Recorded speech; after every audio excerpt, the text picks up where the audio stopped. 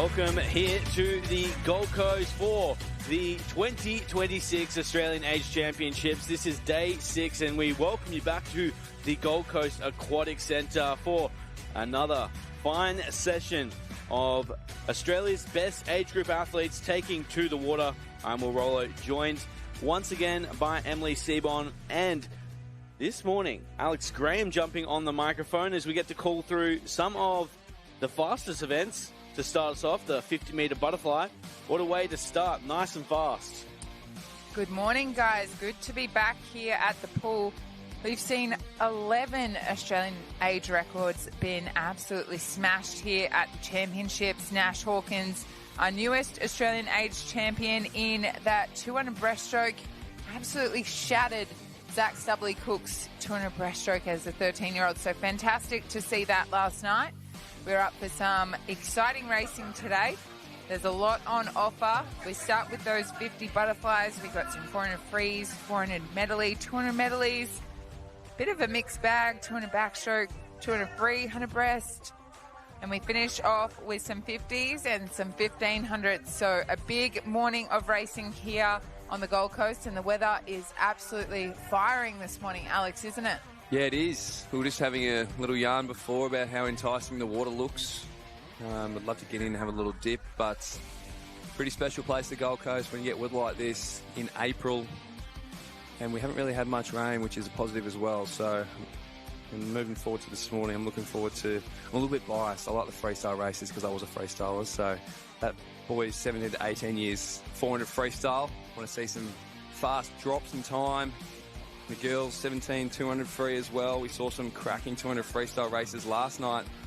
Lucy Marr and her training partner from MLC had a cracking race. But yeah, the freestyle events are the ones to watch. Finishing off with a long one, 1500. So see what we have in store, see what the athletes bring. It's always getting pretty tired towards the end of the week. Lots of racing going on, lots of double ups and triple ups from a lot of the athletes. So we'll see what the energy levels are like this morning. Yeah, day 6, one of those tricky days, right? Because, you know, we're starting to move into that kick of momentum into the final days of competition, but we're not quite there yet. And obviously a lot of the athletes backing up again this morning after what has been a massive program. As Em, you pointed out in one of the early days, you just got to treat every day like day one.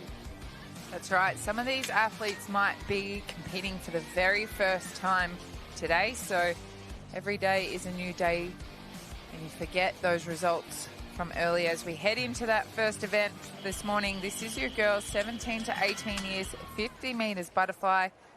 We have 7 heats. Heat number 1 on the blocks. Take your marks. Away cleanly to start day 6 here on the Gold Coast Aquatic Centre. Sitting in the middle of the pool, you can see Hein and Monaghan on your screen. Hein to the right and doing a great job as she comes through the 25-metre mark for Somerville House, 26.21. The fastest in this event by 0.7 of a second, and you can see the class playing out here as Olivia Hein comes down to stop the clock, 26.44. A very swift swim by Olivia Hein. That was lightning fast all the way through to the finish. Great job of that first heat, smashing through in that 26.44. That 27.34, the second fastest time, third time fastest time to the wall, 27.54. So we'll see what these girls can produce here. It was 0.1. Close to that all-comers record. Nowhere near the Australian record, though. Pure domination, that one. Yeah. Alex has just realised it's mine. I have, just had a look. 2010, jeez. It's been standing for a while. It's not even super suits. What was that, round of commies or something? In Delhi. That was, Delhi Com Games. I think I got bronze. Pretty handy. So Olivia Hein we have on record watch as we wait for the results. But that Australian all-comers, 26.34. Olivia Wunsch took that one. So we have our results here. The top 10 confirmed in heat number 1. Heat 2 hitting the blocks. ready to race. We miss lane 6. Take your marks. Heat number 2 is away and in the water. Fantastic start out of the middle there from Eva Potts, really holding that underwater to the 15-metre mark. As the girls move through now, it is Potts rocketing away, coming in seated second fastest this morning. She's holding that breath and she will get to the wall first. Really solid heat swim this morning. 26.78 for Potts. Will be Jessica Whiting second, 27.49. Casey Curtis rounding out the top 3 from this morning, 27.66. Really solid start there. She's worked her underwaters all the way through to the 15, which you'd love to see. That's kind of the key in these races. You often see the butterflies turning in a good 50 free because they can go underwater till the 15 and be pretty rapid at it. We move now, heat number 3 on the blocks. Take your marks.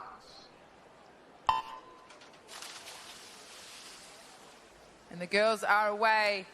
Kosh off to a great start in 4. Jacka in 5. Really close with her as they come down through that first 25. Holding this stroke well together. Lily Kosh out in front now as she comes down to 15 metres left to swim. It's a battle with Kosh and Jackson right next to her in 3.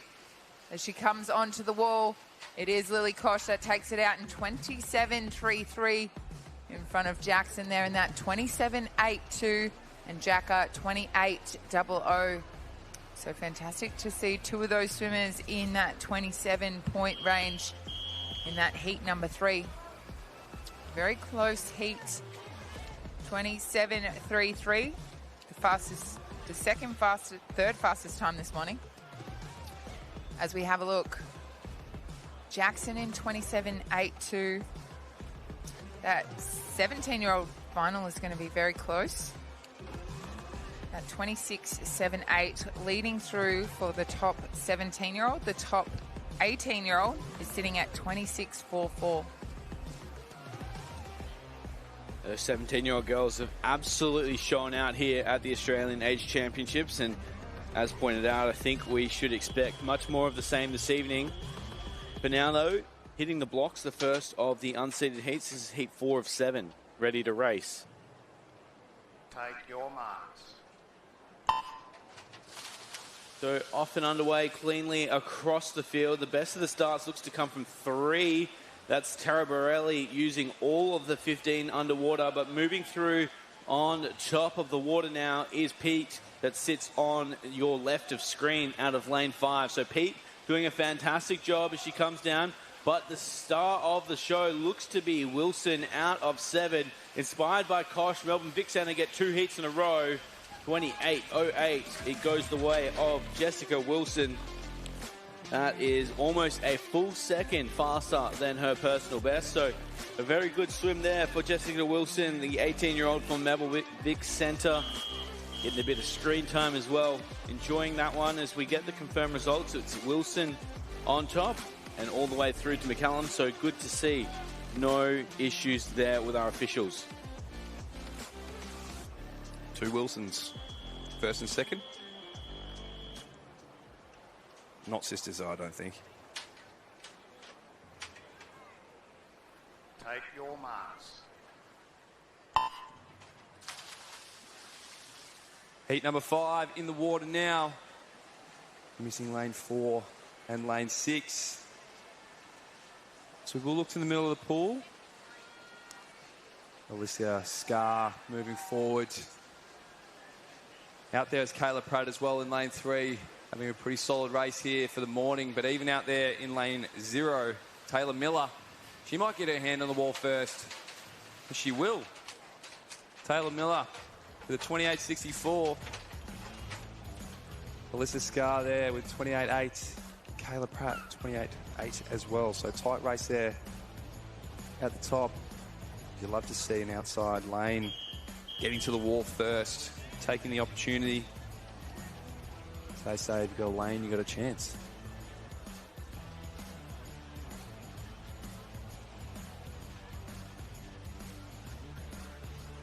That is your results for heat number 5. We move along now for heat number 6, 7 heats.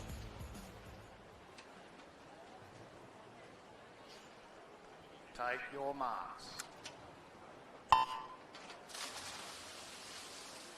Slatter with a great start off the blocks and a powerful underwater as we head into the 50 metres butterfly. 25 metres left to swim. Powering through is Slater in 4, looking very strong as she comes down to almost under the flags. Also looking great is Green Howl out there of lane number 0. And we'll see who can get their hand on the wall. It's Wild from lane 8, 28.57. What an absolutely cracking swim. Great finish on the wall. Evans second to the wall. Slater third to the wall. So 28.57 for our winner. 28.73 for Evans and 28.74 for Slater. So 0.01 between that second and third touch. A fantastic swim from those ladies. Love the way we started the program here with the 50 butterfly, Am. It's bringing a bit of energy, and Wild's certainly showing that. Almost a full second personal best again to take out heat 6. I love watching these swimmers being able to come in the mornings and really bring everything that they've got to be able to smash those personal bests in the morning as we head now. This is heat number 7, your final heat of the 50 butterfly. Take your marks. So, I was going to say 4, but we've actually got 5 athletes in this field ready to race. So the 4 lanes assigned in, but the fastest of the swimmer actually swimming out of lane 7. That's Teo of Singapore. So taking the opportunity, but now coming through to represent this heat 7 is Bergen in 4. She's been great through the championships, and she's going to say, this is my heat, this is my lane, and this is my win. 28.18 gets it done in the 7th and final heat, and Bergen stamping her authority from Rackley over Teo, finishing in 3rd. In fact, Croxton in 2nd to round out the 7th and final heat as we get the confirmed results. Pretty decent time out of the last heat there, 28.1. Big win as well, almost a second. So we have the summarised results coming in a second as well for Heat 72, who will go through as the contenders.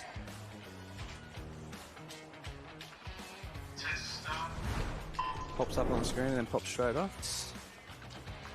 Anyway, we'll turn our attention to pool deck. This is event 73, the boys 17, 18 years, 400 metre freestyle. The first of 4 heats as this event has been reseeded, ready to go, and really excited for this one. You've got a host of 17-year-olds in this first heat competing for the final this evening. Shadforth, the sole 18-year-old out of 5.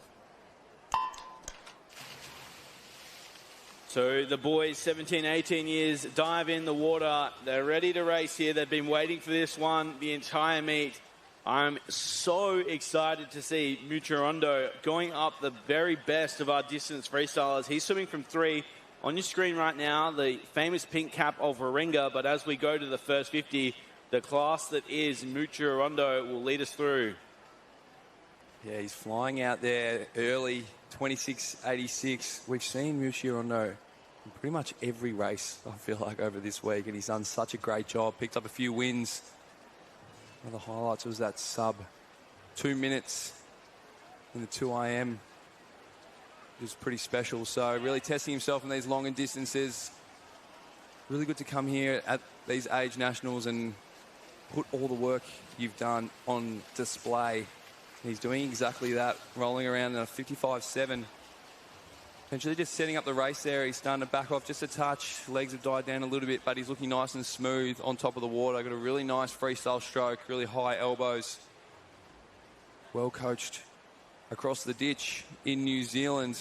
He's putting a bit of a gap on the rest of the field here, but turning to the Aussies, Luke Higgs in the middle, going pretty good. Even out there in lane 8, Archer Mellifont putting in a solid effort early here through 150 metres.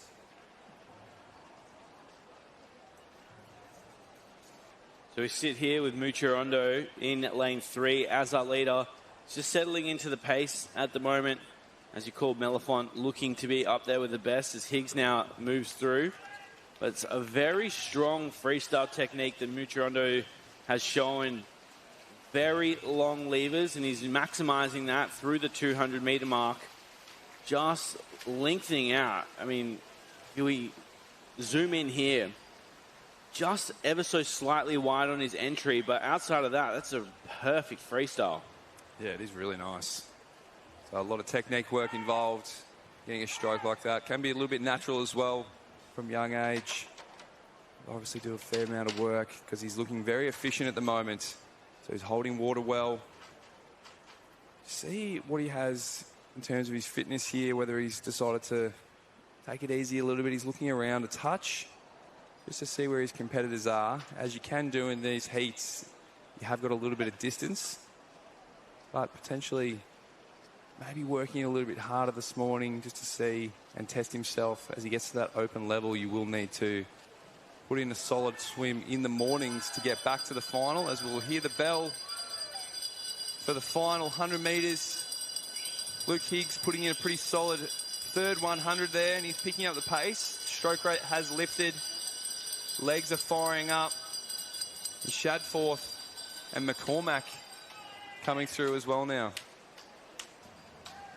I do love the look of Higgs here in this 400 freestyle. It's one of his pet events. He's such a versatile athlete representing Warringah. Obviously, his brother Sam as well, so strong over these distance events. So I do think he'll be the one that leads the charge against Mucherondo. And I think this is the event that Mucherondo might struggle to keep away from the Aussies. So to come down this final 50, he's done a fantastic job to send some shockwaves through the field.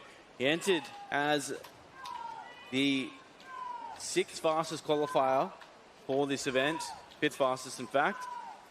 But he's done a fantastic job in this opening heat to just get everything required all the way to the touch. You can see even slightly switching off there for a 3:57.27 on the wall. Higgs in just behind. I love the way he stormed home in that final 100, setting up a fantastic final this evening. Both of those boys 17 years, as well as McCormack, who will swim out of, you'd have to say, one of the centre lanes after finishing third there for Melbourne Vic Centre, 4:00.40, sorry. But Mucherondo, he has just absolutely lit it up this week, especially in those heats. He certainly has in that 3:57.27. It's about 2 seconds faster than the time entered into the program. So he is known for being very strong in those finals, but it also puts together really fast heats. So it's a fantastic way to get that experience here. So let's find out who may be joining Mucherondo this evening as we move now to Heat 2. One of the athletes very excited to jump in the pool here, Lucas Fackrell out of lane 4 for the Hale Swim Club. He is our leading 18-year-old athlete in this field. And he is also the title holder from last year. He finished second in the 200 freestyle, but as we know with the 18 years boys 200 free, they were just match racing ever so slightly, looking at each other and then racing that final 50. So a long wait for redemption for day 6, but here it is, the 400 freestyle in the water, and Fackrell currently sitting third behind Austin and Magafin of Marion out of lane 2. It's interesting that he is the title holder from last year in a 3:53.76, but only entered in the program at that 3:56.41. So we know he's a lot faster than what is written down in front of us. And he's taking them out fast in that 55.95 in front of Austin in that 56.42. McGoffin in that third position at 56.66. Well, Fackrell has been quite the competitor at the Australian Age Championships. I remember when he came in as a young 14-year-old into the competition, he won the 800 freestyle from the heat session. So he is not afraid to throw it down in the morning, and that's what we're seeing here. A beautiful freestyle stroke driving us through.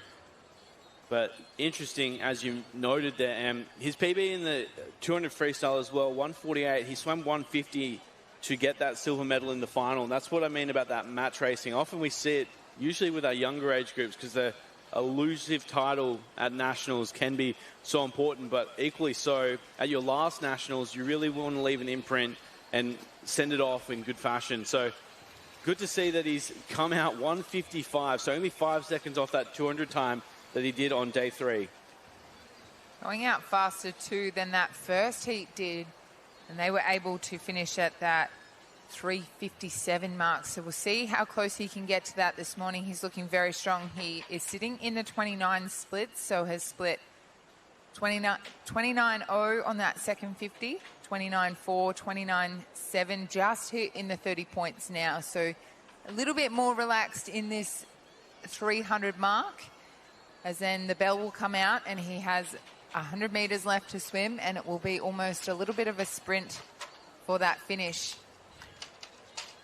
Look at his freestyle.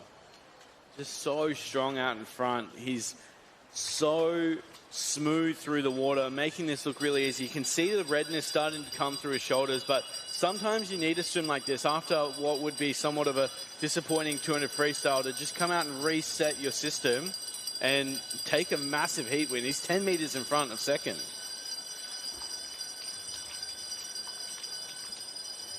He's powering through in this 400, not afraid to go out after it and to hold on strong as he is. Almost got 150 to go, and he is 10 meters ahead of the rest of the field. So very strong heat swim from Lucas Fackrell here out of lane number 4. Powering in that last 50. He's still sitting in those 30 points, so ever so slightly, just a little bit more relaxed on that middle, that last 200 of this 400 freestyle. But he's got 15 meters left to swim. It's his race, and he's just racing for that time. So he wants that lane 4 for tonight's final. So he's heading into the wall very relaxed here as he touches the wall in that 3:57.46. Great swim this morning for Lucas Fackrell there. Charlie Austin in the second touch on the wall, 4:04.35. Noel McGoffin third to the wall in that 4:01.99.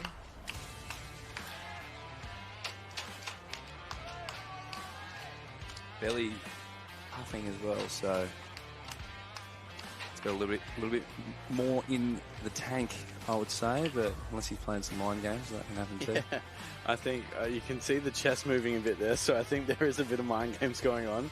But the last 50 was only 31.0, so I just feel like the last 200 he's got room to move, because he was sitting in those 29s and then dropped to the 30, and then that last 50, 31.0. Normally we'd see that quite a fast 50. A lot of those boys in that 30 point to 29 range on that last 50. So there's definitely more in the tank for Lucas Fackrell. As we head now, this is heat number 3 of 4. It's hard in the mornings as well. You don't want to back off too much because it still can sting you, especially in a 400.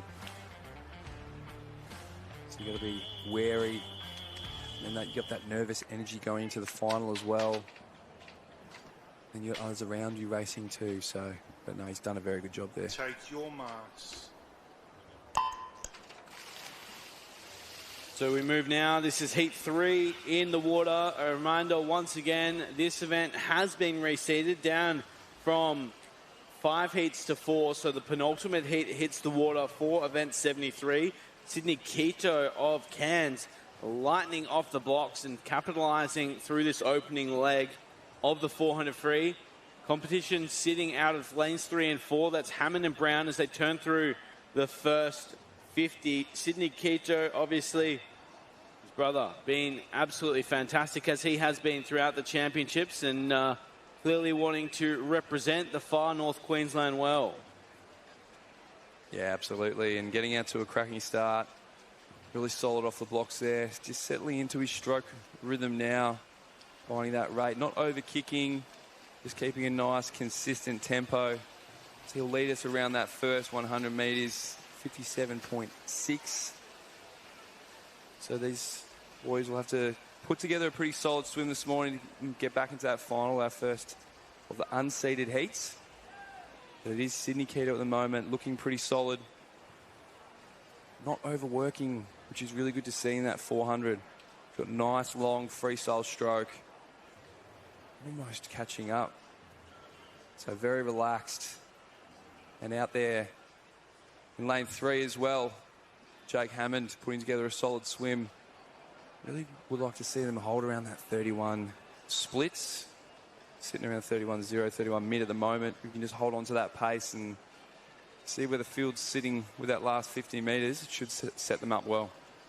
The tough old race for the 400 freestyle, especially you've seen 2 seeded heats come through so far. These boys entered in the fastest with a 4:09.7. We need to be around the 4:04, 4:05 to get a spot in tonight's final. 200 metre swum under the 2-minute mark. What's the plan from here? Well, yeah, it would just depend on how much energy they are burning at the moment. Sydney Keto looking very comfortable. So out in a 1:59, going to be around that 4:04 mark. We'll need to put together a pretty solid last 150 metres. As I mentioned, holding those 31 splits will get the job done. But he's sitting around that 31.2. I'll be really interested to see what he's got in store this 50 as he turns. It's that 31.9. So just want to pick up the pace a touch. He's not over kicking, not over rating either on the stroke. So his arms are a pretty comfortable speed. But that 400 one is tough. He'd be feeling it in his stomach right about now. And feeling it in your shoulders as well. It's around this 250 metre mark where that pain sets in. So we'll see what he's got in store for us in this final 100 metres. But he is looking the goods at the moment. Very comfortable as we head for home with a 3:04. So we want to split around that 60-second final 100. He doesn't seem to have picked up the stroke rate just yet. It's a tough spot to be in as well when you're so far in front in the 400 freestyle. It often lulls you into a false sense of security in the fact that you're thinking that you're absolutely flying because the field hasn't come with you. But of course, day 6, everyone at different levels of preparation. We're just seeing another fade there, 32.2. So on that last 50, Sydney Keto is going to have to go and dig very deep down this final 50. The field is coming, but I think it's going to be too little too late for the likes of Hammond and Bodie Bone out in lane 0. Sydney Keto committed to this race from the very first 50. He deserves a reward here as he comes down to finish. He's lifted slightly. It's going to be a challenge to see what it goes through. 4:07.25 to touch the wall. Hammond moves into second, Brown into third, Bodie Bone falls back to 4th. But Sydney Keto, 1:59 out, 2:06 back. A good swim, and hopefully it has done enough to get him through for that 18 years final this evening. He had quite a long loping stroke. It didn't really seem to change. I thought maybe that last 100 he might up that stroke rate, but really stayed the same the whole way. So that 4:07.25 as we move now. This is heat number 4. It's your last and final heat of the 400 freestyle. 2 swimmers sitting at that 3:57 mark this morning. So very fast heats in the 400, and we'll see what these boys can produce. Take your marks. So once again, calling the 4th and final heat of this reseeded 400-metre freestyle. We have a almost loaded pool, 1 through 8, a traditionally loaded pool, of course. Swimming out of lane 2, it is Calgaropoulos of Griffith Uni up there with Van Was as our leaders as we go to the first turn. Heat number 4, the opportunity here is getting to watch those heats swim this morning, see how those boys race as they turn through in that 27.74. So we saw a few of those earlier heats hit around that 1:55 mark for that first 200, and that was to get them that 3:57. We saw Quito go through in that 1:59 mark to get a 4:07. So we'll see what these boys can do in this last heat. Kalogeropoulos leading us through in that 58.26. Then was in that second position, 58.83. And third in that 59.29. Sitting here with Van Was now as he makes his way down this third 50. You can see the effort that's going into this race. And you can see why he's been able to open himself up, sitting second behind Kalogeropoulos, who still holds that lead out in the front. Again, not as loping as what we saw from Quito in the heat before. More connected through the stroke, and you can see that play out through his kick as well. Just maintaining a steady kick to engage the core, finishing each stroke and making sure that that momentum is transferred all the way forward. Buries his head a tiny bit, but a good freestyle and a well-deserving lead halfway swum. Turning through in that 2:01.24, so slightly off the pace of those first few heats. Kalogeropoulos doing a great job from Griffith Uni out of lane number 2. Ben was still in that second position, so that 2:03.00, so a little bit off the pace of Kalogeropoulos there, but he's trying to stay on the feet so he can get that little bit of drag that Kalogeropoulos is going to give him as they come into that 250-metre mark. So now they're almost saving themselves a little bit for that last 100, so we'll see this 100 is a little bit more easier, a little bit more relaxed, as we'll start to see those legs come into play and a faster stroke rate on that last 100. As they're coming in for that 300-metre mark, the bell comes out, they'll hear the bell ring, and the battle now, Kingston in 4, pushing up on Van Was in 3, as they head in to hear that bell now, and this is where the battle now sits for Kalogeropoulos to hold on to this over Van Was and Kingston, battling it out into 3 and 4 in that second and third position. I really like the way that Kalogeropoulos has put this one together. It's much more even, splitting all the way through, as you called through there, 31.6 on that last lap. We're seeing that change come from Kingston now, moving into second. But I think what we've seen from Kalogeropoulos could potentially swim him in to the final this evening. The 17 years age group has been a little bit more competitive this morning, but he's left everything in the pool here. Entered through 4:14.04. This would be an absolute burner as the second last athlete to qualify in this race on entry time. He's going to come down, obliterate his position, and potentially into the final, 4:06.86. A very impressive swim out of lane 1 for Griffith University. That was Christopher Kalogeropoulos. Really wasn't afraid to go out after it and do that all himself, so great job for him.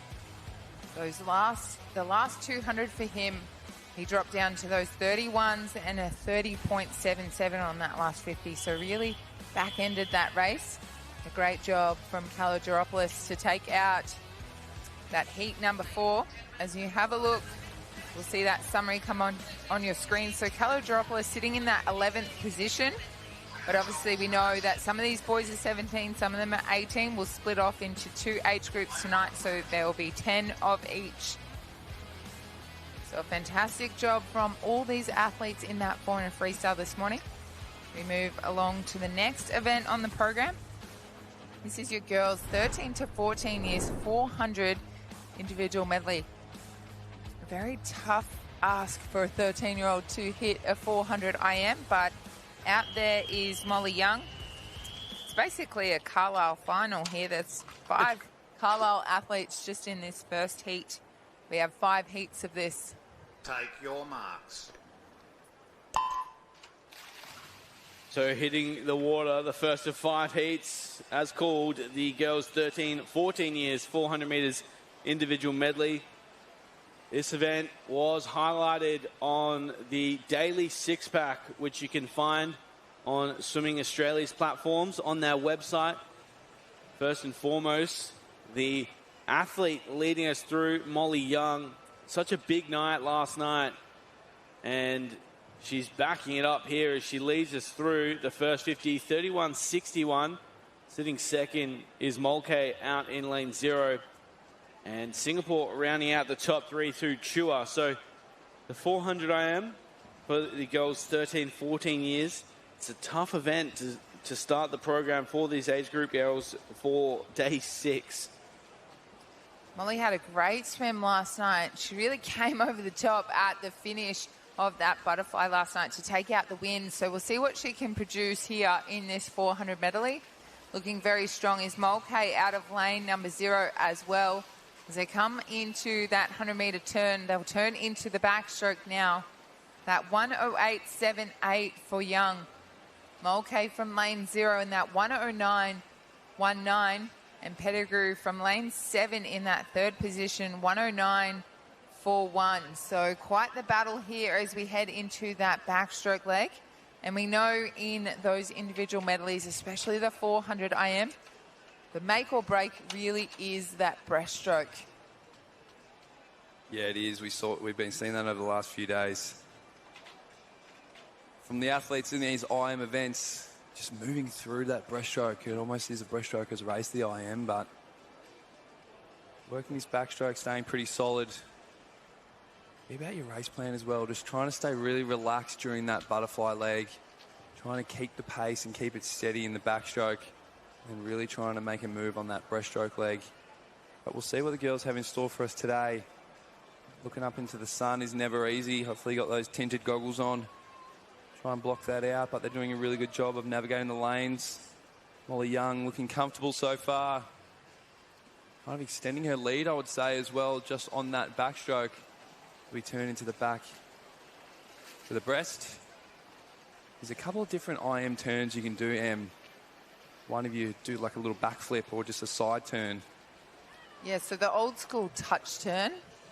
And then there's the turn, I don't know what the proper name for it is, but it's almost like you touch on your back, but then you roll over underneath the wall onto your front to turn on your front. So it's a harder one to do, the turn, as you are more, you don't have as much oxygen. When you do that turn, you're not getting that big breath in like you are when you touch the wall and turn. You have longer to take in the oxygen. So it does deprive you on that breaststroke pullout.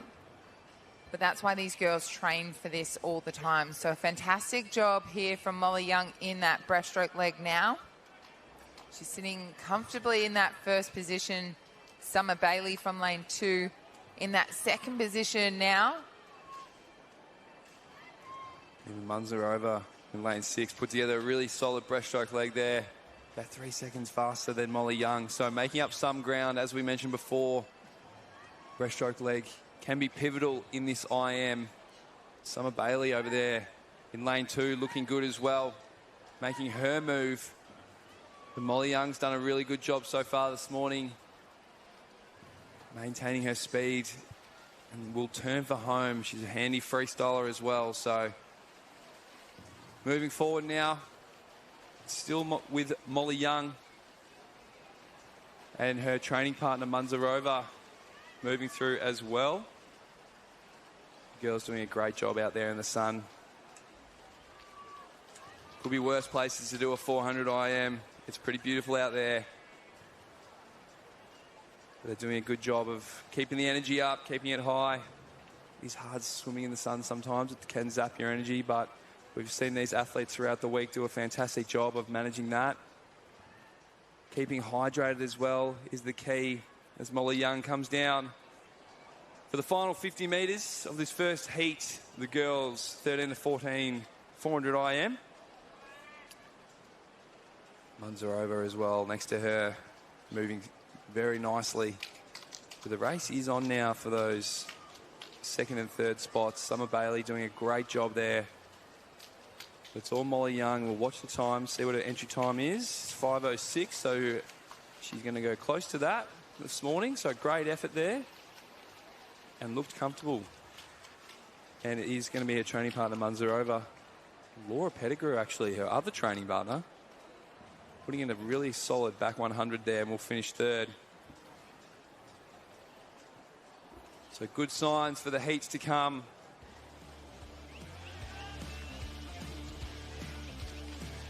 Got 5 heats of this girls, 13 to 14, 400 metres IM. So I'm sure all the girls keeping an eye on the clock and their competitors. Set the bar high.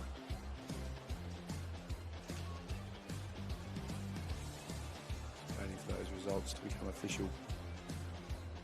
So that fastest time there, that 5:10:33 will be your fastest time for a 13-year-old, and your fastest time for a 14-year-old is sitting at that 5:16.55 so far this morning. Just waiting for those results to become official. Whether one of those touchpads didn't quite read someone's hand. It should be coming through now. So up on your screen now, the results of that heat number 1. So Molly Young through in that 5:10:33 as we head now to heat number 2.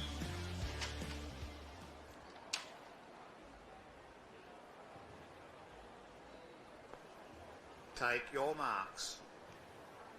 Stand down, swimmers. The swimmers just being asked to stand down. Just making sure that that start is even for everyone as they jump back on the blocks now. Take your marks. And they're off and racing. This is heat number 2 of your girls, 13 to 14 years, 400 individual medley. We saw a great time in that first heat, 5:10:33 from Molly Young.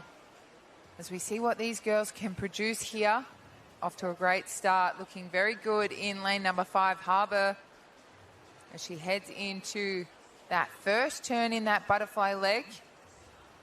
Also, we'll see what times they are able to produce there. That 31.95 for that first 50. So very strong in that butterfly. Venner right next to her in that second position at the wall, 32.26. And Wong from lane number 8 in that 32.31 as we head down to that 100 metres turn. Starting out with that butterfly into backstroke, then breaststroke, and finishing out with that freestyle. So Harbour doing a great job as she comes into that 100-metre turn now. Turns through in that 1:08.92. The second fastest on the wall is that 1:10.31 from Venner right next to her in 6. And Ma now in that third position, 1:10.65. Ma's had a lot of racing here at this Age Championships. So we'll see what she can do in this backstroke. We know she's very strong in the backstroke and the breaststroke. These ladies just trying not to get caught up in that lane rope. Not a lot of movement in the flags today, so fantastic for these ladies that they won't have to adjust on those walls. As she turns through in that 1:48.73. Ma now in that second position in 1:50.85. And Venner holding on for that third position currently in that 1:51.30. So a great job from these ladies to try and stay centered in this backstroke leg. Coming down to 15 meters left of that backstroke, and then it all changes when we get to that breaststroke. Looking strong out there is Mulcahy in 1. As we come down to that turn, we'll see a different range of turns from the touch turn to that somersault turn. As Harbour turns through in that 2:27.90, Lucy Ma in that 2:29.08. And Mulcahy from lane number 1 in that third position now, that 2:31.62. So really battling through in this breaststroke. Looking strong is Lucy Ma now in lane 4, making a break at that first position. We're only 25 metres into this breaststroke, and she's really starting to push on Harbour to take over that lead as we come down to that turn now. Very close between them. Harbour still in front, ever so slightly in front of Ma now. So 3:11.63 for Harbour, and Ma in that 3:12.05. So very close. Fleming now taken over that third position from lane number 3. So the battle in the middle of the pool as Lucy Ma takes over the lead with 25 metres left to swim in this breaststroke leg. Done a really good job here, Lucy Ma, pacing it well. Just biding her time, had a really solid second backstroke length. Now moving forward, and we saw her in the 200 free last night, so she's a handy freestyler too. Just managing the energy levels this morning. Mika Harbour doing a great job as well, really leading it out from the front in that butterfly and holding on nicely. So lots of fitness involved with this event. It's a tough event, the 400 IM. Hurt your body in all sorts of ways as you're mixing up the strokes, using every muscle in your body. Lucy Ma doing a great job. Looks to be moving nicely, nice and smooth through the water, not over-kicking.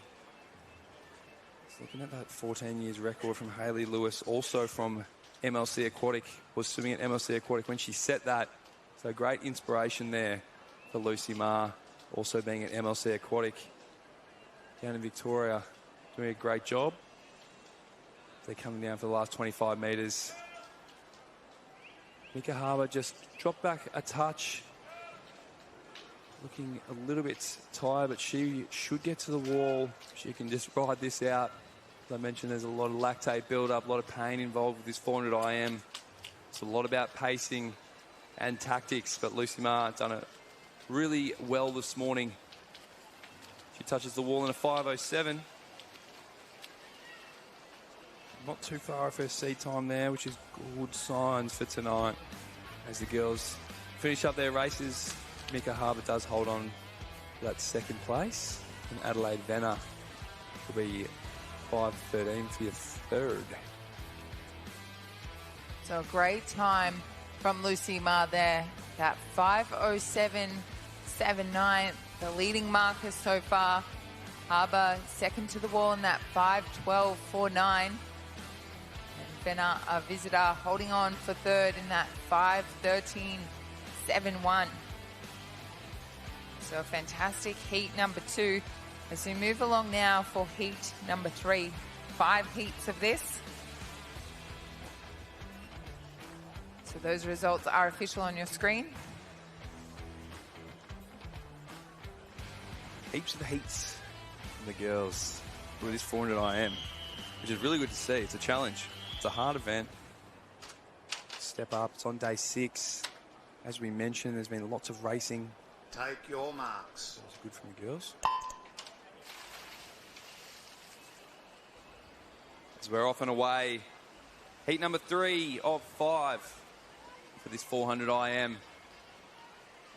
We're looking nice towards the middle of the pool there. Kate Hawkins coming in the fastest seed time in lane 4. Demetria Du-Pierce in lane 5 from the Phoenix Club. Sienna Page in lane 3. So it is going to be Dakota Daniel on that first butterfly leg, leading us through. Trying to set up the race, be as comfortable as possible. It's an uncomfortable thing doing butterfly. It's not the easiest stroke, but these girls making it look pretty good so far. Just trying to maintain that rhythm, that stroke rate, not trying to overdo it early in this 400 IM. It's a long way to go. But Dakota Daniel doing a great job so far. She will lead us through that first 100 metres. She touches the wall there in a 110.5. As we've seen in the previous heats, it actually has been the backstroke leg that's really kind of separated the field. So whether it's fatigue in that butterfly, it's a hard stroke to do relaxed, moving into that backstroke as well. But next to Dakota Daniel as well as Avi Dua Doing a really good job here. Keeping it nice and smooth so far. Not overrating. As she comes up to the shoulder of Dakota Daniel. It's actually out there in lane 0. Summer Sheehan, who's done a really great backstroke split. Split a 39 to the others, 43s. So really working the individual strengths here, and you'll see that in the IM events. Some of these swimmers will have a favourite stroke out of them all, whether it's butterfly, backstroke, breaststroke, or freestyle. Quite often it is the breaststroke, but Summer Sheehan, I'd say, is a pretty handy backstroke because she's actually put on a fair gap to the rest of the field here, doing a really good job out there in lane 0. It can be a tough lane to swim out of. You've got the wall on the side there. You can only see your competitors on the turn and to one side that you breathe to. She's touched it, leading us around in a 231.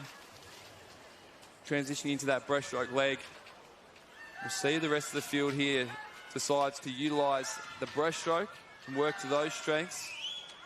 You can see Raina Schneider's out there in lane 2 doing a great job on that backstroke as well, and she's looking solid through the breaststroke. But it's still Summer Sheehan out there in lane 0. Doing a good job, moving through nicely, nice and long on the breaststroke. Schneider's there in lane 2, moving well also. She might lead us through, actually. It's going to be tight, but over on the other side of the pool, in lane 6, Dakota Daniel making a bit of a comeback. Moving towards the middle of the pool as well. Dimitri Pierce and Kate Hawkins also starting to move up. So we're seeing that move being made on this breaststroke leg of the IM, as it so often is. I want to say it's Dimitri Pierce looking the best of the breaststrokers so far from the Phoenix squad. As the girls are starting to make a move and catch up to each other from our early leaders, which was Summer Sheehan and Raina Schneider's. Schneider's not giving it up just yet, as the all-important breaststroke to freestyle turn is coming up.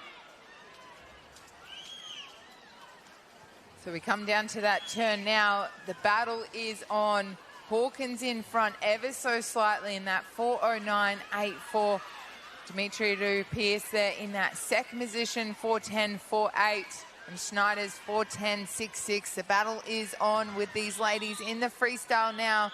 They have 75 metres left to swim. Holding together this race really well is Hawkins now in 4. Really made a great move in that breaststroke leg. She sat back earlier in the field, but now has made her mark.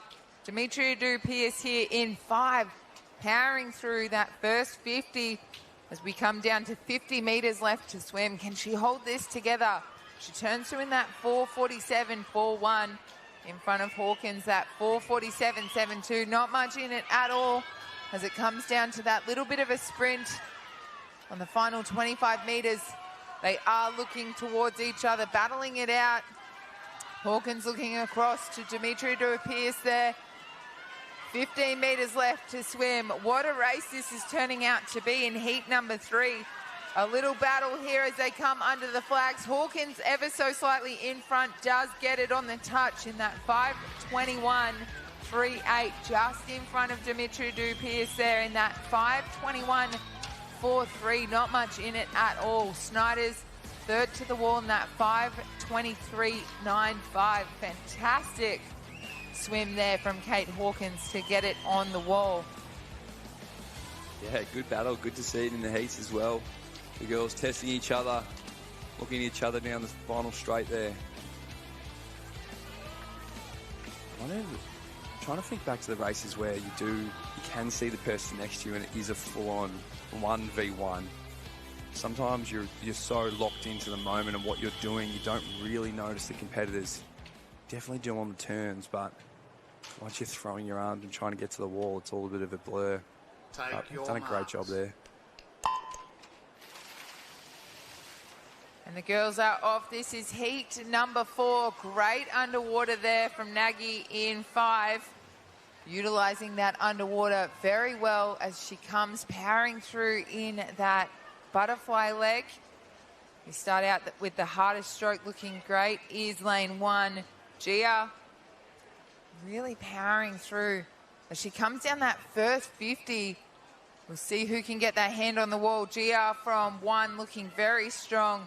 Turns through in that 31.83 there in front of Nagy from 5 in that 32.53. Townley third to the wall, 32.97. Starting off with the hardest leg, that butterfly. Hard to find the rhythm. Butterfly, there's no easy point of a butterfly. You can't back off. So it's all about going hard that first 100 meters and looking so strong. Gia from lane 1, powering through that first 100 meters. She comes to the wall. She's got almost 5 meters on the field. She turns through in that 1:08.32, the next to the wall. Townley there in that 1:11.55. And Nagy there in that 1:12.41. As we settle into the backstroke now, we'll see a lot of these girls relax a little bit if backstroke is not their specialty. Or if you are a backstroker, you might want to save your legs for that breaststroke. So we see a little bit more chill in that backstroke 100 as Gia is still holding on to that lead. A fantastic butterfly leg from her. Really powered her into that front position. But the girls trying to make a move now. So Townley still strong in 8 and Nagy in 5. Still holding on to their positions. So 1, 2 and 3 from lanes 1, 8 and 5. Doing a great job of that backstroke leg. So all those girls sitting in the 43, 44 range for that backstroke leg. No one really extenuating that lead. The best out there was Townley in a 42.88. As we get ready to switch into that all-important breaststroke leg, the battle here for Gia to hold on to that lead. She's just ever so slightly still in front, just over Nagy. She lost it on that turn. So they turn through in that 2:35.48, 2:35.62. And Townley still in that third position, 2:37.32. So this breaststroke leg, where are we going to see moves being made as they come down into 50 meters of that breaststroke? We'll see who has the fastest split there. So Nagy, the fastest of that backstroke in a 40.77. So that's what was able to get her that lead at that turn mark before she turned into this breaststroke leg. So the all-important leg here, the one that makes the biggest difference, and Nagy doing a great job of that breaststroke. So turned through in that 3:20.76, and really now the moves have been made by Guthrie in 6, who snuck up into that second position. So that 3:24.47. As we have a look at those splits, so they're sitting around that 45 range. Both of those top 2 girls, as they come down, they got 15 meters left to swim of this breaststroke, and then it's that sprint finish in the freestyle. So Nagy doing a great job of this breaststroke leg. She's powered into that first position. Guthrie is strong in that second position as they take that turn for the freestyle now. 4:07.25. Guthrie in that 4:11.43. And Osborne has swum herself into that third position. So that's how much the breaststroke has changed, that 4:14.12 for those girls as they battle through on this freestyle leg. Nagy doing a really good job maintaining her stroke rhythm. She's got a nice kick. But Guthrie moving forward now. Can potentially see some splashes there. She'll get a good look on the turn. Still running with Nagy at the moment. But Guthrie has split about 1.5 seconds quicker than Nagy there. Will it be enough? How much has she got left? I think Nagy could sense that Guthrie was there. Potentially had a quick look on the turn. She's picked up the pace a little bit now. Doing a really good job. The kick has been brought in. Big 6-beat kick. But Guthrie's put up a pretty solid fight, trying to get back there. But it will be Nagy touching first. Guthrie in that second place. 5:22's 5:24. And out there, Gia, our early race leader, did a good job to hold on there to get that third.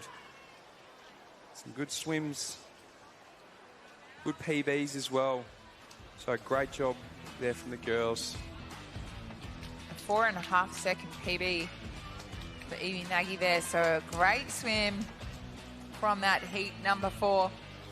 As those results are official on your screen. And we move along for heat number 5 of 5. So only 4 swimmers in this. We have Keane in 3, Pocock in 4, Hugo in 5, and Kim in 6. Stand down, swimmers.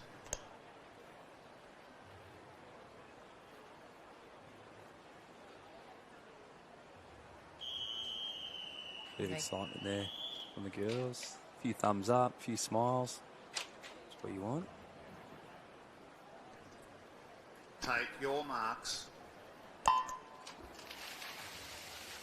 And we're off for heat number 5. Final heat here this morning for the 13 to 14s 400 medley.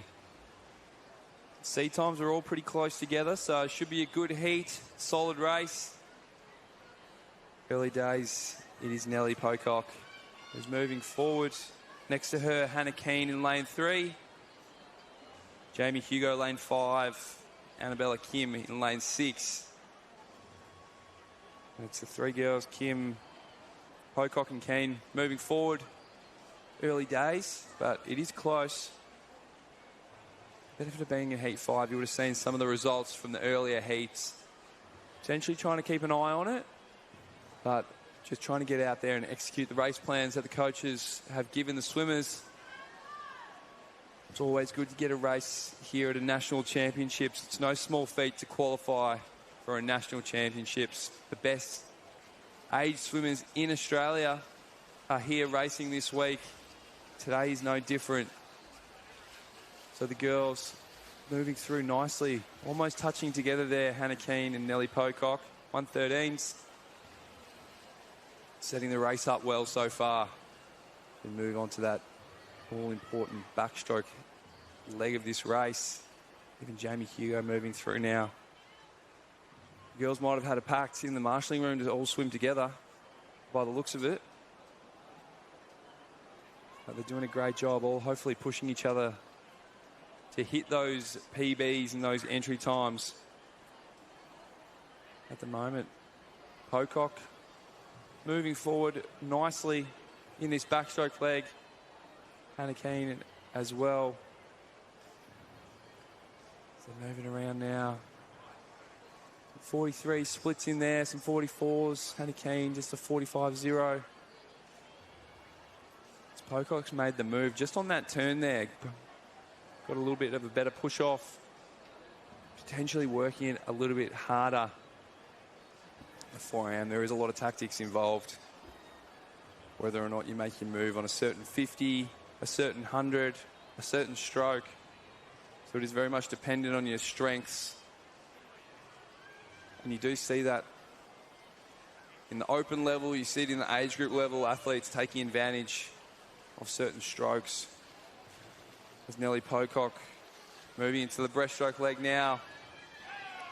Jamie Hugo putting together a very solid backstroke leg there, so moving up nicely. She will be able to see Nellie Pocock just out of the corner of her eyes there. We'll see who's going to put their hand up and make a move here. Entry times all sitting around a 5:33 to a 5:35. Annabella Kim in lane 6, really putting together a solid breaststroke leg. We've said it many times, breaststroke is pivotal to this IM. She's doing a really good job here, keeping things nice and long. Kim's stroke rate lifted a little bit higher than the other girls, so obviously working her strength there. She's outsplit the rest of the field by about 5 or 6 seconds, so done a great job working this breaststroke leg.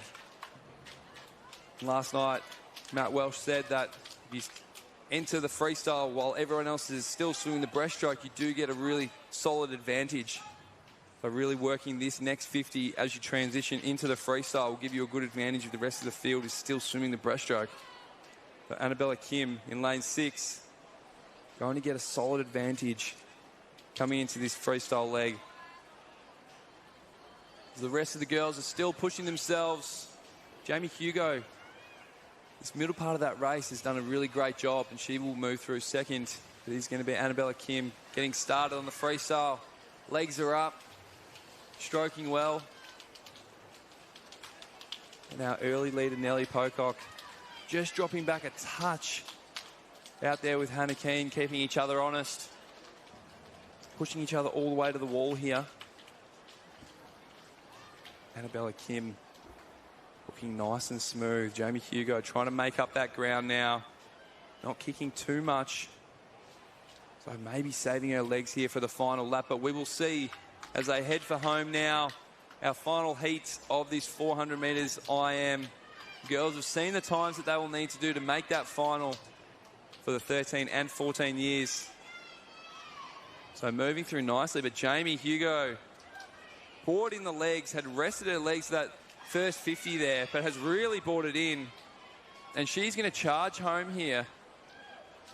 Annabella Kim just dropping off a touch, but this has been a powerful last 50 here by Jamie Hugo. She's going to get to the wall first. We'll watch the time, because it's always good to see if they're dropping their entry times and their PBs.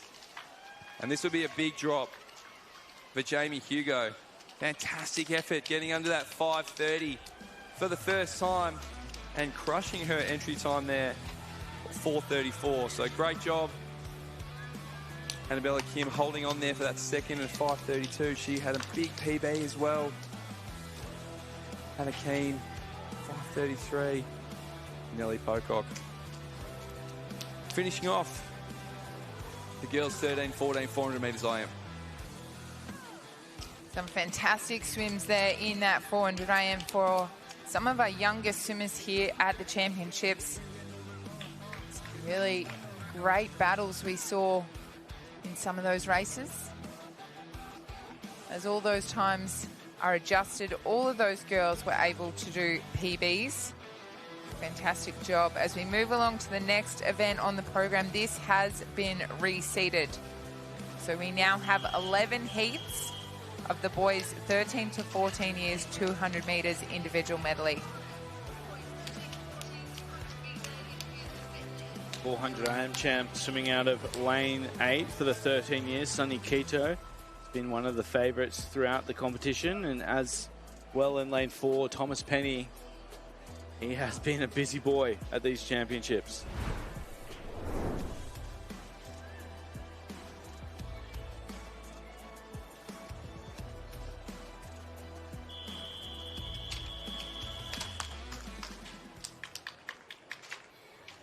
So what do we have in store? The first of 11 as called through, reseeded here. They hit the water and underway in event 75. All 10 lanes filled here in this first of 11 heats. Good start out of lane 1 for Peter Kim. Sitting on your screen currently is Nemeth Ford of Marion. He's had a big program. A lot of these 200 medley swimmers back it up in a multitude of events. And that's why they are so versatile when it comes to this medley. Leading us through is Nemeth Ford. No, in fact, 0.1 off Thomas Penny in first. You can see the spearhead of this race coming out. Levi Anderson, expect him to push through the second 100. Yeah, looking really solid here in that backstroke leg. Stroke rate's up, the kick is up, so wanting to put together a pretty solid time here. We do have 11 heats in this event. So lots of numbers, but really throwing down the gauntlet now is Thomas Penny. He's doing a great job from Sydney Uni. My old coach, Richard Scarce, heading up that squad. The open squad and working with the age group coach there. So lots of experience. He's doing a great job moving forward. So entry times are 2:11, so we'll see what he can do here. He had a great swim last night. He's a very strong young swimmer. He's actually scored 150.5 points by himself. So in comparison, that is right up there with some of the very best clubs in the country. For instance, 42nd after last night, Lane Cove on 150 points. Thomas Penny scored that by himself for Sydney Uni. A big mover for why they are sitting near the top 20. But the challenge here for Penny now in the final 50 is Anderson Somerset. They are absolutely dominating the breaststroke medley in the boys' ranks, being led by Lenny Gregor. Anderson will settle for second here. Thomas Penny will hold on as he hits the wall. 2:15.04. A very impressive heat swim there by the 14-year-old. Anderson has called second on the wall. Rounding out the top three. We've seen this happen throughout the championships already, but great to see Penny on screen there. He's 13 individual events at this championship, and he's just ticking them off one by one. That is a lot of swims. So, great job there. Good to enter everything as well as a young person. Get as much experience as you can racing. Another from the Somerset squad there. Levi Anderson, that squad. Based here on the Gold Coast. The coach, Chris Urquhart. Got Ash Callis in there as well, doing some assistant coaching. So, he's a good person to bring the vibes. They've created a bunch of rock stars, have Somerset. No surprise with Ash Callis in there as assistant coach. Comes with a cool cap and a earring as well, so clearly doing something right. Heat 2 on the blocks here. Once again, this event reseeded. Take your marks. So we hit the water without lane 4. Nana Waddings, Huntang Wang sitting on your screen currently. Surrey Park through Ishak Ismail, who has also been so strong through these championships. He was a big deciding factor in the Victorian 4x50 mixed medley relay team that took out that age group, coming home exceptionally fast in the freestyle. So he's been great in the 50s. Let's see him take to the water here in the 200 IM as he turns through 26.85. That's a tough time to beat. At 14 years of age, to lead off that fast, he'll be sending shivers down his competitors' spines.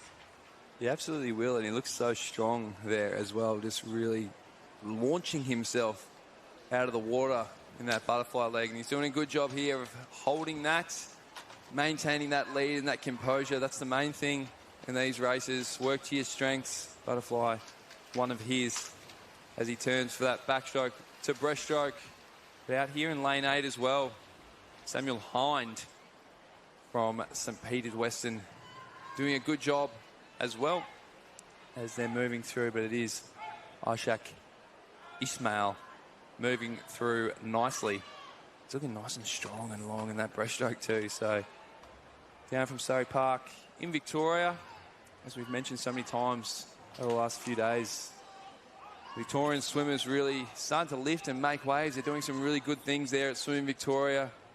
Great opportunities coming through for the young kids to get on teams and travel with Swimming Vic. So it's making a world of difference down there as they move into the freestyle leg. It is Ismail going to put together a pretty handy swim here. This is a very solid swim, in fact. I thought potentially we might see the breaststroke as a weaker leg for Ismail, but he absolutely nailed that 50. 32.8. 38.2, in fact. 32.8 would be a different story. But 38.2 to absolutely fly through that breaststroke, and he's going to come down to take a confident victory. 2:12.10, faster than the first heat, and almost bang on his personal best.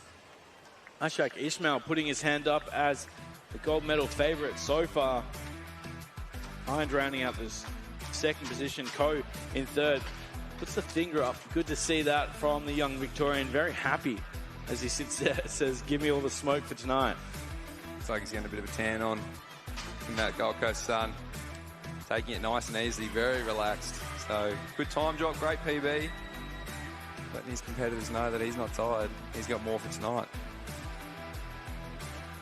Yeah.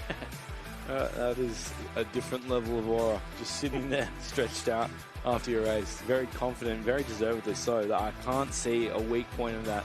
Potentially the backstroke leg, but outside of that, he is right there ready for the fight. So confirming now, top 8. Russo, unfortunately, one disqualification in that heat. But Ishmael making it through confidently. See how that time stacks up, but at this point I expect it to be the fastest through. The challenge will come from this heat, of course, the third and final seeded heat. Jacob Deere, Knox Pimble, swimming from lane 4. On the screen you can see the Singaporean cap of Chua. Take your marks. So they enter the water, and we miss lanes 1 and 2 here in the third and final seeded heat of this reseeded event 75. Down from 12 heats to 11. As we look across the field, you can see the strength of the start coming out of Morris in lane 8 of Pimpama, in fact. Is the one that you're looking for. Thanks for that. Turning through, though, it is Deer, Knox Pimble leading us out. Pimpama in second.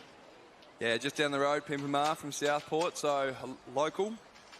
She'll love to see Emmett Morris, the boys starting to even out now. Looking towards the middle. A couple of Knox Pimble swimmers, training partners, Jacob Deere, Bradley Honour. Moving well.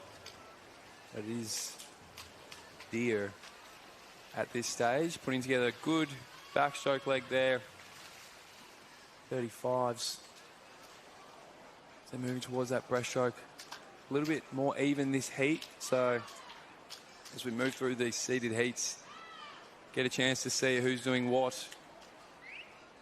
And it was Thomas Penny in the first heat, throwing down the gauntlet, and then Isak Ishmael really levelling up again. So we'll see what these boys can put together and move through to tonight. Got a few heats to come after this, so we'll need to be switched on. Won't be able to take it too easy. But Jacob Deere moving nicely in that breaststroke leg, putting a bit of a gap on the rest of the field. And he's looking comfortable and very nice freestyle stroke, nice and long. Not over kicking as well. Just doing what he needs to do at the moment, I think. Another strong breaststroke split there, 38 seconds, 0.4.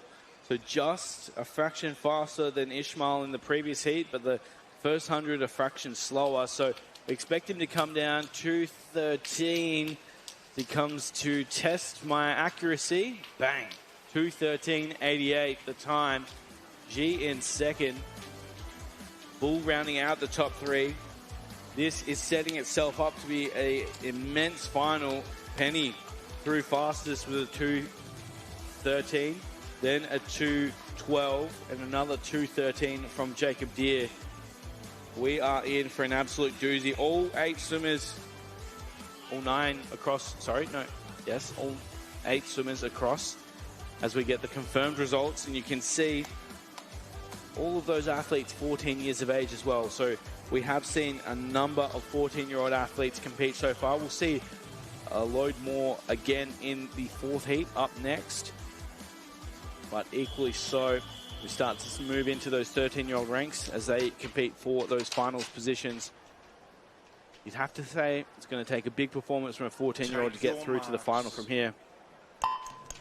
As we move now, the 4th heat in the water. Aiden Shen, the leader for Chandler, 2:20.98 on paper. The best of the start, so, is our 13-year-old in the field, Ethan Carr, out of lane 5 for Western. So Carr up there with the best of them with 35 metres swum. Fair amount still to come as they go down to the turn. Harris and Smythe up there. In fact, that is the top 3. Harris, Carr, Smythe. Moving into the backstroke now, you can see, again, that 13-year-old Weston, not afraid of fighting it with the best of them here, really wanting to not only get into that 13-year-old final, but find himself near the middle of the pool. Yeah, doing a great job. The heat 4 was just out of the seeded heats, so still going to be some solid times here and really good opportunity to drop some time and try and get into that final tonight. It's Archie Smythe doing a solid job so far. Good on the backstroke leg, made his presence known out of St Andrews. But we looked at the middle of the pool. Ethan Carr looks like he's picked up the breaststroke very nicely, and he's moving through the field, as you so often see in the IM. But he's doing a great job.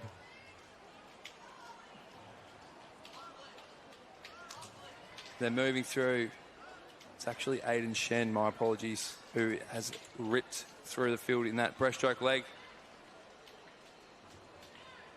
And he's going to touch the wall almost first. He's made up some ground there on Archie Smythe. But he's also had a terrific underwater. He's lifted the legs. He's lifted the stroke rate. He's sitting on top of the water. He's moving through nicely here. Aiden Shen is the fastest seed. He would have seen what the others had done in the earlier heats. And wants to try and match that time so he can get into this final. The 14-year-old is going to be hotly contested tonight, so he wants to be a part of the action. He's going to get to the wall in a 2:16. So pretty solid effort there from Aiden Shen. Great time drop from his 2:20 entry time. Coming in second there, Archie Smythe holding on for that 2:18. Lachlan Harris out there in lane 0, throwing down. Fantastic. Final 50 there to get his hand on the wall in third. 2:16, 63. That should get him back in this evening's final. That is exceptionally fast. Take at that heat. So as you called it through, Alex, if you can get a good swim out of these non-seeded heats, the world is your oyster. And that 2:16, 63 should see him come back this evening. But of course, it could get pushed out by what is still to come as we hit the blocks here with heat 5. It can be dangerous sometimes being in those seeded heats because you're expecting that the race is going to be fast, and you're maybe watching your competitors a little bit, taking it a little bit easy. But then swimmers in the unseeded heats are doing the opposite. They're going as hard as they possibly can. So quite often you will see some of these swimmers in the non-seededs making it back for tonight. Heat 5 underway as we move through this boys 13, 14 years, 200 meters individual medley. In fact, going through in the center of the screen there, you can see Knox and Michelin of Emmanuel. The lead, though, sits with Cooper Scott as we come down the first 50. It's an interesting point you raised there, Alex. Obviously, we used to race the fastest heats last, like is done at an international level, but the strategic move by the powers that be flipped it around. But formerly, you used to just be sitting there watching the dread that would come over the marshalling room if you were in one of those seeded heats when one of the unseeded heats just dropped an absolute bomb. There's no feeling like it. It's heartbreaking. It is. It can spur you on, or it can have the opposite effect, make you more nervous and anxious. But I think it's a good move. I think it's Swimming Australia following on from what the USA Swimming do over there, so they have their fastest heat first. As we're moving through this race, though, in the middle of the pool, Archer Knott putting together a great race so far. So he's heard us over the mic saying, go as hard as you can and make that final. He's doing a great job. Lots of 14-year-olds in this race. As a matter of fact, this whole heat, except for Blair Fraser out there in lane 1, it's 14 years age group, so they're the top age. So lots of work to do to make that final, but we did see a 2:16 from that last heat there out of Aiden Shen. So see how close Archie Knott can get. If he can drop around a 31 or a 32, he'll be in for a pretty handy time and definitely a shot at that final tonight. He's moving through nicely. Big kick behind him as well. So we'll see what time he's going to throw down. Also seeing the outside lanes doing a really good job as well. Zachary Morgan, Archie Wright, Harris Yang holding on. So the battle for second and third is definitely on, but it is Archer Knott. 2:17.4, so pretty handy. You're going to have to really look at the results here because it's going to be a competitive final tonight. The rest of the field comes in to finish off their swims. Lots of PBs I can see across the board. So a really good job covering those times. 2:17.41 again. That time will be right up there with this evening. It's getting very competitive for the 14 years boys, which, as we've seen throughout the championships, is to be expected. So they are making their move through these championships. We've seen these pockets of talent really establish themselves at these age champs, and those 14 years boys certainly one to watch, especially those breaststrokers, so strong.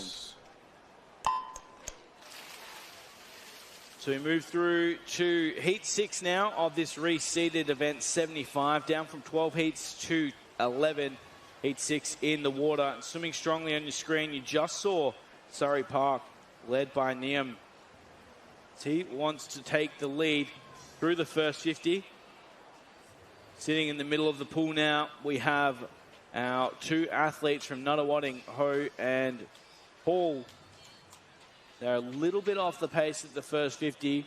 Niam leads through 28.51 on the opening turn.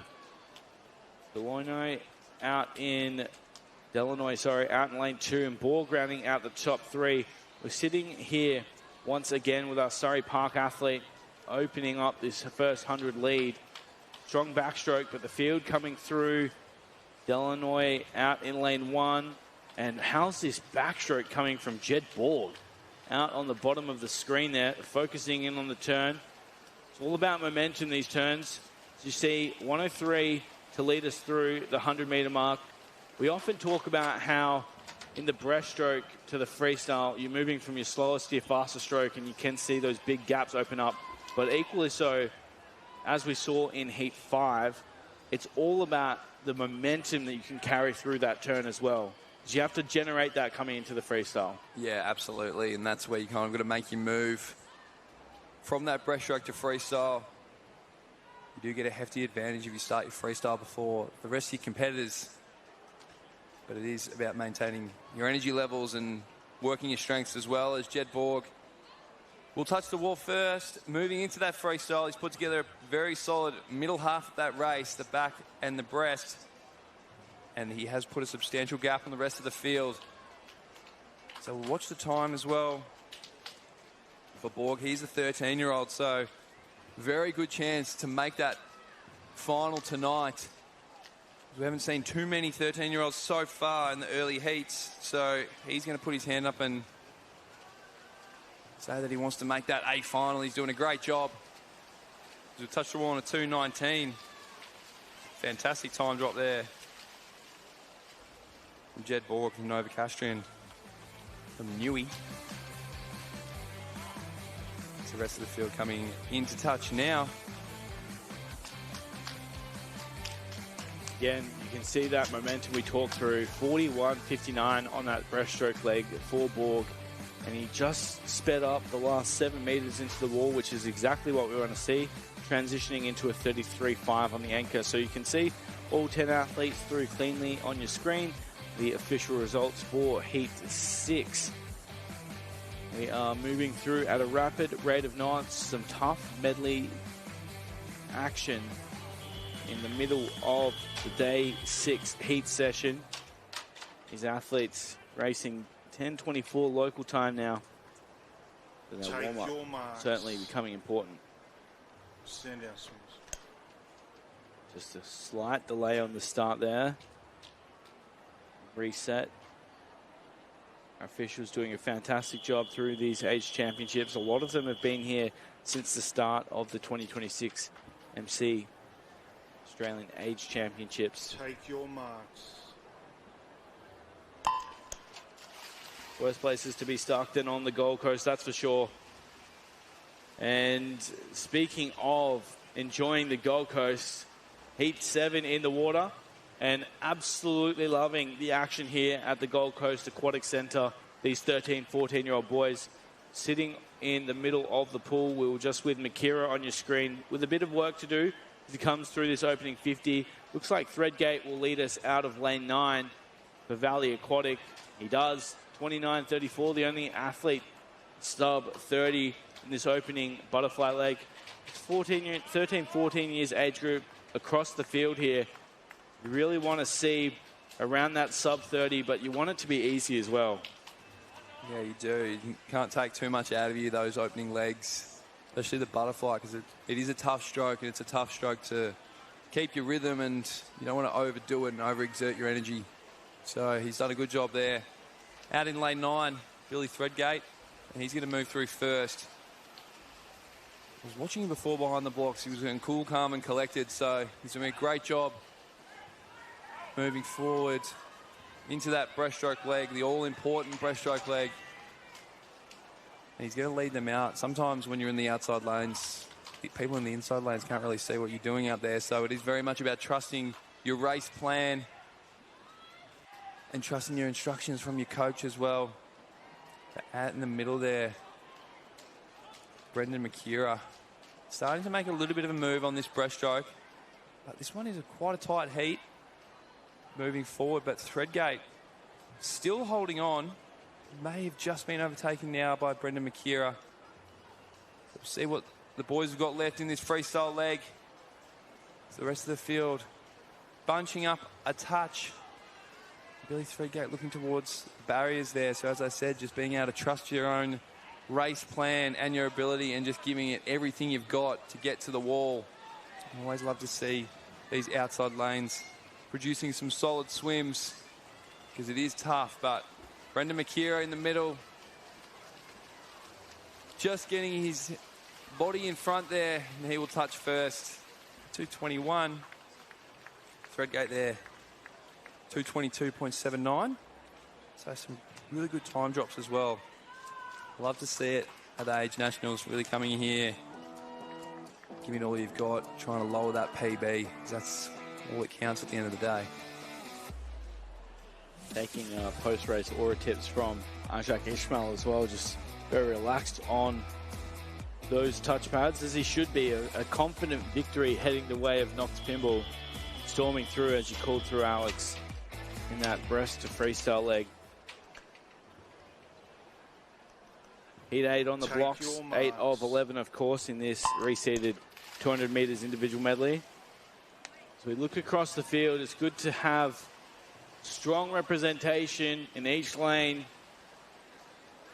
Sitting on your screen, we currently see Tucker and Chen battling down this opening 50. The lead, though, sits out of 3, it looks like. It's McInerney of Warragul really wanting to make an impression. Often an illusion, the 200 IM. People think if you're fast at the 450s, you're going to have a good 200 IM. It's more so if you're fast at the 400s, and that's why we've seen some immense talents come into this event over a long period. Especially in Australia, we've had really good 200 IM swimmers, especially in short course ranks. Late great Kenny Toe, spectacular at that World Cup level. Yeah, he was indeed, Kenny. Just a little pocket rocket. Extremely jacked as well, which helped.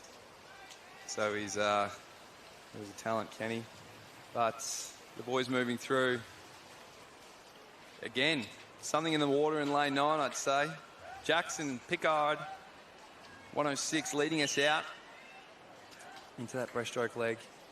And right next to him, Nathan Cheng as well, doing a great job moving forward in the breaststroke. And just like the last heat, we'll see the boys bunching up a little bit now, moving forward.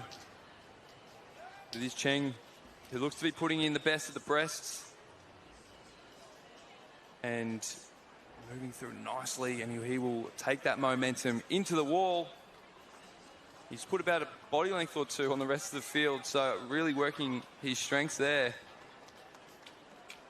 He's transitioned well into the freestyle.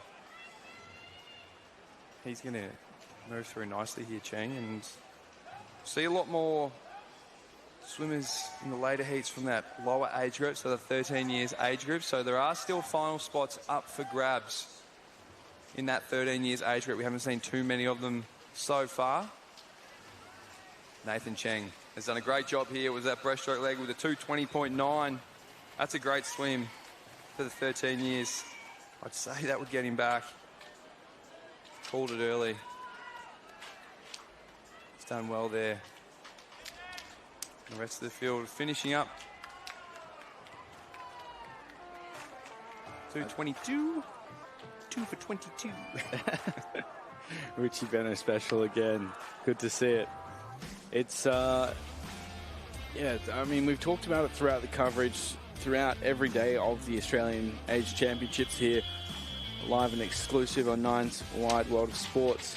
But that momentum, we talk 10 metres into the wall, 5 metres out, breaststroke to freestyle. I would love to see the data. The fastest in the field over that distance, usually winning the race. So let's see if the prophecy lives up once again, all the way to the 15 there. We sit with Heat 9 in the water. That's Jesse Worley of Ripple St. Mary. Currently on your screen now, we transition across to lane 4. Theo Porter, he's had some experience at these champs, swimming from one of the later heats into the final. And Porter will be up there with the best of them on the turn, though. Main hits the wall in first for Wodonga City. 2:26.95, the entry time for Porter into this event. And transitioning into the backstroke, it's, as we talk about through the coverage, Alex, that momentum, the 10 metres into the wall, 5 metres out, it's such a critical skill that really needs to be driven into these young age groupers. Absolutely, and once you get to that open level, you're looking for every sort of advantage you can get. And the turns, especially in the IM, something that the athletes will spend a lot of time on, working with the sports scientists and your coaches at that top level, because it is a massive advantage if you can take that momentum in and then bounce back off the wall. That's the main thing. Even just in our freestyle events when I was training, it was all about just trying to take as much momentum in and bringing it off the wall on the way out. Something that we worked day in and day out on. So the skills do matter. They matter at all ages as the boys are moving through now. And Theo Porter putting together a fantastic swim. Again, we see that breaststroke leg making a difference. But from what I've seen the last few heats and the last few nights in the IM, it is actually the combination of that backstroke to breaststroke, that middle part of the race, that has proved pivotal moving forward. Theo Porter is no different here, as he will start his freestyle way before everyone else has, so he will get a big advantage in that sense. Billy Main out there in lane 0 doing a great job as well as he moves forward. Picked up the rate a little bit, so these boys will be fighting out for those finals positions for the 13 years age group. This is all a 13-year heat. They're doing a great job. Probably at their first nationals as well, so sure there's a little bit of nerves involved with that, a little bit of learnings as well. He will touch into 2:18.97. That is a fantastic swim from Theo Porter. He has blown away his entry time, and I dare say that's going to come back for tonight's swim as well. So fantastic effort out of Heat 9, Theo Porter. Well, subtle forecasting as we dived in. Porter's done that throughout the championships, and he's delivered once again with a fantastic heat swim that should see him right knocking on that door of that 13 years age group. We get confirmation, all 10 athletes through comfortably, which is a fantastic result once again for Heat 9. There's 2 heats to come in this reseeded event, 75, down from 12 heats to 11. And we look to the pool deck, and I'm sure some of these athletes would have seen that swim from Porter, thinking, I've got an opportunity ahead of myself. Who will take that? Take your marks. So away cleanly here in event 10. We can see a full pool once again. We sit now with the middle, Morgan and Bursma out of 4 and 5. On your screen here, Hunter represented through Alexander Morgan, 2:28.29. They've had some fantastic medley swimmers through that time. Hunter out in, I don't know if I can say regional New South Wales, but I'll say it anyway. Ryan Leonard springs to mind as a good young medley swimmer. Turning through first throw, it is lane 7 from Castle Hill. 29.76, the turn. I think Tommy Fraser-Holmes was from Hunter. He was around that sort of area. It's a bit of a not as much as a deep cut as Ryan Leonard. Tommy Fraser-Holmes. That's a better reference. Thanks. I think I could be wrong. I have to fact check myself on that one, but doing a great job out here in lane 7.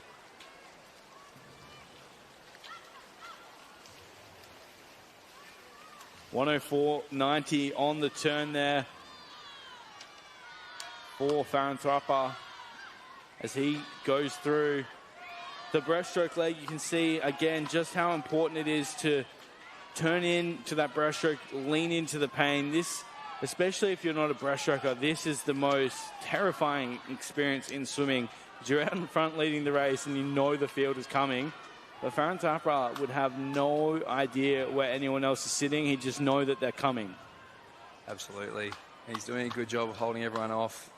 Maybe not his strongest stroke, but he put together a very solid first 100. And he will lead them through. Quite often, if you're good at the butterflies and the backstrokes, you're pretty handy freestyler as well. So I'm assuming he's going to have a little bit more in this final leg. But Luca Borsma as well, doing a really good job of moving through. And we do see the outside lanes as well. So Caleb Dawson putting together a solid swim too. Everyone trying to get under their C times. But it is Farenthrapa. It is actually Borsma that's overtaken in that final 50, closing very well in a 32-1. Great job there to get his hand on the wall first in a 2:23. Great PB there. Again, just that momentum from the breaststroke to the freestyle. You could see as soon as he came off that wall, he's, as you said, Alex, it's something that you practice every day at training, and good that he can deliver it on the biggest stage. The one heat to come as we get the confirmed results now for Heat 10, Heat 11 behind the blocks. A reminder once again that this event has been reseeded down from 12 heats to 11. So we see the final heat ready to go. And still spots up for grab in the final this evening. We want to see around the 220 mark, if not a little bit under for these 13-year-olds. So we hit the water with the final heats. Wagga Wagga in lane 4 for Parker Smith. He leads us through the top of your screen there. Swimming out of 3 as we transition across. We can see a great start. 6 in fact for Max Street. But the best of them, again, what's in the water from lane 9? Blair Gillen looking to be up there with the lead. Rain Lee as well. So Gillen, Lee and Grave, all the outside smokers wanting the smoke in this final heat.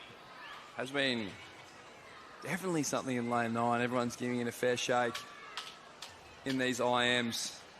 Moving through nicely, but even on the other side of the pool out there, Rain Lee, Raymond Grave as well, doing a great job as the boys start to bunch up a little bit in the middle of the pool.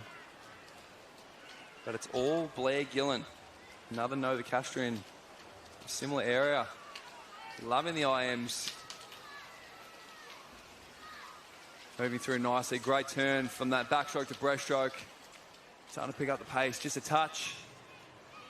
In the middle of the pool, expecting some moves to be made as well. No underwater work there for Gillen, though. That is a sign that the fatigue is coming in. But he's attacking it, the Novocastrian out of lane 9. He's still holding the lead, in fact, as they go through down 35 metres swum in the breaststroke. The challenge is Lee out of 1. But we could see an almighty boil over here. If they can get on the wall, the 43-second breaststroke, just starting to fade on the turn. But 149.73, this is looking like a 223, 224 swim for Rain Lee. He's doing a really good job, that breaststroke leg, proving to be the difference. Out there in lane 1. He's looking towards the rest of the field, so he'll see that there's no one really around. He's going to push himself all the way to the end. Blair Gillen, doing a great job as well. He started fast early, and he will hold on. But at the moment, it is all Rain Lee. He's going to touch the wall in 223.78. Another solid swim there. What a great time drop too. That's what you love to see from the young kids coming here, really testing themselves. Moving through nicely. 223, I think that's going to be right around our first or second emergency in for tonight's final, but you never know. Young Nunawading athlete certainly putting his best foot forward, steaming through, and as you called, a fantastic drop on his personal best. Gillen out of lane 9, certainly one of those athletes that was so brave through that 11th and final heat. Sitting on the screen now as we wait for the official results to be ratified by our incredible officials. And just a second for the officials. They are some of the best humans you'll ever meet. They commit tirelessly to this sport and get very little recognition for doing it. But that wraps up the 11th and final heat for event 75 as we welcome in both Matt Welsh and Emily Seabom to the commentary booth, and we move to a different speed. The girls 15-16 years 100-meter freestyle up next, but as we look through the results, Ishmael 2:12.1 will lead us through to tonight. Morning, Will. Morning, Em. Another gorgeous morning here in the Gold Coast, and 14 heats of the girls 15-16 years 100 freestyle to come. Take your marks.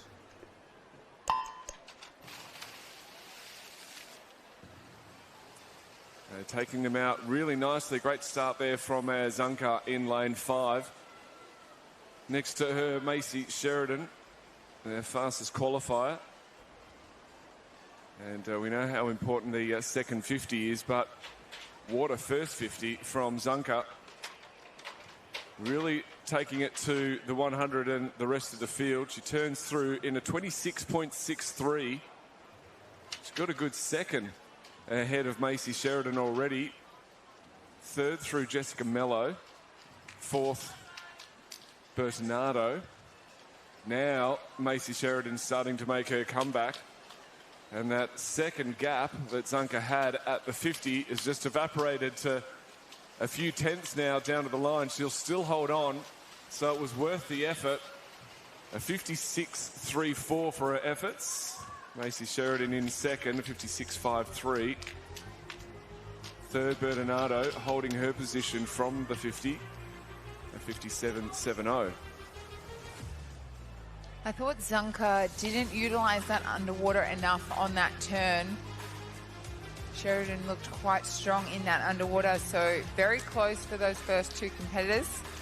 Zunka leading them through in that first heat, 56.34, Sheridan 56.53. As we head now, this is heat number 2. We have 14 heats this morning of this. Take your marks. The girls are off.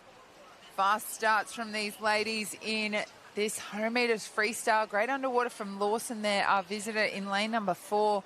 As she powers through that first 50. Also Crean in 5 looking very strong, and a great battle with these two ladies as they head down for that 50-metre turn. Lawson ever so slightly in front, but only just as she takes that turn. Potter, Kobus in that second position, dead heated, so 27.54. So almost a second slower than that first heat went out. So the pace is just a little bit different in this heat number 2 as they come down to 25 metres left to swim. And the battle is on. It's looking very tight for that hand on the wall here this morning in this heat number 2. Potter looking strong in 1, ever so slightly in front of the field. And she touches first in that 57.28. So Potter to the wall first. Kobus in that second position, 57.48. Dead heated for that second spot with Lawson, so 57.48. And Crean fourth, 57.58. So very tough race for those girls in that heat number 2. A little bit off the pace of that first heat. Word for word what I was just about to say. It really shows the pace from that first, but third heat up now and a chance to get into that final. Your marks. In the water for the third heat, as always. Top 10 through to the A, next 10 to the B. Both the 15 years and 16 years each. Nice start there from McCutcheon in lane 3. Just holding out Sheldrick coming up to the halfway mark. And Eloise McClellan just back a tiny bit. So it will be those three, McCutcheon, Sheldrick, and then McClellan.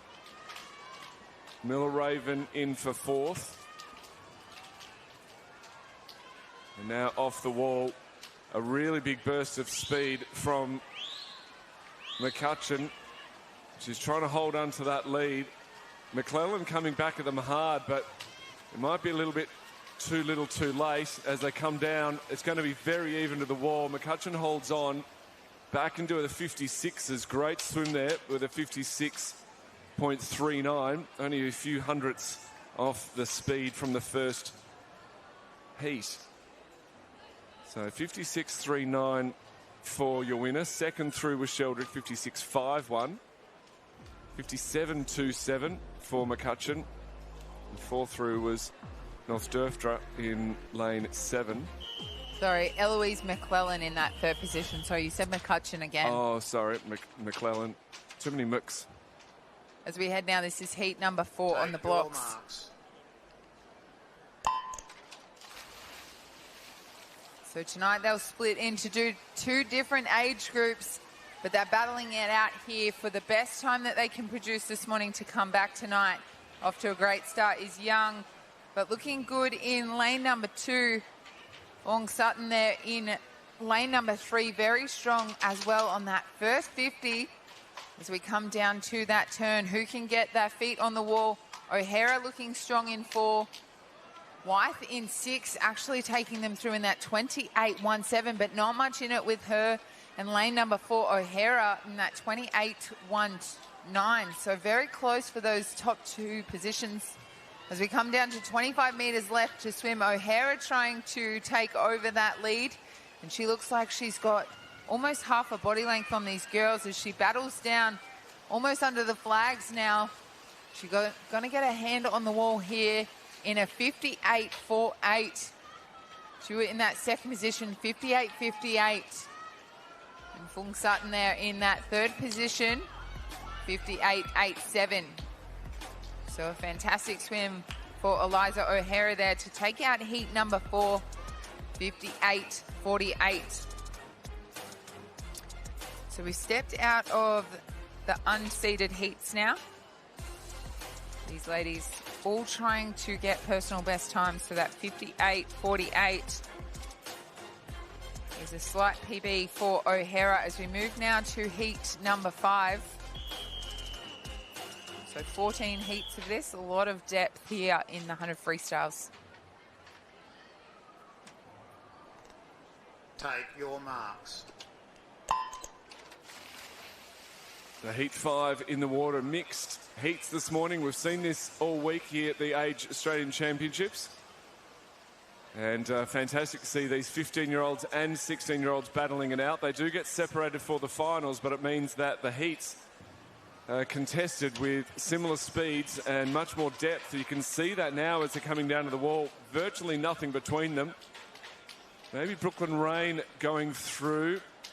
No, it's Mill Hall, Jasmine Link and Abigail McNaught all up in lanes 3, 1 and 2 respectively. Emma McMahon in the middle, trying to come back at them now, looking good in this second 50 and probably has the best of the second 50. So racing it out with Hall to get to the wall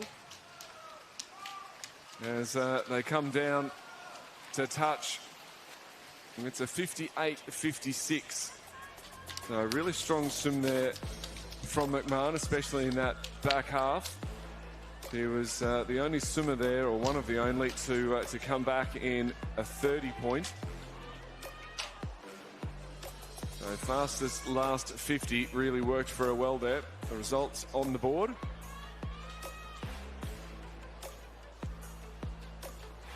And I've counted plenty of 15-year-olds just quickly going through, Emily. Quickly going through, and obviously we know that the top 20 will get a final tonight, whether that's an A or a B, depending on their times. But we're right at that cusp of filling up those last few places. So these times really count. Places less so, but the times really count because we're comparing them to the previous 5 heats. 6 now on the blocks. And the girls are firing here in the 100 freestyle. Some great starts out there, especially from Lim, a really fast reaction time. Also from Harvey and Groves in 7 and 8. 25 metres into the race. It's really a full-out sprint, this 100 freestyle. There's no chances to relax and think about tactics, but looking strong in the middle of the field is Morgan's there in 4, taking through the turn. Field of 8, ever so slightly in front of Morgan's. So a great job from that lane 8, 28.29. Morgan's in that 28.49. And Harvey in that 3rd position as they come down to 25 metres left to swim. These ladies really battling out strong here in the sun on the Gold Coast. And they're coming down to 15 metres left to swim. It's anyone's race. Ever so slightly in front is Chen out of lane 5. No, Groves out of 6. Great swim, 58.55 for Groves. Morgan's in that 2nd position, 58.76. Great job for those ladies in that heat number 6. So Summer Groves takes that one out, 58.55. A great PB for her. Heat 7 now, ready to go, almost halfway through these heats. Stand down, Go quickly. Just asking for the swimmers to stand down so they can ensure a nice even start. There's a helicopter up there. I think that is the noise of that. So we just wait for that to fly over. And the girls People are going to great lengths to get good seats here. Oh, I'll do anything for a great seat. Take your marks. So nice, really nice long underwater there, 4-5. I was waiting for her to come up. Emily Swan, rather. I'm used to an Emily Smith, but it's Emily Swan with a nice underwater and coming up in a good position. Also looking good, Clementine Cook out in 1 and Hamilton in 7. Actually 7, 8 and 9 with some real speed. So Cook takes them through first to 28.35. Then Pittams, then Wright. Hamilton in for 4th. Very even across the field. Interestingly, the fastest qualifier for this heat, touching in last position. Let's see if they can do a Carl Chalmers and really come over the top in the last 100, last 50 rather. So Cook's still in a fantastic position out in lane 1. She took them through at the 50 and she's going to touch first at the 100, a 59.11. Pittams in 2nd, then Hamilton. So the outside lanes there really showing how it's done and getting to the wall before the usual suspects in the middle. So first half of the field roughly getting underneath the minute mark and very close to the rest. The qualifying time for both the 15 and 16-year-olds around that high minute, so minute and a half for the 16, just on the high minute for the 16-year-olds. Take your marks. Heat number 8 in the water here, the 100 freestyle. Some great underwaters there from lane number 5, Ruff and Harrison in 4. As those girls in the middle lanes trying to make a break at that first 25-metre mark. The legs are pumping here as they come into the wall. Looking strong is Wall out of lane number 1. As we come down to that first turn, Wall will take them through in that 28.06. Espinado there in that 28.39. And Meddings from lane 9, 28.42. So our outside lanes are firing here as they come down to 25 metres left to swim. These ladies doing a great job of battling with each other for the best time they can produce this morning. So Wall staying strong in lane number 1. She will take this heat number 8 as she comes down to the wall. Let's have a look at that time. A 58.55 from Indiana Wall. A fantastic swim. Espinado there in that second touch on the wall, 59.37, and Murray third to the wall in that 59.63. Not much in it with that third and fourth position, 0.01, so very tight to the wall. That's twice now lane one's taken it out. So see if we can go 3 for 3. No pressure, Hannah Rustig, but you've inherited a lane that has won the last 2 heats, and it's counting on you. Take your marks. Heat 9 in the water. For the girls 15 to 16 years, 100 metres freestyle. Out of the blocks nicely was Caitlin Yee in lane 5. Amelia Holder holding on, but it's very even across the field. Also looking good, Michaela Want in lane 7. But it'll be Caitlin Yee taking through first, then Want. Lidbetter going through to Holder, and then Hannah Rustig in lane 1. Coming through now, Phoebe Scarf looking strong in 3. Hannah Rustig actually moving up. She heard the warning and she's going for it. But Caitlin Yee and Michaela Want battling it out. Going to come down to the touch. Michaela gets it.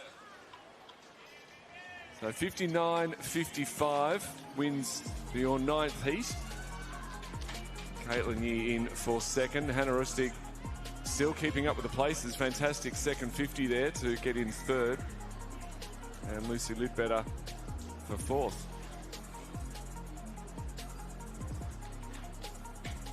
So Want getting to that wall. She clearly wanted it.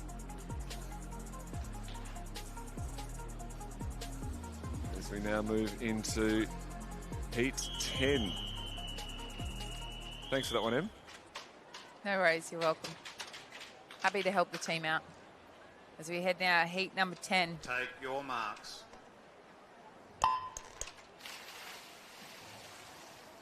And the girls are away. Great underwater from lane 9. Rose Parcell, we see her in those distance events, the 1500 yesterday. So she's out here in the 100 freestyle now.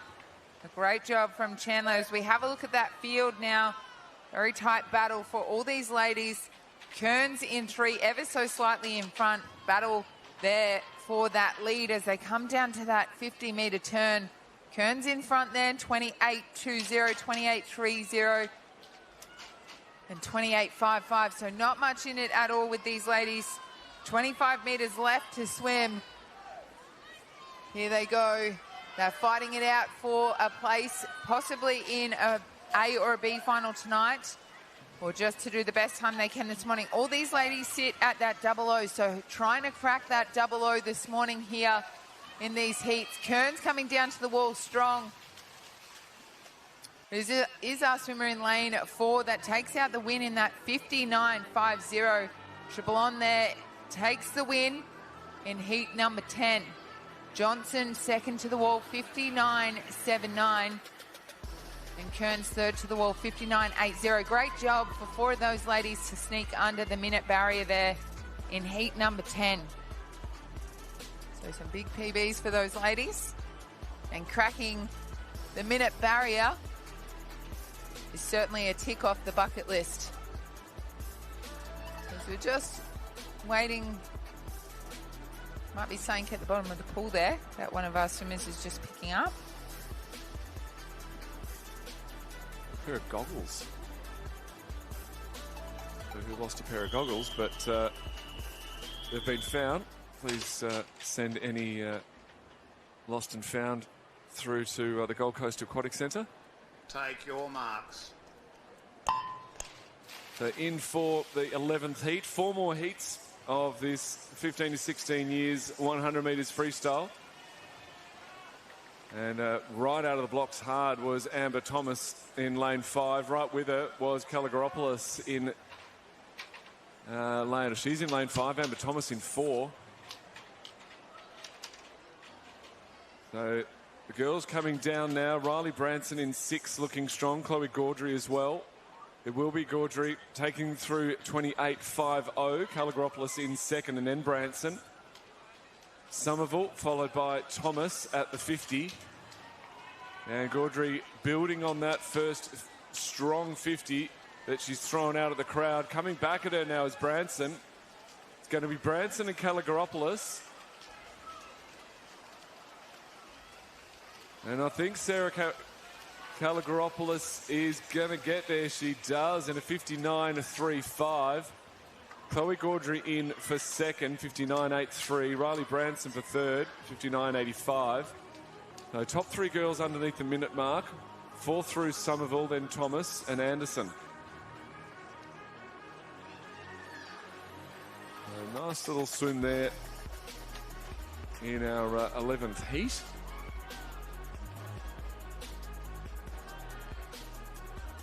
We changed the pace a little bit after these next three heats into the boys 15 to 16 years, 200 metres backstroke. And I can tell you that is going to be a very interesting race to watch. Plenty of big names coming up.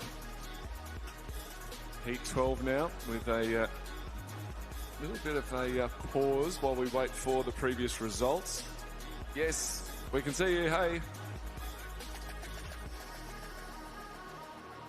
The crowd having a great time here at the Gold Coast Aquatic Centre. The results now official. And here on day 6 of the championships, almost coming to the end. Day 8 is our final day. Take your marks. Heat 12 is away. Really quick start from Ellie Weeks. Dove straight down into the water. She's very, very keen to get started. And get started she is very well. Herself and Hennessy in lane 3, taking them through early. Also looking good, Begatten in lane 6. Going to be very close to the wall. So it will be Ilva Begatten in lane 6, a 28.64, just in front of Dania Warad in lane 7. Third through was Weeks with that very quick start. And now she's coming back at them. Also looking good, Madison Hennessy. She was up in the mix at the 50 and looking very strong in this second 50. But it's going to be very close to the wall. Is it Warad? It is Dania Warad with a 59.86. So the sole swimmer to maintain keeping the winner under the minute mark. She's done a very good swim in that back half. Came back in 31.0. And in fact, matched and slightly bettered by second and fourth place Costello and David. Third through was Hennessy.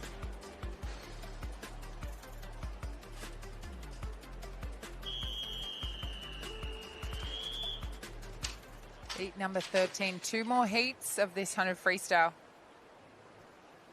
Take your marks.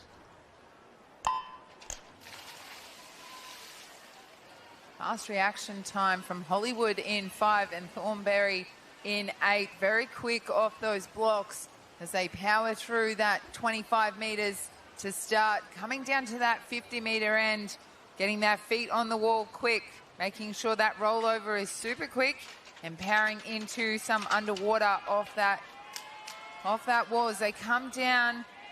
It's Thornberry in 8 looking strong. She turns through in that 28.81. Over Crean from lane number 2 in 28.95. And Hollywood from 5 in that 29.09. Battling it down, 25 metres left to swim. Can these ladies hold on to their position from that first lap into this second lap? As those middle lanes are looking strong. Hollywood in 5 coming through under the flags. It's a battle to the wall here as Hollywood takes the win in that 0014. That second touch on the wall, Indy Camperad from lane 6, 0045. And Elise Green from lane 4 in that third position, 0067. Fantastic job for those ladies in heat number 10, heat number 13. There's a So few much of them. depth. There's a few of them, that's for sure. You've got to think there's roughly 10 in each. We've got 14 heats. We're close to 150 competitors. Take your It's quite remarkable. Now, these competitors both in the 15-year age group and the 16-year age group all racing together for the best results possible. And this is the final heat. And really out of the blocks quickly was Emily Daunt. Not daunted at all by being the final heat here of the 15 to 16 years 100 freestyle. She's out very quick in the middle of the pool. She turns in at 28.39. And we're looking to be well faster than the previous heats. Second through was Yunnan. Third through was Murray. So the middle first, the outside lane second and third, and then back to Jordan in the middle for fourth. So all over the place here in the final heat. But it's definitely going to be Emily Daunt who has stretched that lead out and is going to be well under a minute. She touches in a 59.29. They came home very well in a 30.9. Nice way to finish in that 59.29. Fantastic swim for Emily Daunt there. As that ends the 100 metres freestyle. We have a look at those results on your screen. That was of heat number 14. Our fastest qualifier, Zunka, there for that final in that 56.34. And those ladies will split off into their two different age groups tonight for that final. And we'll have a look at the next event on the program. It's your boys 15 to 16 years, 200 metres backstroke. So many other events on the program today. But like I said, that 200 backstroke coming up after a quick break here on Nine's Wide World of Sports.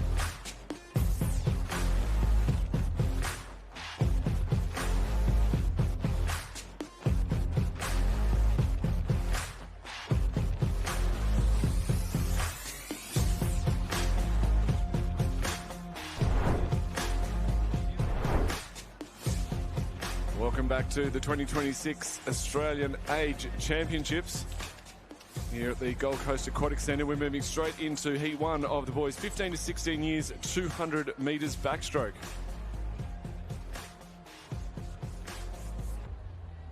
The boys are very itchy to get into this 200 backstroke. 4 laps of the best backstroke. We know how important the third lap is. And we'll keep an eye on that. We see another Allen out there. Obviously not Henry Allen, but Isaac Allen is our fastest qualifier in that 2:03.99. No relation, I'm sure, but my eyes caught that as well and Take your thought he's in the wrong age group. This is 16 years. A massively high start there from Jack Martin from Marion. But, the fast starts were in the middle of the pool. So Isaac Allen, Luke Chen, Maddow Cole taking through this early part. Also looking good, Bryce Krause out in lane 8. But it will be Allen through first, then ship sides, or Krause then ship sides. Cole, then Shen.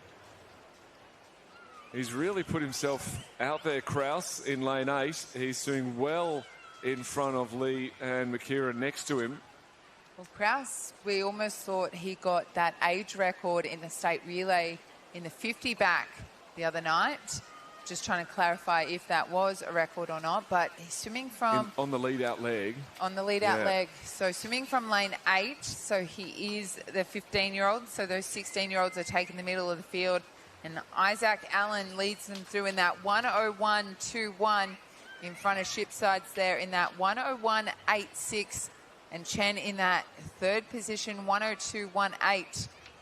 As they're looking nice and long and strong in this 200 backstroke. That third 50 is crucial, but sometimes the 50 where they let it go ever so slightly. As they come into that last turn now, Isaac Allen doing a great job in lane 4, holding on to the win in front of Shipsides, and Chen right next to him. Cole in that 4th position, and Kraus sitting at 5th position as they come down to 25 metres left to swim. Allen looking very dominant in the middle of the pool, looking long and strong as he comes down. 15 metres left to swim. He's sitting just off that lane rope. It's just on the side of that right side. As he comes down under the flags now, he'll get his hand on the wall first, and that time of 2:06.72. Great swim from Chen to get that second touch on the wall, 2:09.03, and Shipside's 2:09.14. So a great job from those 16-year-olds in the middle of the pool there. Your fastest 15-year-old comes from Cole there in that 4th position in that 2:09.42. Very controlled, but yet still fast from there from Isaac Allen. Our winner from that first heat. His stroke still looks good. Often you see the stroke start to fall apart. Almost doesn't matter what stroke it is in that last 10 or 15 metres, but he was still strong all the way to the end. So just waiting for confirmation of times. We've spoken about this a lot. Sometimes in that backstroke, because you finish on your fingertips, sometimes you don't finish on that flat hand. Sometimes it's just not hard enough for the touchpad to recognise. But, we looked a little bit at those redundancies, the button press from the official, the cameras overhead as a second backup. And they've been used to confirm all of the times from the first heat as the second heat take their position. Take your marks.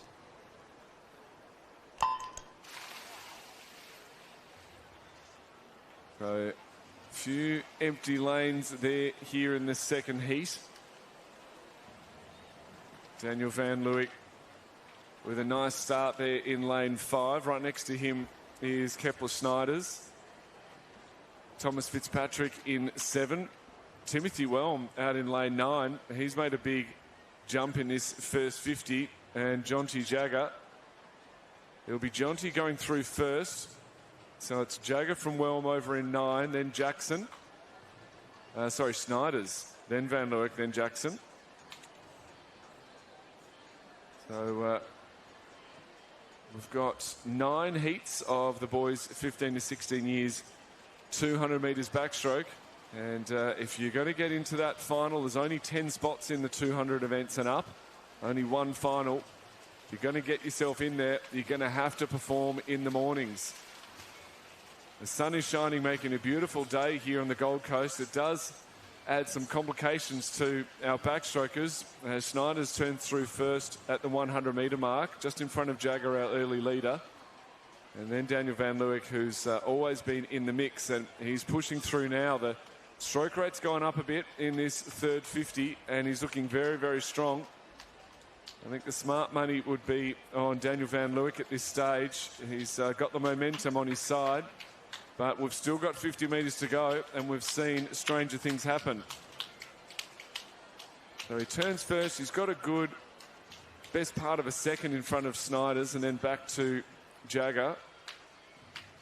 Boyles moved himself up to 4th, Jackson to 5th, Fitzpatrick, McAvaney and Whelm back to 8th. But it is Van Leeuwen there in lane 5. He's really swum well in that second 100. He swum a 32.0 and then a 31.7 for his last 250s and touched in a 205.88. Snyder's in second, 207.66. Third to the wall was Jagger, a 208.4. And then Jake Boyle right next to him in lane 1, 209.25. So we saw Isaac Allen really let go in that last 50, and we saw Daniel Van Leeuwenhoek there really power through in that last 100. So a very strong back end from Van Leeuwenhoek there to take out the top time so far in that 200 backstroke. So that 205.88, your fastest marker so far. Schneider's second to the wall in that 207.66. As those results are coming up on your screen now. Jonty Jagger in that third position, 208.40. So Snyder's will sit into that 15-year-old final, so that 207.66. As we head now, this is heat number 3. 9 heats of this. Some more empty lanes out there. Take your marks.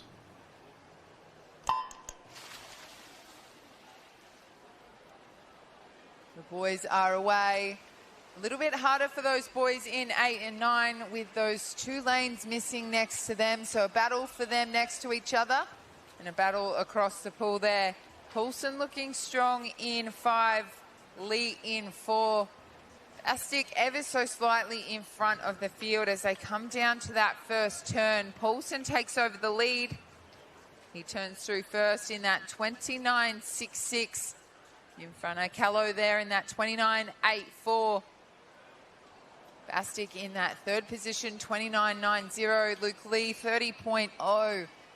As these boys battle through this 200 backstroke. A little bit of tactics come into play. Use that strength and that kick off those underwaters. As they head into that 100-metre turn, Poulsen still in front here. A great lead he's producing.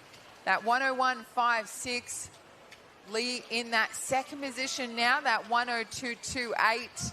Bastic in that third position, 102.74. So a fantastic job of that first 100 from Liam Poulsen. Out of lane number 5. Camberwell Grammar doing a great job of this 200 backstroke. You can see he's circling that lane ever so slightly as he comes down to that last turn. Luke Lee trying to make a break for the lead, and he does. He takes it over in that 1:35.06 in front of Liam Poulsen there. Now in that second position, 1:35.22. William Bastic in that third position, 1:36.31. As Luke Lee really powers through on the last 15 metres. All those boys sitting on that lane rope as they come down under the flags. Luke Lee will get his hand on the wall first as Liam Poulsen tries to make a late break, but it is Luke Lee, 2:07.52. Liam Poulsen in that 2:08.45. And William Bastic in that 2:09.86. A fantastic job from that heat number 3, 2:07.52. That top mark, that 2:08.45 for that second hand on the wall. So some great times these boys are producing. As we have a look now, heat number 4 getting ready to go. Not much wind action, ever so slightly down here at the start end. But the other flags are dead still down the other end. So you see that chop and change here. It is strange. The wind obviously comes in circles and affects one and not the other. Take your marks. Stand down, swimmers. Oh, that was a very long hold. I was hoping that would stop him. Me too. That was a long time to be holding up there. It's a lot of strength on that arms to hold that position. I really do agree. It is taxing on the body. I used to practice just holding up there for 10 seconds in case this ever happens. Take your marks.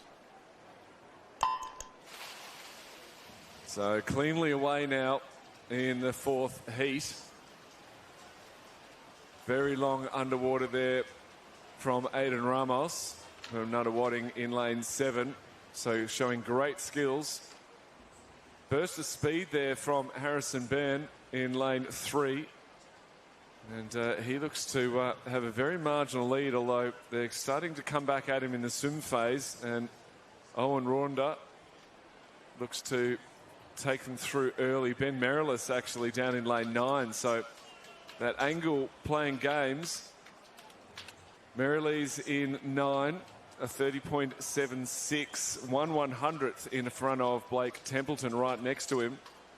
So those two having a very nice battle out there in 8 and 9. A little bit sheltered and hidden from the rest of the field. Rohrer in 2, looking strong. Harrison Byrne in 4th.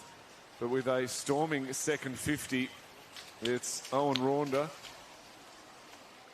A 104.22. Merrill's holding on for second. Still staying in front of Templeton, but Harrison Byrne splitting the two on times. But it's Rohrer in 2 who's really making the most of this middle 100. I think it's so important getting the pacing right in 200, and that middle 100 part of it is exactly where you want to start pushing it. Going to start getting taxing though for Rohrer out in front. He turns, he's got a nice margin over Templeton now, who's turned the tables on Merrilees. So 138 even for Rohrer at the 150 mark. And he's going to be tough to get over the top of, especially with Templeton Merrilees so far away. They may not even know he's there. Middle of the pool now, with Moss starting to come back in lane 5. But I think Templeton's got the second spot. So it's Rohrer the whole way, a 2:11.17. Second through was Templeton, 13.88. Third through Moss. He managed to split Templeton and Merrilees. And Byrne in for 5th. So nicely paced and gutsy swim there from Owen Rohrer.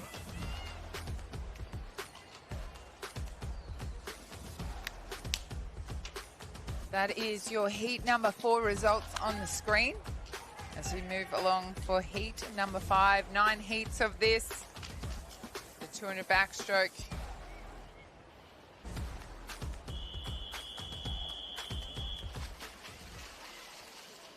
So you noticed, Em, on that previous one that one of the starters didn't pull himself up very high, and the starters thought that he hadn't started yet.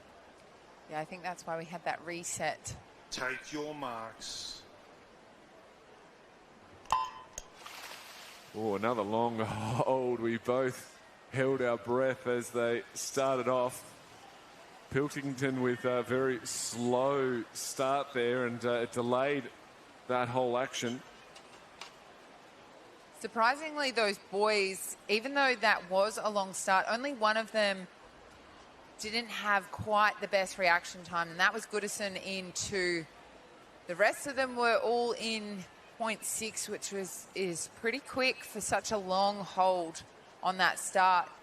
Near going through first there in that 30.31. So a great job from our swimmer in lane number 0. That second position, Tabone there in lane number 6 in 30.40. And that third position was Wong out there in lane number 3 in that 30.56. As they settle more into this race now, we'll see what will change at that 100-metre turn as they come under the flags now. Ever so slightly still in front, but has just been taken over. Tabone now in that first position on the wall, that 1:03.75 now. Near still holding on in lane number 0 in that 1:04.21. And Wong still in that third position, 1:04.25. So really settling into that rhythm here as they try to battle through this 200 backstroke. So trying to stay away from that lane rope. The sun is more intense for these boys on those even 50s. So every time they come back down to the start end is the worse the sun will be for these gents as they turn through in that 1:38.89. Near in front. He's taken back over the lead in front of Tabone there in 6, and Wong holding strong in that third position as the battle comes now in this last 25 metres. Tabone holding strong in 6. Near still doing great from lane number 0 as we see Balderson in 4 trying to make a move. And we'll see who gets their hand on the wall first. Near takes it out in that 2:13.80 in front of Balderson, who had a cracking last 50. The 2:13.91. Tabone there in that 2:14.50. So a fantastic last push for Archie Balderson in 4, but not enough to take that win over Joseph Near, who takes out that heat number 5. As we move along now to heat number 6. We've spoken about the backstroke in particular. It is a disadvantage being in that outside lane. You've got less room to move. You are restricted. You know, you do want to stick to that lane rope, get away from that wall. It's going to affect your stroke out wide. But ironically, in that far lane, Near did a fantastic job to hold on. And we're seeing so many fast swims from the outside lanes. I love it. Take your marks.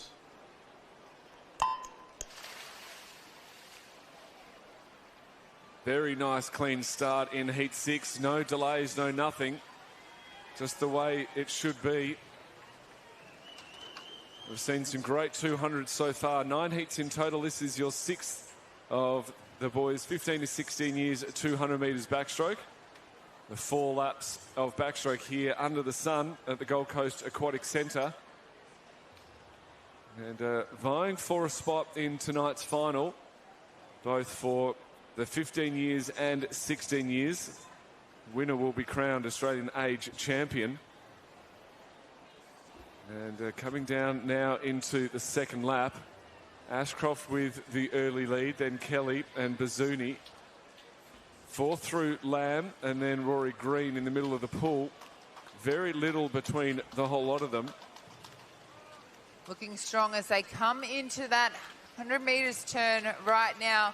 Leading them through, Kelly in 6, 1:04.68. In front of that, 1:06.17. Yang, 1:06.56. Really finding their rhythm here in that third 50. Don't let it relax too much. Keep going strong. We need to power home on that last 50. So Finn Kelly holding strong in lane number 6. As the battle will come as we come down to that last turn now. He turns through in front. He's got a body and a half on the field here as he turns through in that 1:38.98. That battle for that second, third position now as the top 4 spots are very tight. Even the top 6 spots are very tight. As we come down to that last 25 metres, those boys really powering through now as they know it's getting close to the end of this race, doing everything they can, emptying those tanks this morning. But Finn Kelly from lane 6 will take out this heat number 6 as he comes down to the wall, touches in a 2:12.77. Yang second hand on the wall there in that 2:15.11. Some great swims from those boys. They all sit around that 2:16 mark in the program, so a 2:12.77 is a great PB for Finn Kelly there. As we just wait for those results to become official and move on to that heat number 7. So just some time adjustments ever so slightly in that heat. Not changing our placings too much. We spoke about this yesterday, but we just saw the swimmers moving away from the wall rather than getting out of the water. They do this to, ironically, save time, but they do this to give the space to the next heat, rather, to, in this case, heat 7. And I think they keep them in the water also so they don't lose them in case there is a discrepancy. They need to get hold of them. So they can't release them from the pool until all results are official.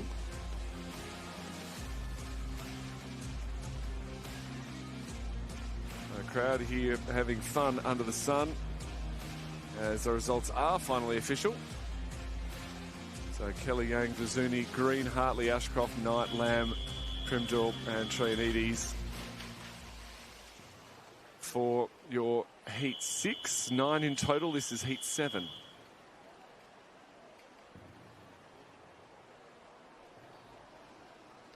Take your marks. Another relatively clean start in Heat 7. Up and swimming early was Jack Keys, but nice long underwater at the start. Tristan Howard in lane 5. Will Frame from Nuttawading just starting to swim through the field to try and take the lead in this early part of the race. But it's Max Moore who's going to do it. And with a very strong first 50, he touches first in a 30.07. Tristan Howard, a 30.95, best part of a second back already. Jack Keys with a 31.19 out in lane 1, takes third. And Learmont in lane 9, trying to follow Max Moore's lead. He's in 4th. And he's probably a little bit shocked with how quick. He probably thinks the rest of the field are going out that fast as well. They're not. It's literally just Max at this stage. So coming down to the 100-metre turn and still with a clear lead. It's grown slightly, so it was about a second. It's over a second now. Max Moore back to Tristan Howard. Looking very, very strong. His head position's a little high as he's trying to find some reference points to keep himself still. Tristan Howard in a similar position. He's looking over to his right, trying to keep his eye on that lane rope out of the corner of his goggles. This is why it's important for these swimmers, especially in the backstroke, to try and fight for those middle lanes. They're the only lanes with those yellow lane ropes, which makes it easier for backstrokers to be able to pick up. The blue is quite hard to see as well as the green. So the yellow just gives you a little bit more to hold on to as Max Moore looks very strong in lane number 8. He's just fighting with that lane rope, like you said, Welshie, high head position. But Howard in 5 now pushing through on that last 15 metres now. The battle with 8 and 5 as they come down under the flags now. Moore's got more speed behind him and he takes it in a 2:14.06. Howard second to the wall in that 2:14.73. And a great swim from Max Moore out of lane number 8 to take out that heat number 7. A nice PB for him as well. So fantastic swim. And a great job out of lane number 8 to take out heat number 7, Max Moore. As we have a look now, heat number 8 at the blocks, ready to jump in. Now the backstroke wedge has been added in the last, 10 years, Welshie? And there's 4, there 4 different positions or 5 different positions? So I think 5, there's 2 above water level. Water level and then 2 below. Stand down, swimmers. Oh. There's just some people play a bit of mind games, not getting up there early enough. It's funny, we both sit here and we both have exactly the same reaction. I shake my head a lot here. These people who come up really late and leave the people who come up at the right time. So some late starters there as they bring themselves up, making the people going up at arguably the right time wait that little bit longer and delaying that start a little bit. So we've had some clean starts. We'd like a few more. We've only got a couple more heats. This is heat 8 of 9. And Lewis Kreutzberger out in lane 8 with a very strong first 50. He's dragging along Connor Harris right next to him. And Max Hocking out in lane 0 is doing a little bit by himself at this stage. So Kreutzberger through in a 30.08. Then Max Hocking, a 30.93. And then Adam Strano is third through. So Harris going along with Kreutzberger. And the middle of the pool staying relatively steady at this stage. Kreutzberger taking the advantage of that outside lane. It was a very good point you made before, Emily, about the yellow lane ropes. They do almost like highlighted text. The yellow just stands out in the middle of the pool that little bit more and helps them. They're mainly for visuals to highlight the middle lanes, but as an advantage for the backstrokers, it can definitely help them keep in a straight line.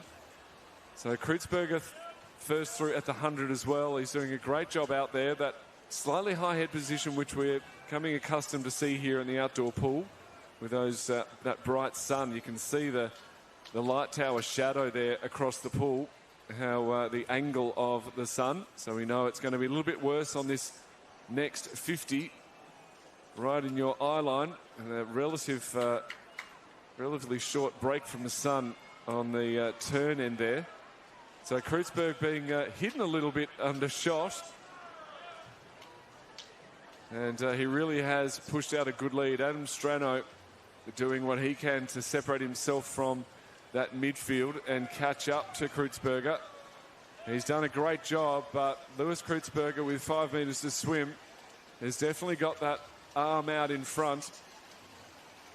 And he touches into 2:14.41. Strano in for second, 2:15.09. And then Kayleen Theodore comes in third. So one more heat to go in our boys 15 to 16 years, 200 metres backstroke. And just the 3 competitors jumping up. All the 15 years. The qualifying time for the 15 years and 16 years slightly different. Obviously a bit quicker for our 16-year-olds. A little bit stronger, a little bit more experienced, and making it a little bit easier for the 15-year-olds to get in. So these later heats are usually only 15-year-olds because it's the 16-year-old qualifying time is a little bit quicker. So yet again, just waiting for a confirmation of those times. We see the side of the pool there with a few of the athletes, coaches, talking about the swims that have been or the swims that are coming up.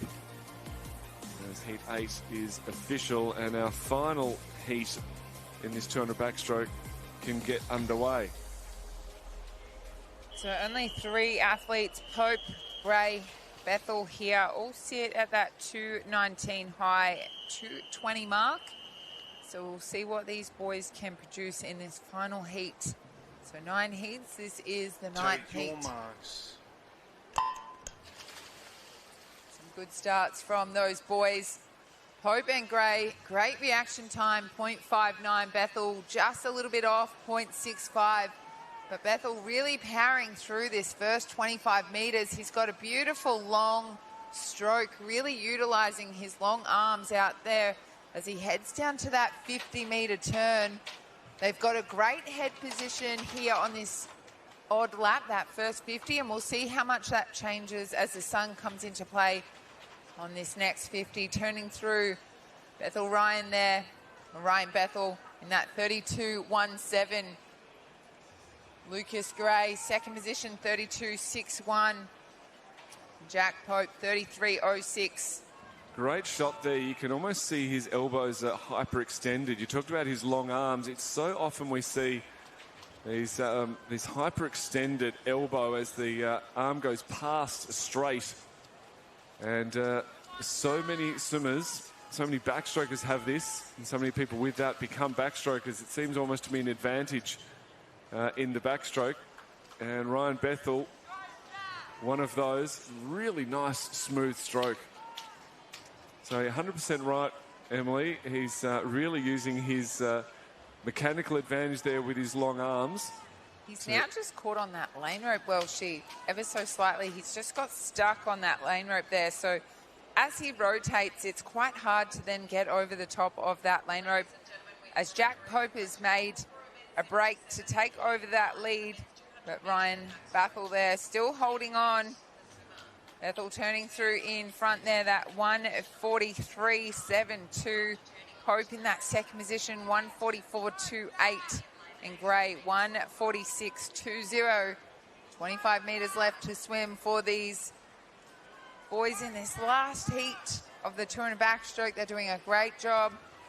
We want to see some big PBs for these boys here, as Pope is really making a break for the lead now. He's taken over ever so slightly under the flags, really up that stroke rate as he touches on the wall in a 2:18.19, 2:18.99 for Bethel and Gray, 2:21.20.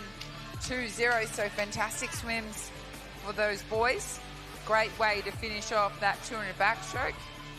Jack Pope, your winner there in heat number 9. As we move along to the next event on the program, this is your girls 17 to 18 years 200-meter freestyle.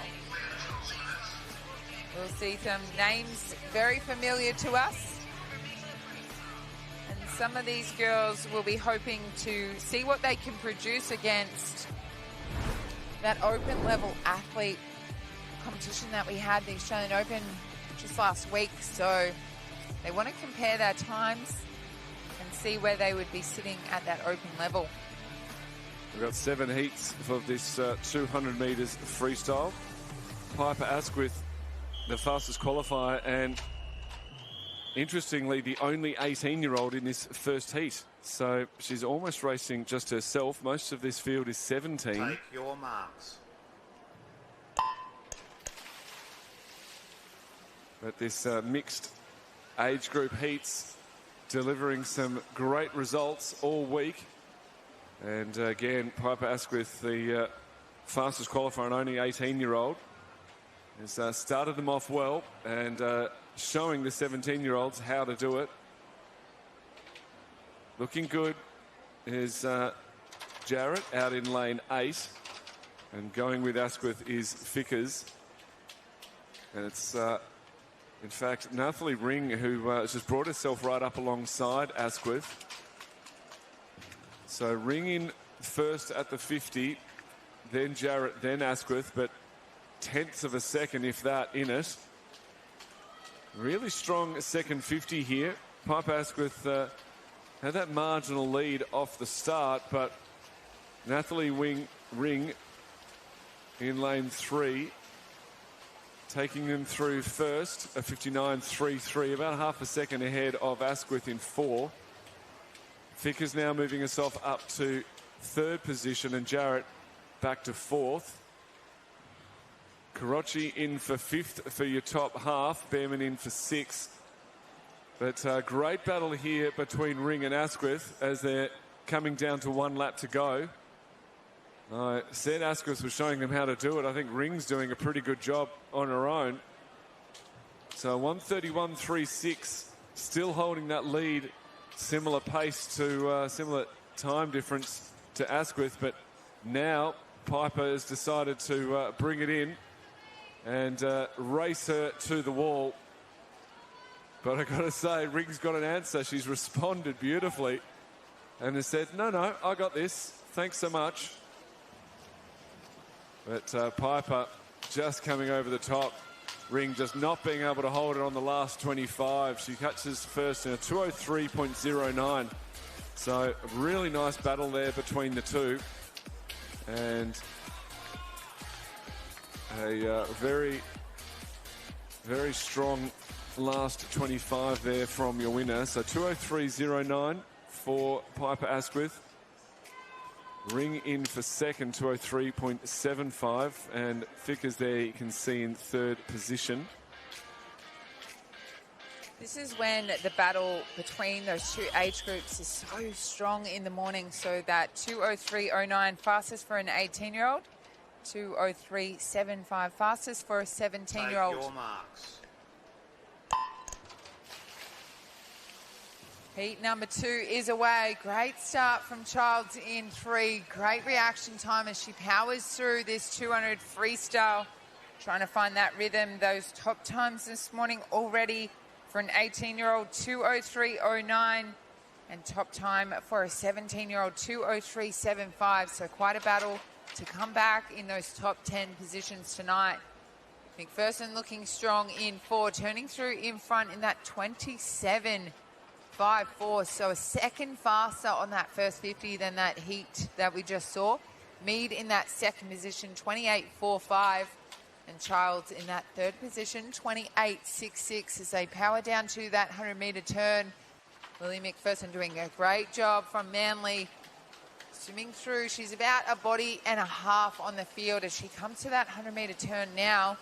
She turns through in that 57.90, so a great first 100 from Lily McPherson, the 17-year-old, powering through in this 200 freestyle. Jodie Mead right next to her in that second position, 59.78. Third position is Childs there in lane number 3 in that 00.70. So only 2 girls under that minute barrier at that first 100 as they come down to the 150-metre turn now.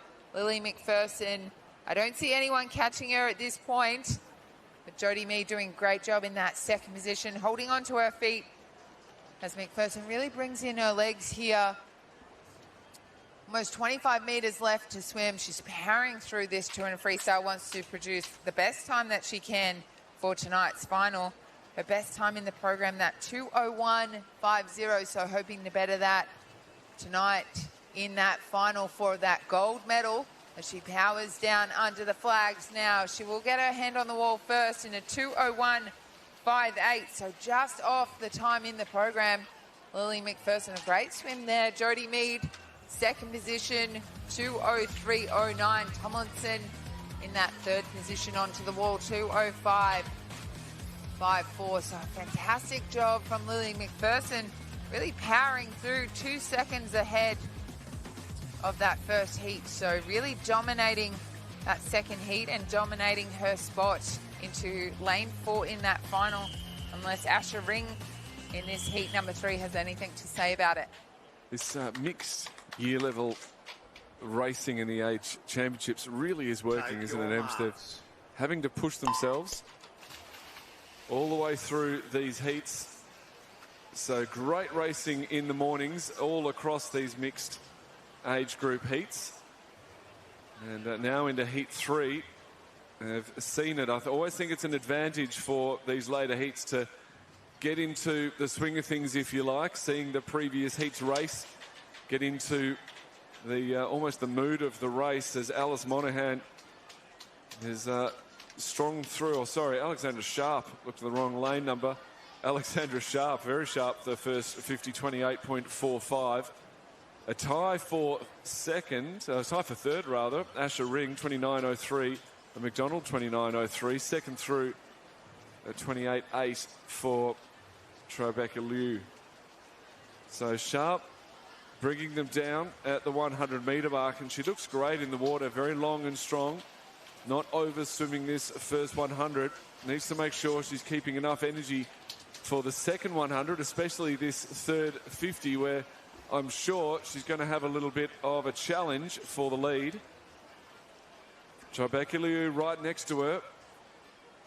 The girls both breathing to their left, so small advantage there for Tribeca Liu being able to see Alex Sharp. But Alex really pushing ahead, and Asher Ring taking over that second place. So very strong third 50 from Sharp and Ring. Third now Liu. Fourth Dingwall. Smith in fifth, then McDonald. And Gasquet, Long and Smith for 7, 8, 9. New season of The Floor coming up. So lots to look forward to on Channel 9 as we come forward to the final of Heat 3 in this 200 metres butterfly. It came down to a much tighter finish than it looked like it was going to. So a 2:03.12.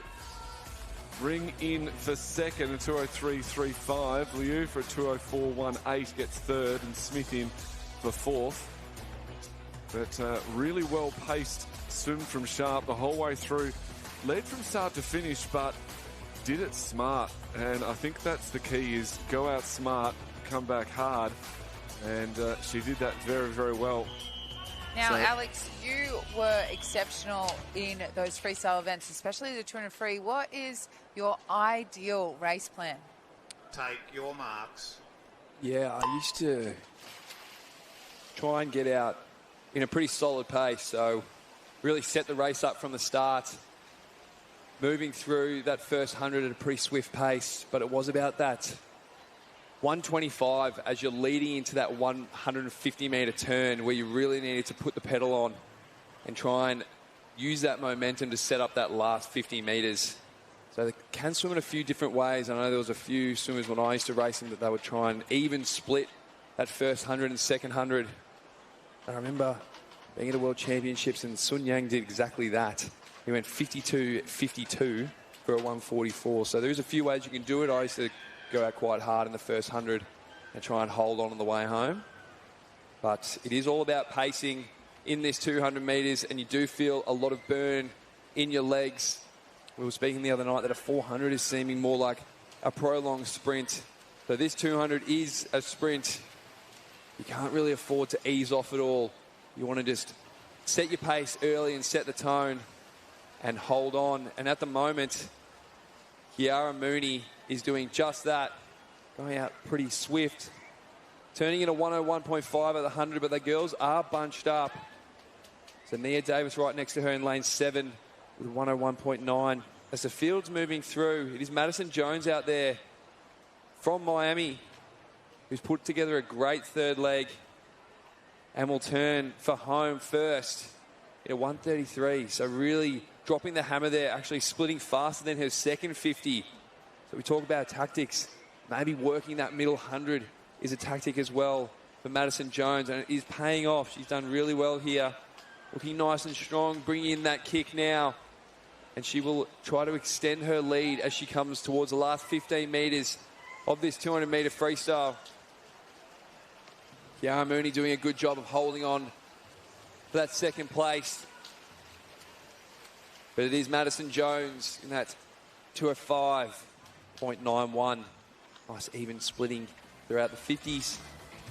Kiara Mooney holds on the second in a 207.4. So you spoke about the different tactics, and Mooney showed one of those tactics, which was to go out really hard. So she led that first 50 in that 29.40. She led it through that 100 in that 101.57. But then Jones was just able to come over really strong in that last 100 to take out that win in that 205.91. So exactly what you were talking about was on display in that heat number 4 as we move now to heat number 5. Take your marks.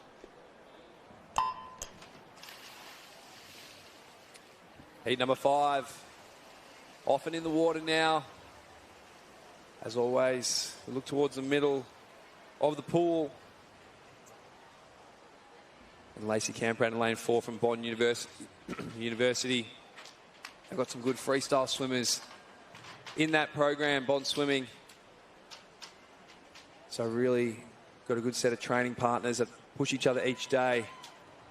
And it is Lacey Camper that takes us around at 28.97, so taking out well. Good looking technique, moving forward nicely. Pretty tight at the top there. 29.3 from Cosette Cook out there. Her training partner actually from Bond in lane 9. So the girls are moving through nicely. Out there, Isabella Morris in lane 2, also putting together a pretty neat first 100 metres, but it is Lacey Camper that leads us around at that 101.2.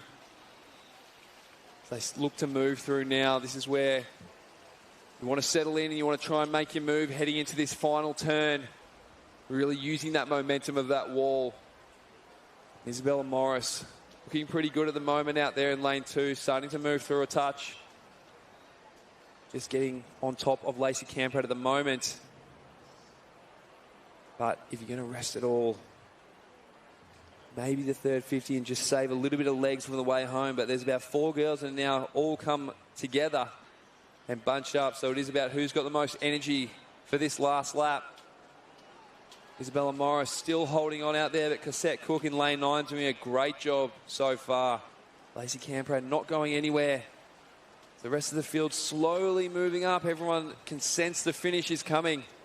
Really turning on the legs, turning on the stroke rates, lifting the arms. But it is Isabella Morris that has put together the best 200 of this heat in a 205. Very swift time there from Morris. The entry time of 2:09, so a great time drop there. Put together a really handy swim.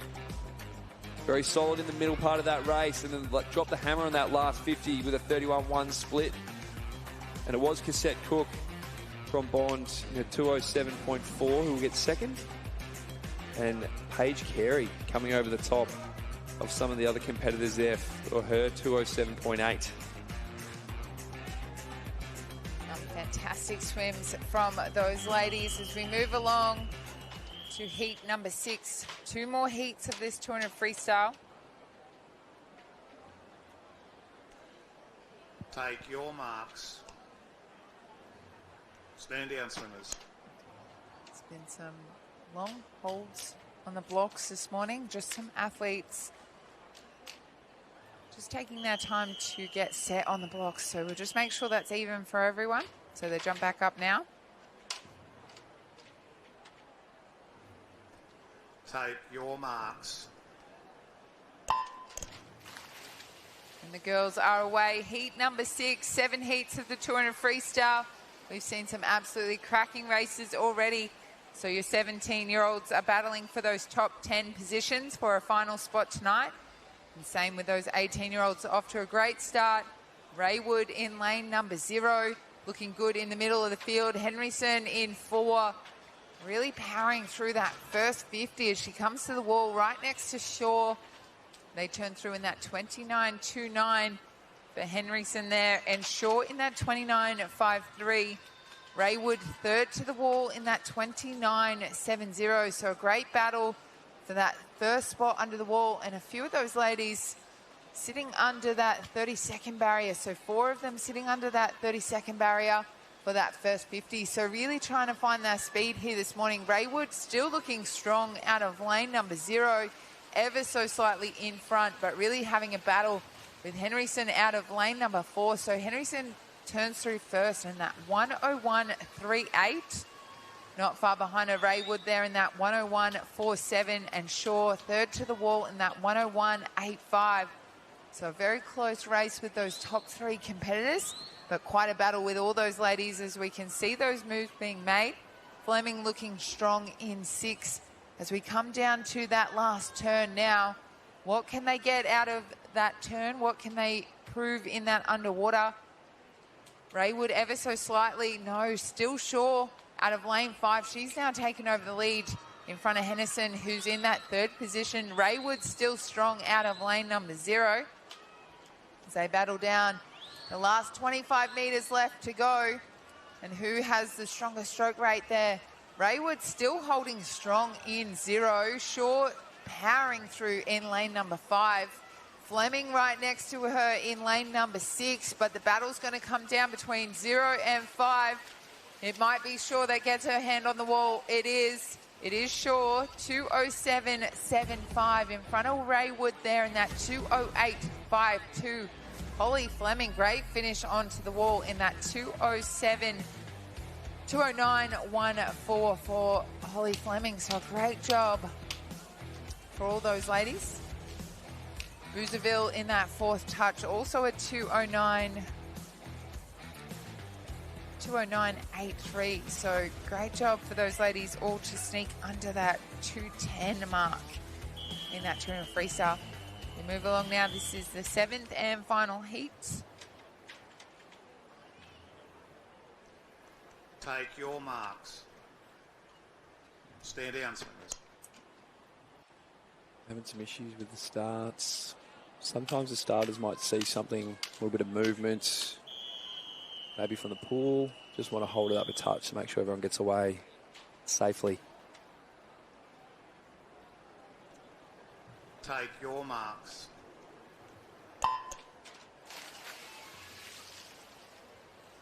The 7th and final heat of the 17-18 years. 200-metre freestyle is often racing. Who got the better of the starts? The girls are pretty bunched up at the moment. We look towards the middle. It's anyone's for the taking at this stage. Rachel Allen from Cruz potentially getting a better start from the bunch. Actually, Lane Hodges gets their foot on the wall first. And we'll move through in a sub-30 first split. So looking to set this race up from the get-go. Settle into your stroke rates. Try not to take the foot off the gas too much. Try and work this middle 100 as well. Out there in lane number 2, Anna Krasan. Moving through nicely, but at this stage, girls are all bunched up. Moving through, Lane Hodges probably having the better of the turns at this stage. Looks fairly even, but she's getting a little bit of an advantage off the push-off there, off the underwaters. Moving through nicely. Trying to set the race up and move forward now. This third lap. Often the moving lap, where people try to get a bit ahead. Trying to put their hand up and see what they have, holding on and coming home. But yeah, out there in lane 2, Krasan doing a great job of that. Took advantage of that third lap. But it is still anyone's race. Krasan has a slight edge. But whoever has enough left in the tank coming home is going to grab this heat. Good to see the girls pushing each other as well. They'll all be looking at each other. They'll know where they're sitting. The race is on.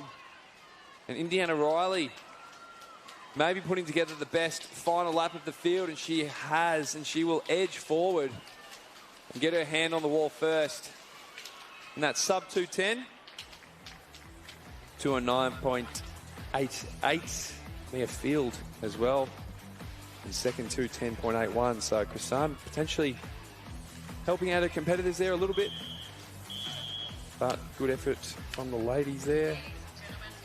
Few PBs. Which is what you love to see out of these events as the events are moving forward. Boys, 100-metre breaststroke behind the block, 17 to 18 years. Few pretty swift times here, 102s in the books, 103s. Back in commentary also, Alex with Will Rollo.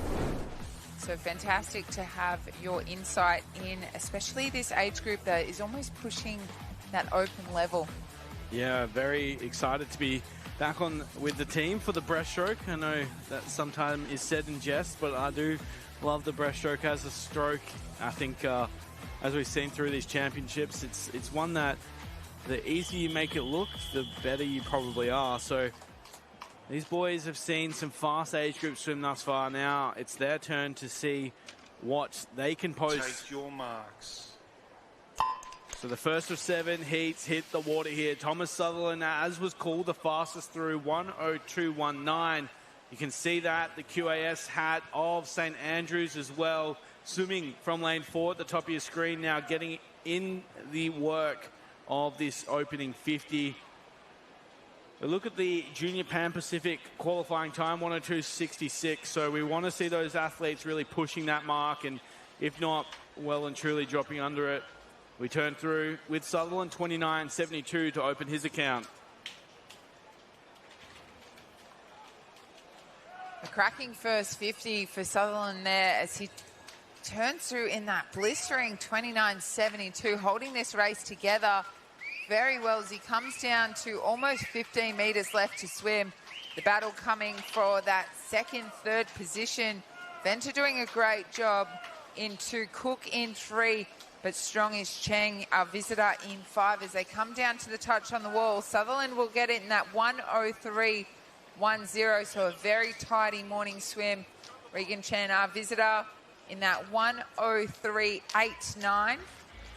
And Venter in that third position, that 1:05.00. So some great swims and a good morning time this morning, that 1:03.10. It's one of these events, the 100 breaststroke. It's incredibly competitive on the world level, but really since, well, Zach Stubley-Cook is a fine 100 breaststroker, and we've seen some good ones come through. Williamson sort of leading the charge at the moment, but across the world, Adam Peaty changed this event in the last couple of years. Take your marks. Britain also looking good. As we dive in with heat 2 of 7 here, We see two visitors in the middle of the pool on your screen. Story and Ung on the bottom with that Singapore cap. We shoot wider here. You can see all the athletes trying to reposition themselves into this turn. Saying the British trials on at the moment as well. And we've seen Philip Nowacki, the GB athlete, starting to tear up the books that Adam Peaty wrote. So these boys with a tall task ahead of them to drive through to that senior team to be putting their best foot forward for the medley. Story, of course, he won't be racing for Australia, at least at this stage, 29.98. The Bond athlete, but of course representing Cook Islands. Yeah, he's done a great job so far, Jacob Story, and love to see some of the Aussies pushing through in this event. We've been sitting around that minute mark for a while, but the next generation is coming through, seeing what they can do. It's going to be Story, not 103.6, and Ang. Our two visitors, 104.7, and Harrison Tancred actually getting his hand on the wall there in front of Jack Mercer. As a matter of fact, yes, he did. I thought there was a tie, but there wasn't. So, Will, with lots of visitors in this event, talk us through how that works for finals too, because obviously there's only a certain amount of visitors that can make it through. No, it's what we've seen throughout the championships, right? Where we see these visitors really light up the morning heats, and everyone's saying, oh, what's wrong with the Aussies? Well, only two visitors can actually make it through to that A final. Of course, the rest can then sit within that B final. So it's not just competing against the top 10 in Australia, they're actually competing against the visitors specifically. So as we saw Story and Ung, and we just wait for a delay again, Regan Cheng of Carlisle in the first heat as a visitor as well. So that's why it is so competitive in the heats. Yeah, we've certainly seen that over the championships. As heat number 3 jumps on the black blocks now, Skipper, our fastest qualifier in 4. Take your marks. So St Andrews doing something right in their breaststroke program as Skipper makes his way down this opening 50 for St Andrews out of lane 4. You can see on the right of your screen there, a really efficient stroke. They're going slightly faster through the stroke pool. The distance per stroke is Ethan Cook, who swims from 5 on the left of your screen. Those two up there with the best of them. In fact, they are the best of them at the turn. Skipper holds out, 29.84. So we saw some incredibly fast 14-year-olds on day 2 of competition. 104 was obliterated, the national mark. 103, the new national mark. So these athletes would certainly be feeling that pressure of that next generation pushing through as well.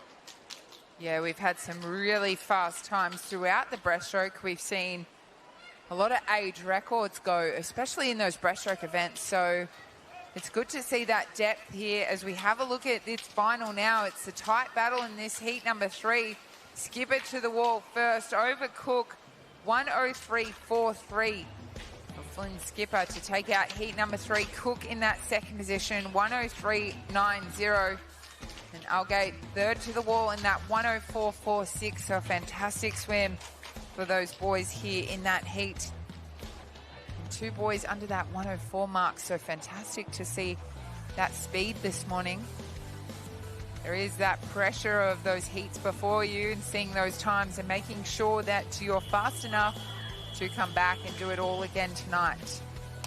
As we head now, this is heat number 4. Take your marks.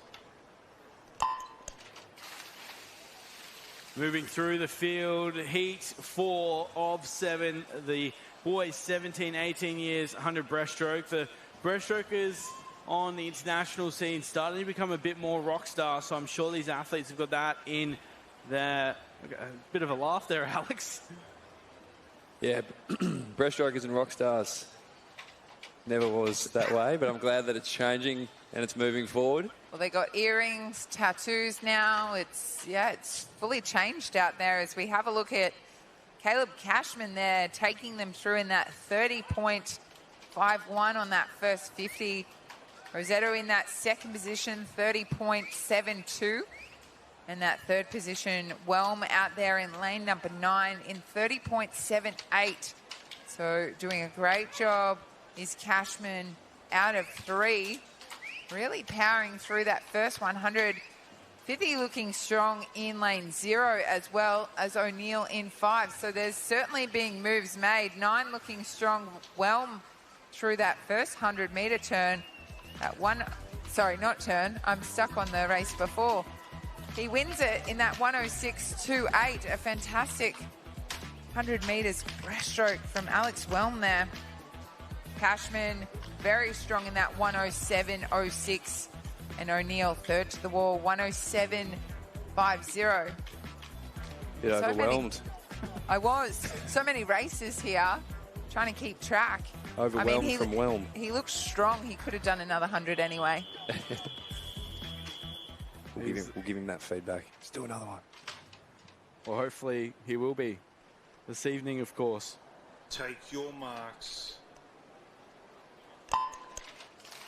Heat 6 hits the water, though, as we move to the penultimate heat of this event, 79. You're sitting in the middle of the pool. You can see that famous cap of Rackley. Sorry, I'm a heat ahead of myself. That is MLC Aquatic. Those caps don't look anything like each other. But lane 4 representing now for MLC Aquatic confirmed. Indeed. Trophy machine moving through very nicely, 30.5. As a field, he's separating himself there. Stroke rate's up. It's a good shot as he's moving through the center of the lane there in lane 4. He looks like he's losing his cap there, Alex, ever so slightly, and it's definitely gone now. Trophy machine lost his cap. With 15 metres left to swim, it's Trophy Machine versus Jones in 3. Jones has the momentum, and he does get his hand on the wall in that 105.70. Trophy Machine in that 105.89. Knight, third to the wall, 107.30. I wonder if he didn't lose his cap, whether he had the momentum to get him to the wall first there. He'll settle for second position as Jones will take the lead in that 105.70 in front of Trophy Machine, that 105.89. As that was heat number 5. We move along now to heat number 6. He was just we just wait for that cap to be picked up. I think he was a bit upset that I got his cap wrong and decided to ditch it mid-race. He wants to join another team there. Trophy Machine. Good name. It's a great name. I wonder who's going to get the cap, though. No one's moving. Doesn't look like he wants it. No. He's had enough. He spat the dummy with it. I mean, I'll jump in and get it. It's quite hot here at the Gold Coast Aquatic Centre. I'd love a swim. These races are making me so excited that I could probably get out there and really smash out something probably not as amazing as these age groupers, but... If there was a banana lounge out there, just floating, I think that'd be me. I'm not sure I'm into the racing. We'll have to talk to the powers that be to introduce that event next year.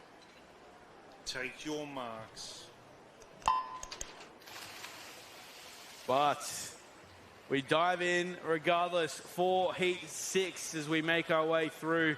Heat 6, of course, now in the water, not the heat prior. And we are making our way through the 25-metre mark now with Rackley's Clark Painter in for Scarborough Beach in the middle of the pool. But there is a fielded cross as they come into the first 50. I think Mitchell Clark actually managing to make his way over the obstacle that was the cap from the previous heat. But Cartman will lead us through ahead of Clark, just 0.1 separating them.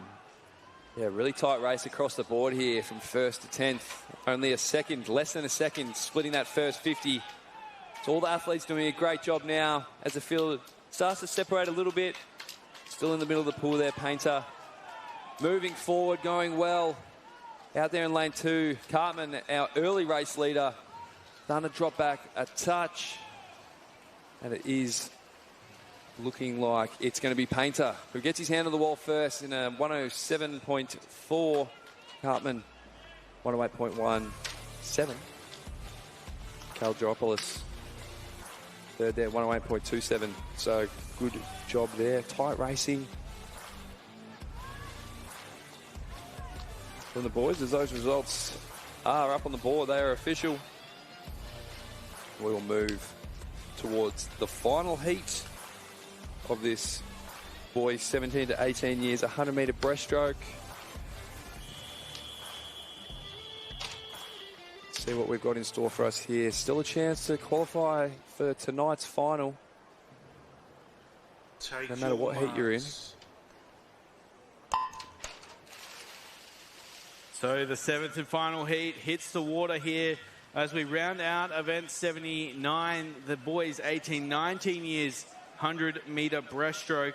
As we look through the pool, we can see Bo Matthews, SB9 athlete, so he raced the MCH championships as well. He was absolutely immense at those champs. He took the 100 breaststroke gold in a 1:10.25. He was big in the 100 free, 100 fly, and the 200 IM, so clearly a versatile athlete with some work to do at the 50-meter mark, but he's had a big week, so it's understandable.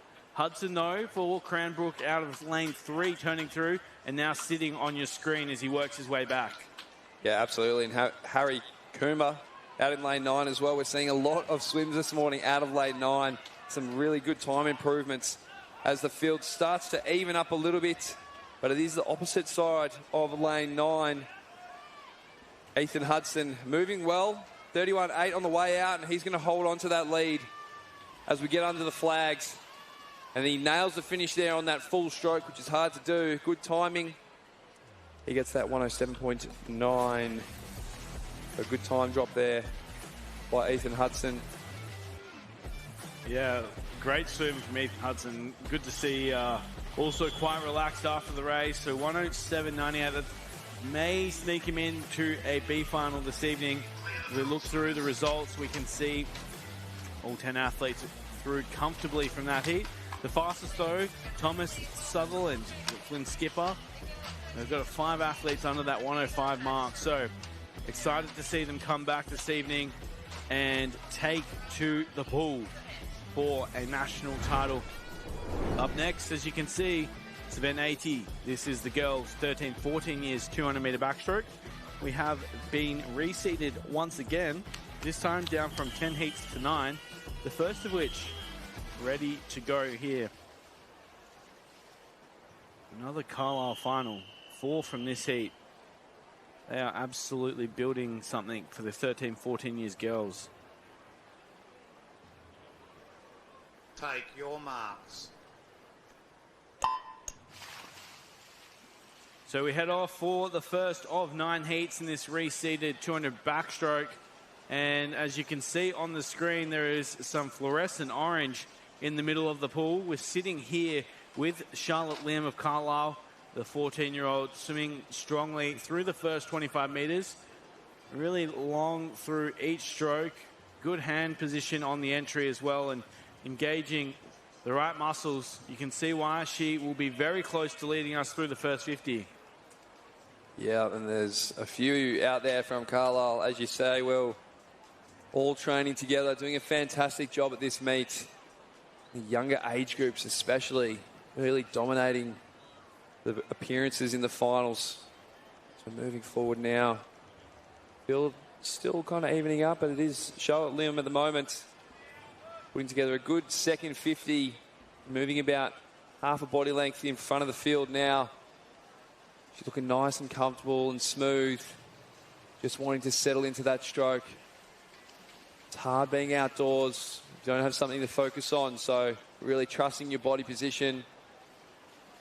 Maybe sitting a little bit closer to the lane rope just to get a feel for where you are in the water. You don't want to be hugging it too tight, though, as they're moving forward. Mia Hu, her training partner, and Lexi Mulcahy, all from Carlisle, having great swims here. Sure they'll be doing laps and laps and laps together. Sure they're great friends as well, being from the same squad. But it is Charlotte Lim who's put the hammer down on that third 50. She's going to move through with a substantial lead in heat number 1, looking to qualify fastest for the final tonight. So Charlotte Lim didn't swim earlier in that 400 IM, saving herself for a great 200 backstroke here this morning. She's doing a great job of this. Her time in the program, that 2:17.63. So really firing here as she's just caught on that lane rope on that right side, coming down almost under the flags now. So you can see those flags moving. So just a little adjustment on that finish to get on the wall right.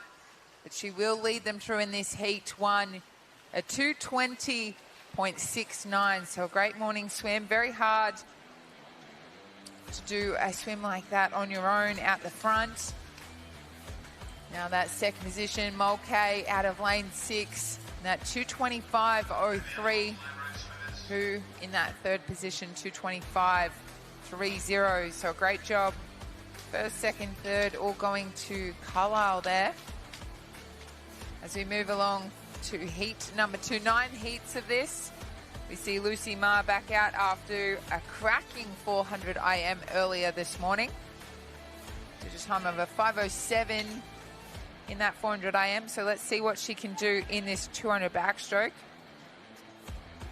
Charlotte Lim's got 3 seconds over the next qualifier, Lucy Ma. So that 2:20.67 sometimes can be a hard morning swim to really push yourself. So hopefully for Charlotte Lim, that felt quite easy and quite relaxed, and she was able to find some good rhythm. She had a great second 100, so really was able to drop from that second 50 into that third 50. She dropped time, and then again in that last 50. So I'm sure she's got more in the tank for tonight, but it will be quite a battle between Charlotte Lim and Lucy Ma, our second fastest qualifier in this next heat coming up. We're just waiting for those results to be official.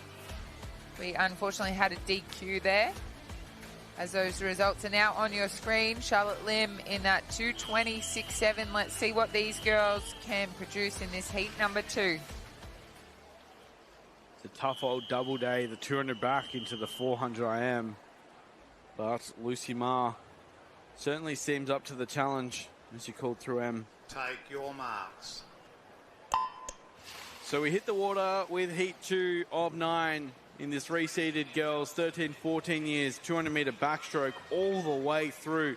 Underwater is Carol at the top of your screen there for Lawrence, and making the most of that momentum as we go through this opening 50. You're sitting with Ma and Bethel in the center lanes of the screen currently as they show off their fantastic technique, but it is still going to be Carol leading us through for Lawrence on the first turn.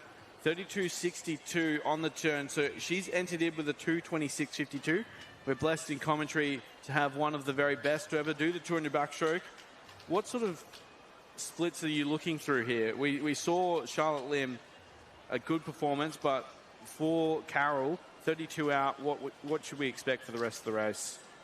I think it really depends on where your strengths lie, whether you are a speed athlete that can use easy speed on that first 100 meters. For me, I was more an endurance athlete, so I know I had more in the tank at the end. So for me, it was about saving myself almost a little bit in that second 50 into that first 25 of that third 50.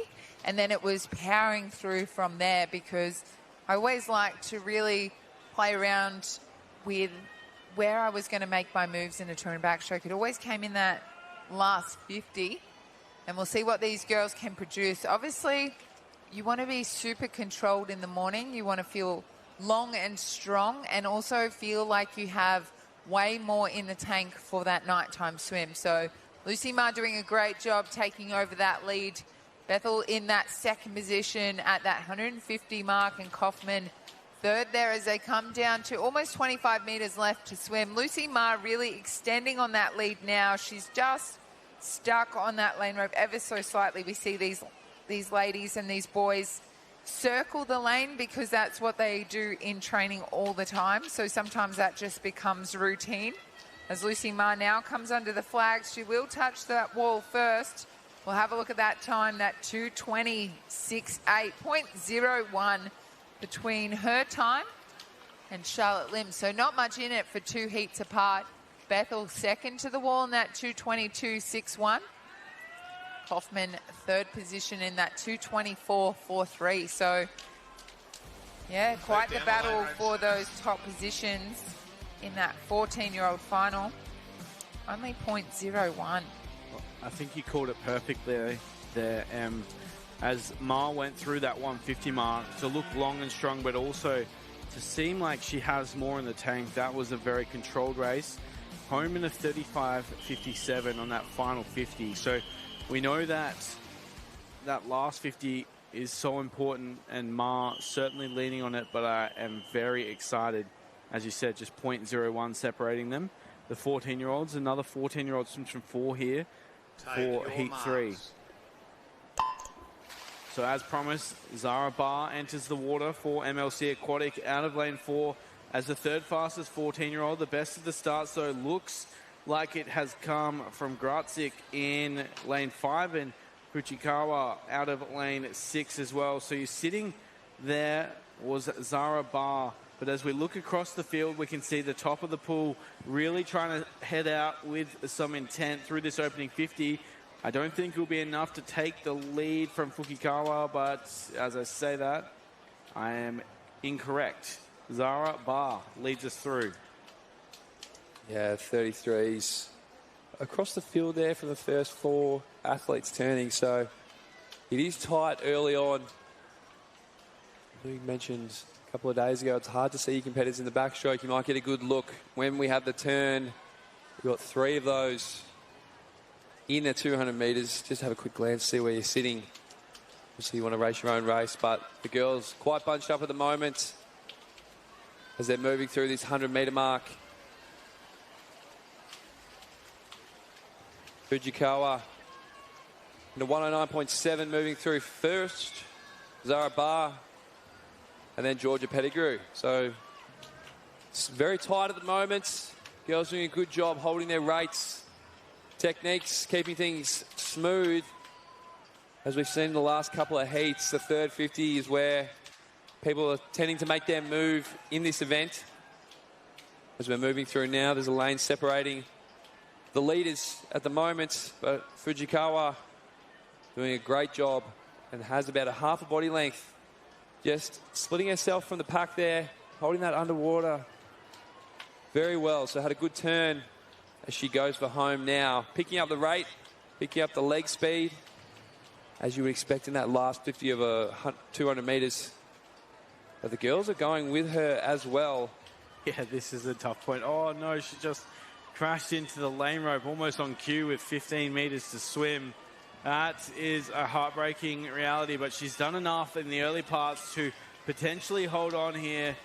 Fujikawa just sliding out and will finish in third as Pettigrew and Barr flank her on that last 50 to come over the top, rounding out the top 3.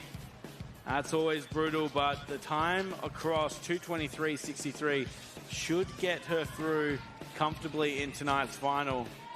But a fantastic swim, as you called through, Alex, by Georgia Pettigrew of St. Peter's.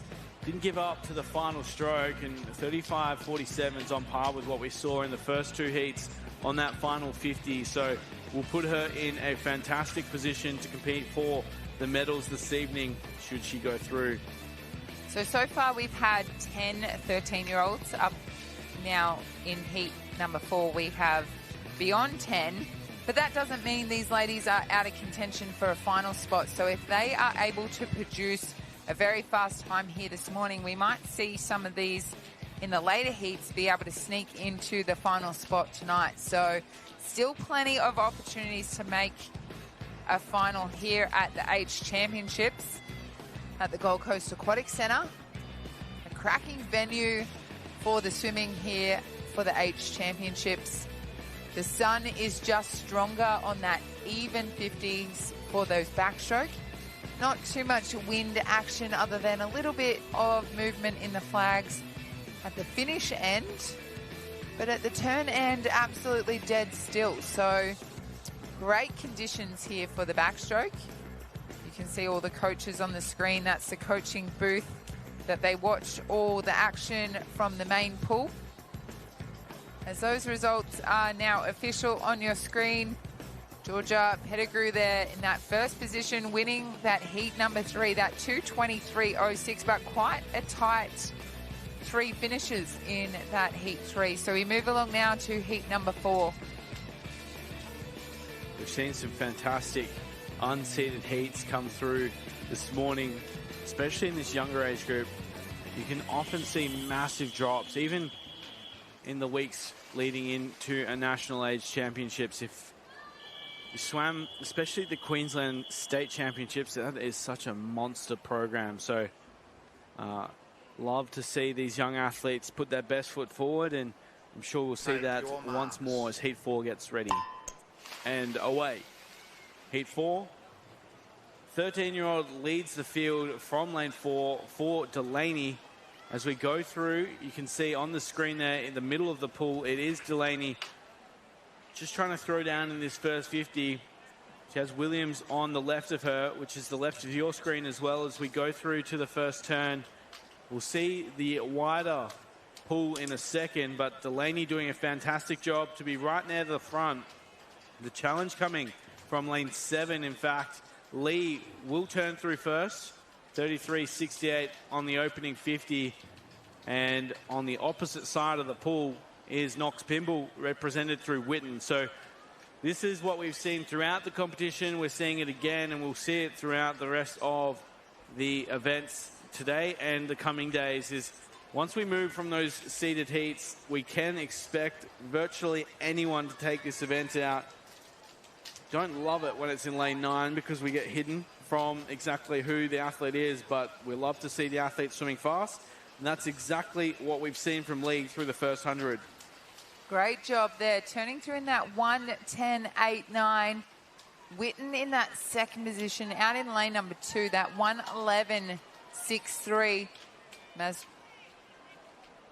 Great job, Lee, our visitor. So like you said, Will, those visitors really need to put their best foot forward in those morning swims because only 2 of them can return for the final. As those girls come to that last 50 metres now, the all-important one of holding this race together. Lee holding strong in 7, but the battle with Witten in lane number 2. So turning through in that 1:49.00. And Witten in that 1:50.19. As Boot there in that third position, 1:51.60. 25 metres left to swim. Hold this race together, girls. You've got it. You can do it. As they come down, the all-important stroke rate's going to come up here. Those legs have to really be working hard. Doing great is Lee from lane number 7. She's coming under the flags now. Witten with a longer stroke. And looking strong onto the wall is Lee. She will take out that first position in that 2:26.06. What a time for Lee in that lane number 7. Absolutely smashed that first 100 and was able to hold on strong. 37.06 on that last 50. As Boot there in that second position, 2:28.13. And Witten holding on for that third position on the wall, 2:28.26. Fantastic across the board as you called through for Lee, dropping 4 seconds off her entry time. Exactly the way that you want to see Heat 4 attack these events as we continue to move forward. Of course, we're waiting to see who will head to the final this evening, both the girls 13 and 14 years 200-meter backstroke. The combined age group events, a new initiative introduced for this year's championships, and you'd have to say an overwhelming success as we have the results now on the screen for that Heat 4, and it is as it was. All 10 athletes through comfortably. Have a look at some of those records that there are standing for the 13 and 14 years girls.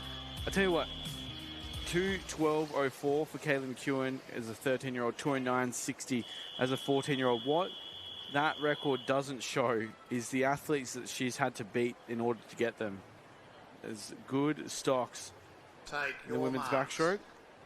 No surprise at all. As we head here to Heat 5 of 9 in this reseeded event, Vander Westhuizen in lane 5, sits on the left of your screen for Chandler.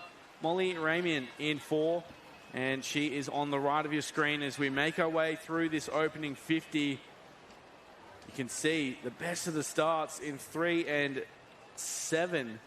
Once again, those outside lanes leading the way through, and a battle in 2, 3, and 7 for the first wall. Always, there you go, dead heat, 33-55. Not often you see that, but very good effort there. And it is, as we get down outside of these seeded heats, it is the outside lanes that are tending to drop some time and get under their PBs. So the girls doing a great job so far. Clayton and Miet over there in lanes 2 and 3. Starting to break away from the pack just a touch. Tiffany Miet moving through nicely, getting under those flags now from Melbourne Vic Centre. Famous club based out of Victoria. Had some great swimmers come through Melbourne Vic Centre.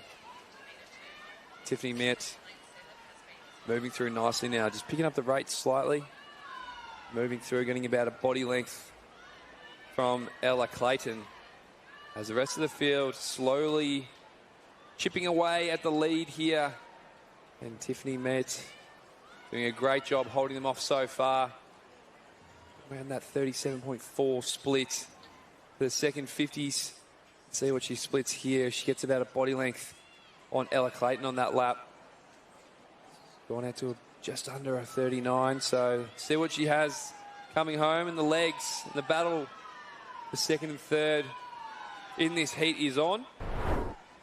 Sienna Schmidt out there in lane 8 putting together a pretty tidy swim as well. But Tiffany Miet, as we see on the screen there, moving through nicely.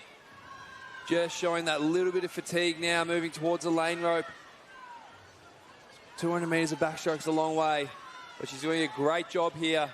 And out there in lane 0, Chloe Zhang really firing off a fast last 50 as well, but it will be Tiffany Miet who gets her hand on the wall first in a 2:29.1. Chloe Zhang coming in that 2:20.44. From the wall, swimmers. A great job there from the athletes. Really solid swim, well paced. Tiffany Miet made her move on the second 50 and didn't really look back. Big smile as well, which you'll have to see with another personal best coming to take out Heat 5. That was Melbourne Vic Centre, as was called through. Great result for the Victorians with Tiffany Miet on the wall first. Heat 6 now enters the water as they get ready to start their 200-metre account. Again, a really strong showing. Middle of the pool from 14-year-olds, flanked by 13-year-olds either side. Off and racing now is Heat 6 of 9 in this event 80. We sit in the middle of the pool. We can see Inez and Went of Palm Beach and Surrey Park, and the wider shot now showing where the field sits. We saw Miet just fade into the lane rope on that last lap. This 200 backstroke can really take it out of you. Looking strong is Wet in lane 5, but Innes in 4, really battling with each other there as they come to that first turn there. Innes in front, 34.10, 34.33, and Ashmore in that third position, 34.93. As they settle into the race now, this second 50, they just let go ever so slightly of that rate of those legs as they wait to build them back up for that third 50 and all-important last 50. But Innes doing a great job of powering through on that second 50 here as she comes through that to that turn now. She turns through in that 1:11.29. Went in that second position, 1:13.12. So a great battle for these girls, but it looks like Innes has just pulled away from the rest of the field. And she's really relaxed into her rate there. She's sitting quite nice in the water, very balanced coming into that last turn. A slower stroke rate than the rest of the field out there. Just holding on to a beautiful long stroke. Her legs, they're still kicking, but it's ever so slightly a bit more relaxed, as we'll see if we see a build here on this last 50. She turns through in that 1:49.24. Clemenshire in that second position, 1:52.83. As you can see, those legs have been brought in now. That stroke rate is ever so slightly raised. 25 metres left to swim. It's her race. She is really powering to the wall. Her best time in the program, that 2:32.79. We'll see if she can smash that this morning. As she comes down under the flags now, it's going to be a big PB for Sophie Innes as she touches the wall in a 2:25.88. A fantastic swim. And a battle to the wall for that second, third, and fourth position. Clemenshire in that second touch, that 2:31.31. Mortimer third to the wall, 2:31.44. And only 0.04 for that fourth touch onto the wall, which was forward from lane number 8, 2:31.48. Fantastic job from that heat number 6. As we have a look now, heat number 7 of 9. Getting ready to jump on the blocks, or in the water, onto that backstroke wedge. It's always so hard to actually say what the best way to start the backstroke is. Have a look at those fans up there. They've printed out faces of a swimmer. That were just in the stands, printed out faces of that swimmer, and they were holding them up over their face. So very cool to see all the fans bringing the goods here at the Gold Coast Aquatic Centre. As we move now to heat number 7. 9 heats of this. Looks hot out there. It does look hot. Finding that shady spot. Make sure you got your sunscreen on. Take your marks. The long hole, but we're off and racing here in heat 7 of this girls 13-14 years. 200-metre backstroke from here on out, just the 13-year-olds in action. What a start out of lane 2. That is Velchovsky leading the way for propulsion. We sit here now with Molly Eaton of UWA West Coast opening this account from lane 4, but exploding off the blocks was Velchovsky. Now joining her, Demamiel of Karoa. Those two will turn through first and second in vice versa order. Demamiel taking the lead on the turn, looking really confident out the front of the race. As we've seen throughout this 200 backstroke, it's not always the fastest stroke rate that takes the win, but sometimes a longer stroke can actually be more efficient for the 200. Yeah, absolutely. Just holding water really well and moving through nicely, just looking smooth, and that is quite often the way to do these backstroke races, just keeping it long and smooth, making sure you're not over-kicking as she turns in a 1:11.4. Emmy Damiel in second at the moment, 1:12. But it is Velchovsky moving through nicely. Trying to understand where she is in the water, just sitting next to that lane rubber touch, but moving through really well, not in any contact just yet. And the other girls on the other side, Demamiel and Needham, moving through nicely as well. Needham putting in an especially good third 50 here. But Velchovsky will lead us and take us home.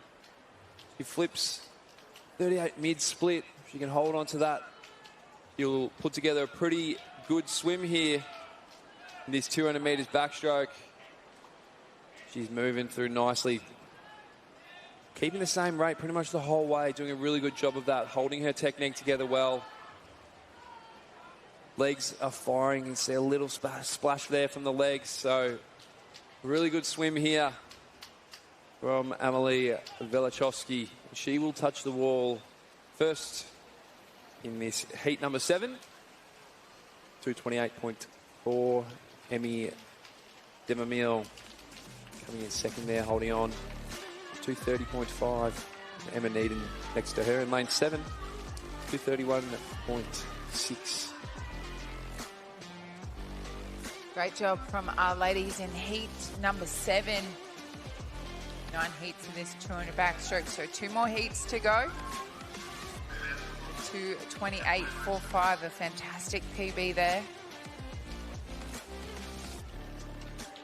As those ladies just move away from the starting end for our heat number 8 to jump in the water. So all these girls sitting around that 2:35, 2:36 range. So there's only a second between all competitors in this heat. All 13-year-olds. So fantastic for our youngest age group here at the championships to get up and have a really nice swim. As we have a look at that warm-up pool, this is what makes the Gold Coast Aquatic Centre a step above most other venues, is the numerous amounts of pools for the athletes to warm up in. They have a 50-metre pool, they have a 25-metre pool, they also have the dive pool, which is 25 metres, and even an indoor if they're feeling a bit chilly. So fantastic venue for these athletes and gives them the best chance to come out here in the main pool, the race pool, and produce the goods. Stoked to be back on the Gold Coast, as you said, Em. Fantastic facility, but fantastic partner as well of the 2026 Australian Age Championships.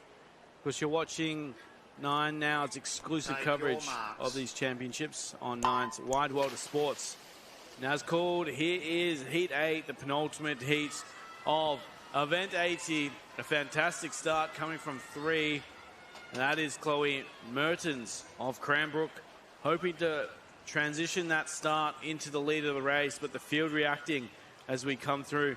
And somewhat question on notice here, but as we're in Heat 8 of 9, what sort of time do you think is going to come back for this evening's finals? It will be quite tight this evening to see those top 10 spots be going. Obviously, we saw a lot of 220s from those 14-year-olds. We see a lot of 226 from those 13-year-olds. So it will be very tight, but just because these swimmers are in this heat number 8 doesn't mean they don't have a chance. So Ladro doing a great job leading them through at that first 50 in that 35.84. Second position, Batar there out in lane number 1 in that 35.87. And Cutler in that third position in lane 4. So you can see these ladies really struggling out there with the sun. It's very bright for these athletes. Tinted goggles are a must. As Cutler turns through first there in lane number 4 now, taking over that lead in that 1:13.60. Batar in lane number 1, still holding on for that second position in a 1:15.05. And Mertens in 3, who had that cracking underwater off the start, that 1:15.45. So we'll see what these girls can do in that last 50 coming up. But looking strong out there is Cutler in lane 4. Betar's still doing a great job from lane 1. Very hard to do out there. She can't see anyone around her, but having a great battle to the end. Yeah, they are working hard all the way through. Who will take Heat 8? As was called, Cutler and Batar, the only ones in contention as they come down. Oh, sorry. Forgetting, of course, Gaudry in 6th with a late push, but it should be relatively stock standard all the way into the finish now. Anderson Cutler has done a fantastic job to touch the wall in first there, 2:30.55. So as the 13-year-olds go, that will be very close to being in consideration for this evening's final. Gaudry in second there, 2:32. Batar rounding out the top 3, just fading slightly on the touch there. A big smile from Hunter. That is Addison Cutler on the screen and enjoying the screen time. Very well deserved after a strong performance in Heat 8 with 1 heat still to come. 2:31 there, the fastest through in the next. Oh, there are those faces you talk about. Great support up in the crowds. I'm sure going bananas.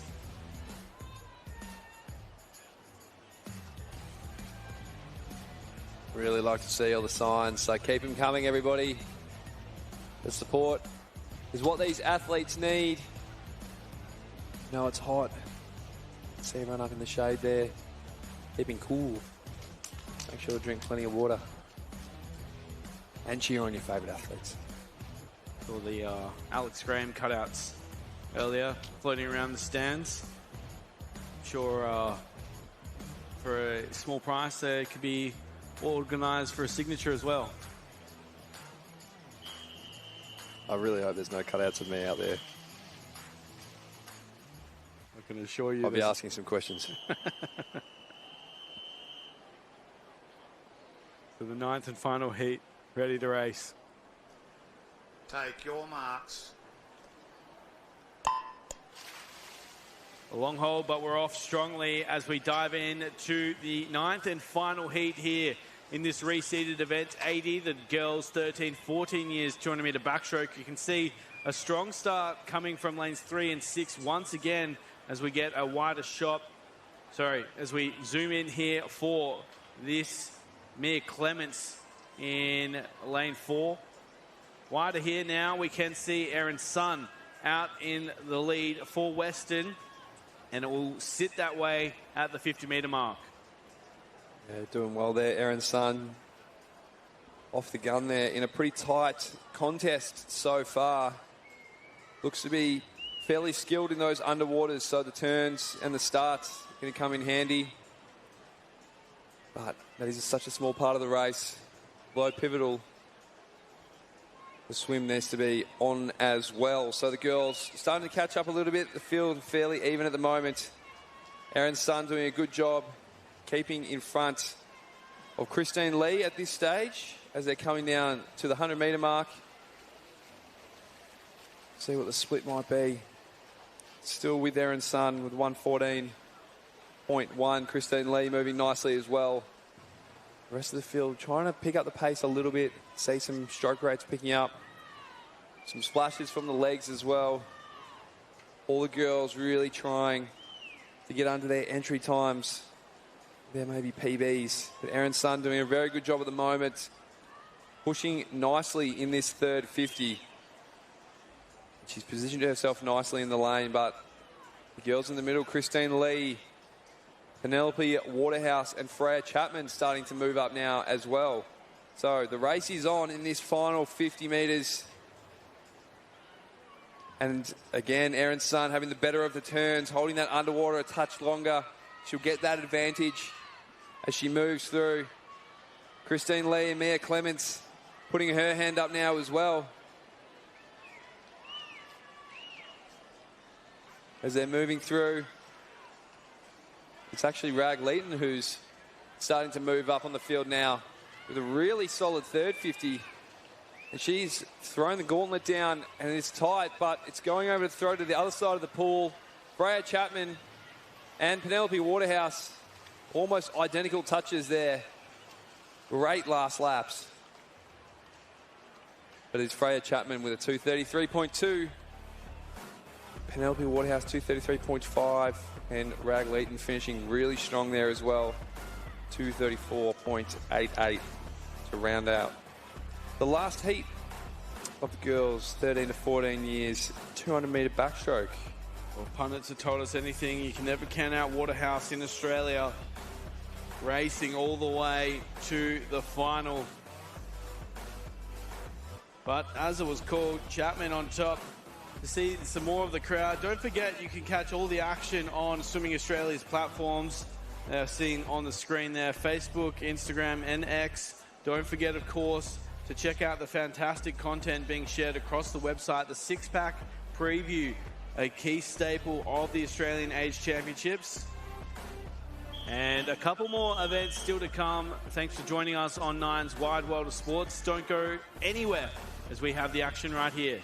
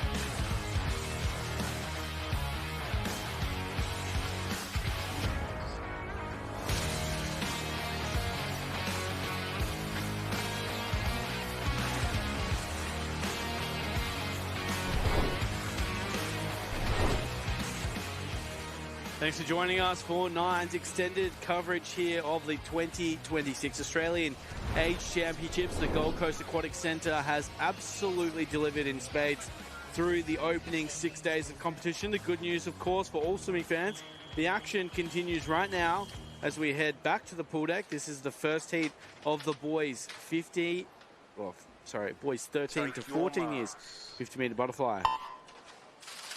And they hit the water swimming strongly. The first heat, swimming strongly now. The best of the starts, James Pilbeam out of Norwood in lane 3. He's up against it here as Tay swims out of 4. Stubbings, Greyjoy, Scott Brown across the field.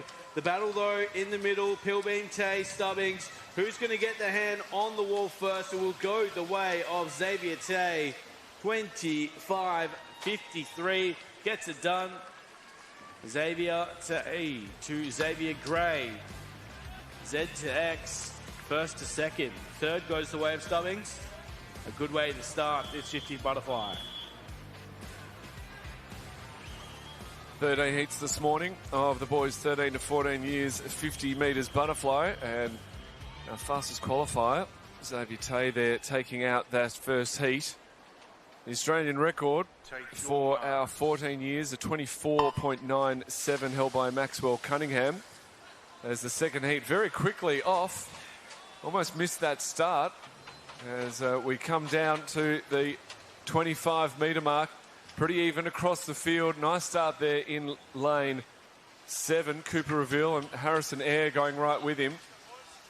The middle of the pool now coming through. Jacob Samokin is doing literally that onto the wall. 25.80. So nice time there. And these times are vitally important. That's what the heats are all about. Getting out, putting yourself at the top of the pile and giving yourself the best chance for a night swim tonight. Samokin reminds me of the movie The Mask with Jim Carrey. I think we're all thinking it. Take your marks. They're away, heat 3 of the 50 fly. In the middle of the pool, Isaac Ishmael, we saw him this morning dominate the IM, and his fly looked fantastic. So I'm expecting a fairly solid performance from the Victorian right now, and it is Isaac Ishmael moving through. He's got about a body length on the rest of the field, finishing on a full stroke there. Good to see with a 25.13. Dominant swim there in the third heat. Fastest time was seen this morning.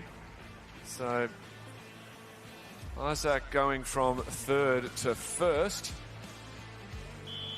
And he'll definitely be right in the centre of the action in tonight's final. So top 10 13-year-olds going through the A final, next 10 to the B. Same with the 14-year-olds. So there'll be 4 50-metre swims tonight. Take your marks. Let's see who may join those athletes this evening as Heat 4 hits the water. We're sitting in the middle of the pool with Wang and Kim. As we go wider, we can see the best of the starts was actually Richardson out of lane 1 for Woden Valley. Richardson holding on here with 15 metres to go. As we zoom in, we can see him just skipping atop of the water. That's what we like to see. The challenge, though, on the far side, and it goes that way. Gardner, in fact, getting the win for Novocastrian, 26.93. So fast, we almost missed it. A little bit of a porpoise there. Couldn't get enough of the butterfly. Decided to become another one. Richardson second. Third goes the way of Wang in the middle of the pool. The results now official as we get ready to compete for those top 10 positions. A final, B final as well, and turn our attention to Heat 5.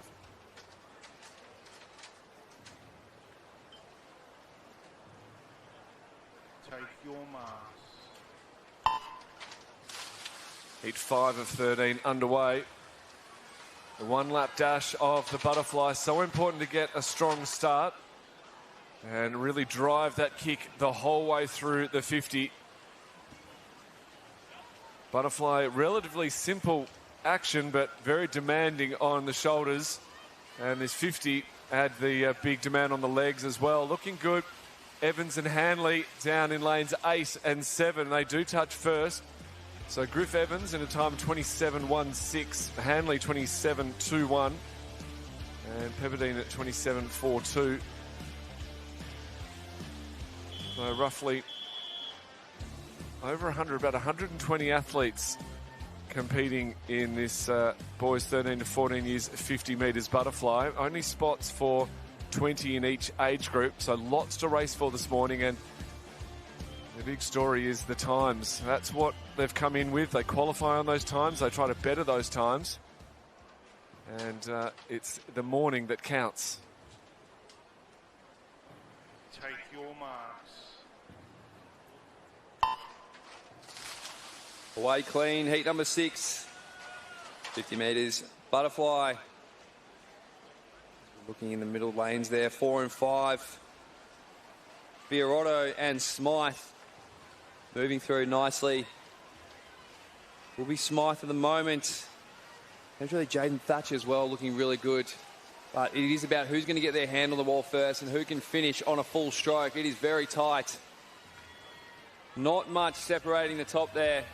Archie Smythe, 27.66, and we've got 2 on 2. Jasper Fiorotto and Jaden Thatch tying there on 27.74.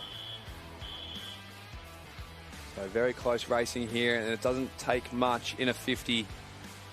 Something might be a little bit off, like a finish or something. Could be the difference between making a final and being reserved.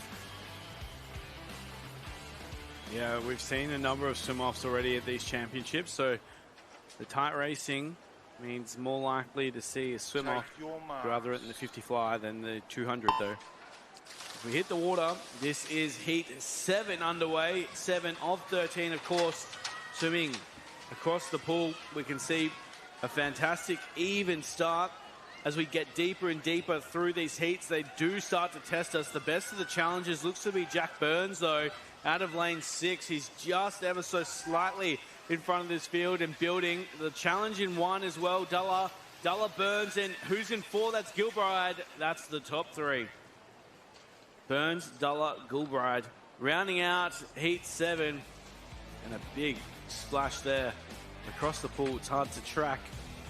I think that was Party. But we have our confirmed results. It is all good for the 10 athletes. Burns gets through as the fastest, 27.67.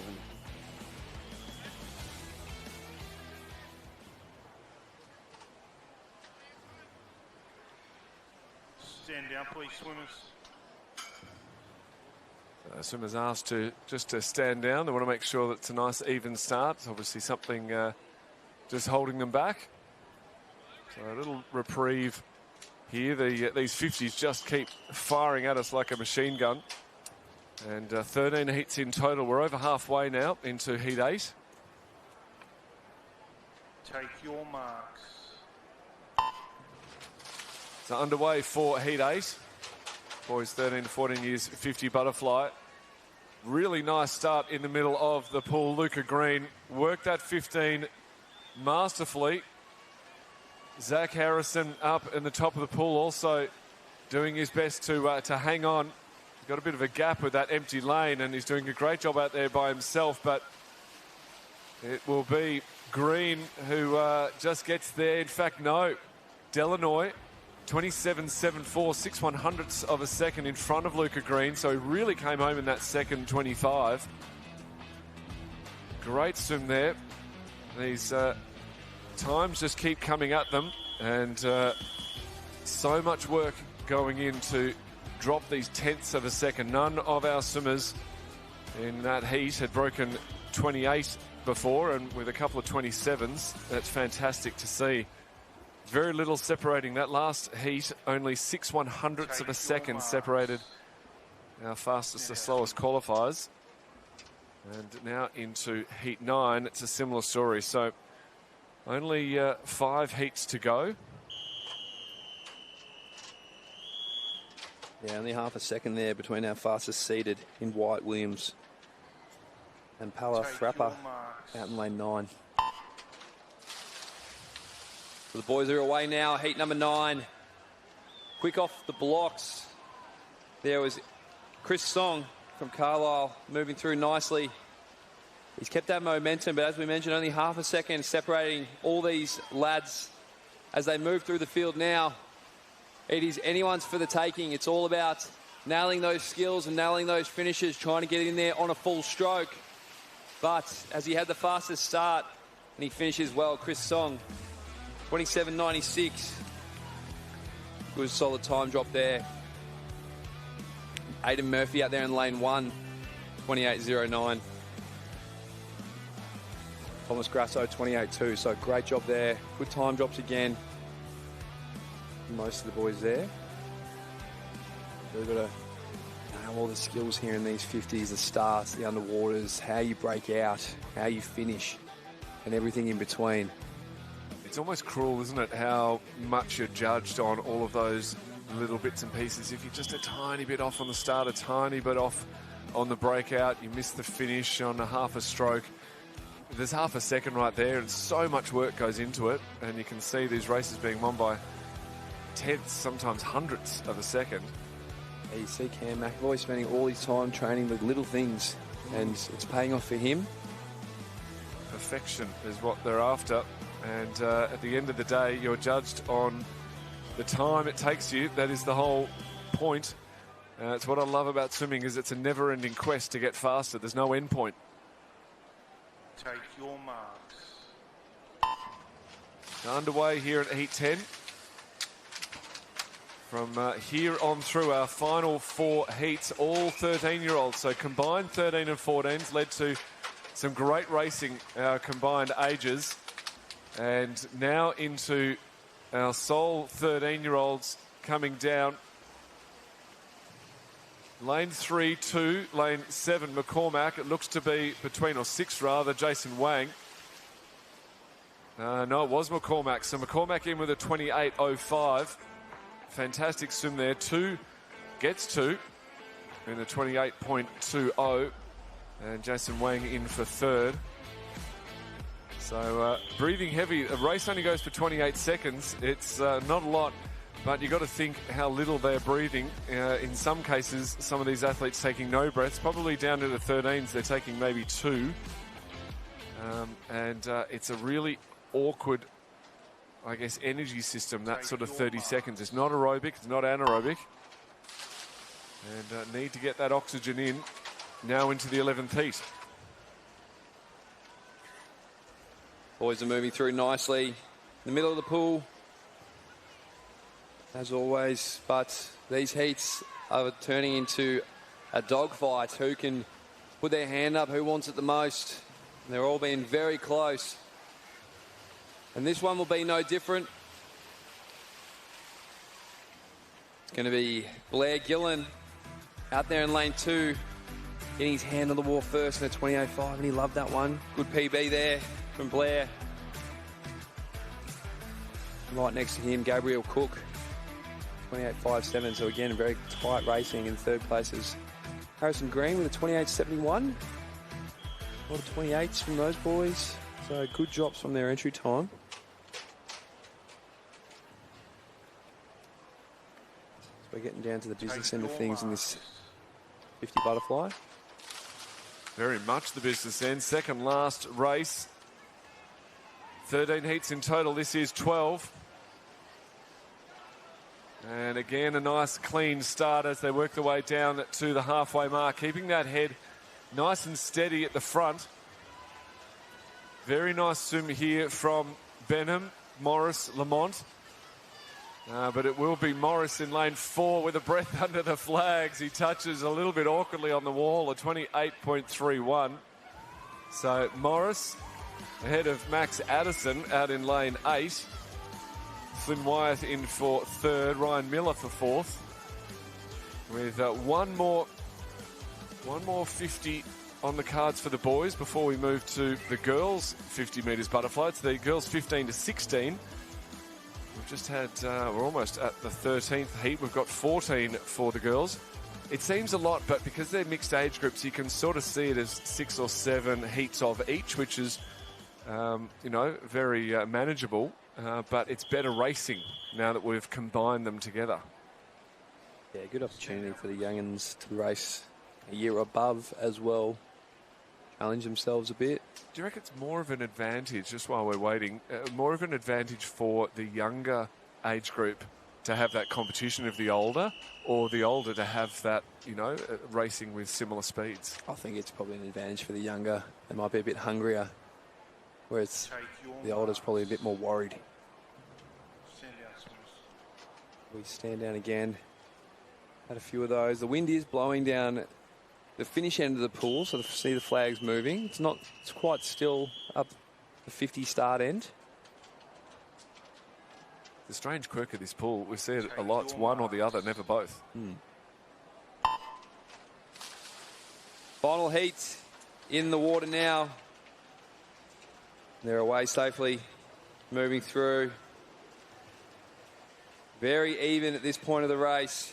Out there in lane number 1, Josh Gregory putting together a great swim here. He's moved forward by about half a body length on the rest of the field.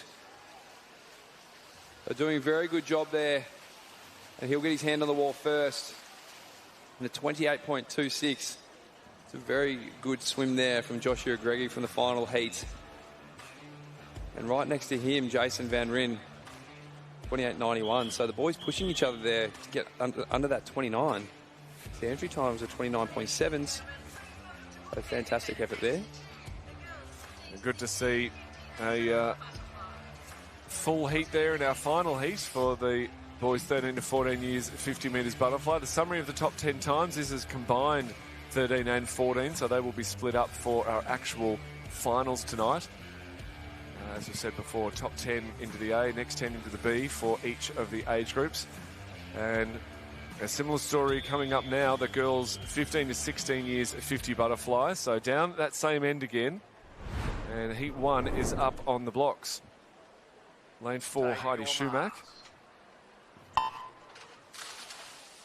Schumack, your fastest qualifier and the fastest reaction off the block.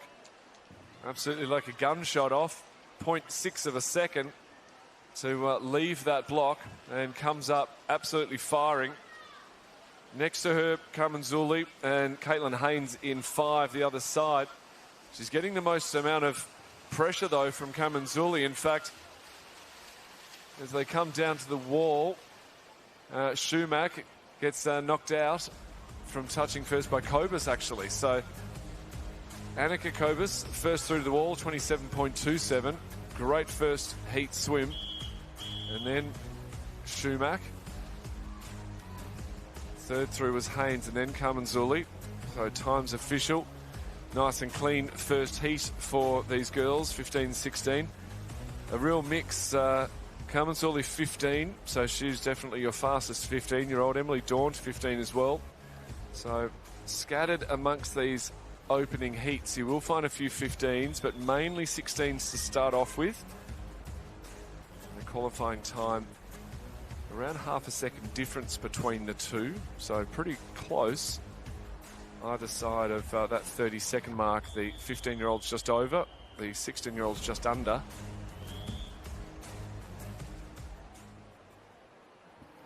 Hit number 2 on the blocks now. Take your marks. Heat 2 of the 50 butterfly for the girls, 15, 16 years. In the water, got a couple of 15-year-olds in here, Caitlin Keating, Olivia Shulman. But it is the middle of the pool here.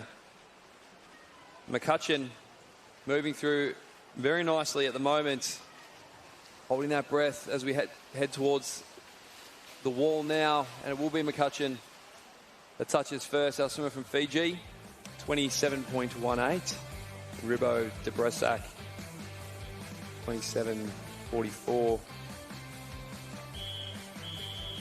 Good drop from the entry times there as well. Getting down there. 27.1. That's a quick time. The Australian record, 26.6. It's only half a second quicker, Brianna Throssell. Take your marks.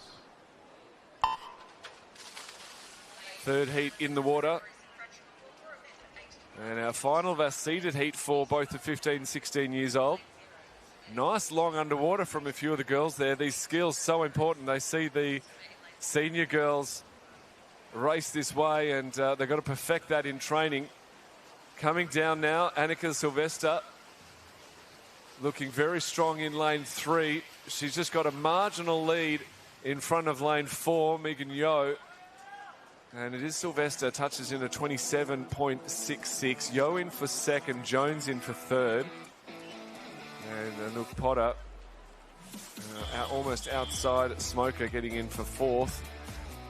So 3 heats down rather. Our third seeded heat. We now move into the non-seeded heats. So Yeo there was our third fastest qualifier coming in. Now we're ranked much closer. So only about a third of a second separating the middle of the pool from the outside in this fourth heat.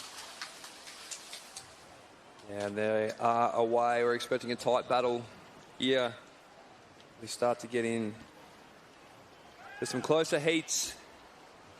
For 14 heats, lots of times down and looking for PBs. The girls flying down the pool. And out there in lane number 3, Katie Van Deventer looking pretty good at this stage.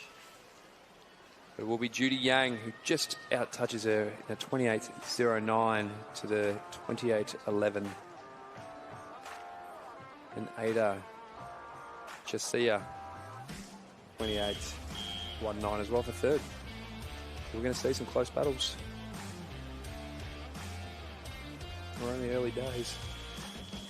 Heat 6 now up the block. Occasionally we walk up and down the corridors and pass all the swimmers as they go through. It's a real mix of elation and reflection after these races. All battling for the fastest times they possibly can, trying to perfect everything, especially in these quick 50-metre battles. You've got to get the start. You've got to have a nice, smooth stroke. The stroke rating, the rate at which they roll their arms over needs to be bang on. The amount of breaths you take all counts towards your final time. And now coming into the wall, it's Cairns right in the middle of the pool. She touches in a 28.10. Great time there from the fifth heat. Second through Crouch. Caitlin Potter in for third. And then Mackenzie Hall all the way up in lane 0. Less than a second off the winner, getting in for fourth. So it's a great swim from the outside. But it's all about personal bests, and that's what the swimmers talk about. As soon as you ask them how they go, oh yeah, I got a personal best by half a second, or I was only 0.1 over. It's all about those times, and that's what we're here for. Every year you expect our swimmers to get faster and faster with more experience, more training, and this is where it all starts for our young ones. These 15, 16-year-olds have potentially done a couple of national championships before, so they've got a bit of experience on their side. And going for those personal best times to take them back, wear them as a badge of honour almost in training, saying, yep, I was at nationals, I saw my personal best, that's what we're here for. Absolutely, and it's hard to do it in national champs. You got a lot around, new environment, lots of athletes in the warm-up pool, bit of nerves. Even if you know this pool, it looks so different with all the banners and advertising around. It looks really special. Yeah, for sure. A little bit more hype, cameras, coaches, crowd, lot to contend with. So really good to come in and do a PB.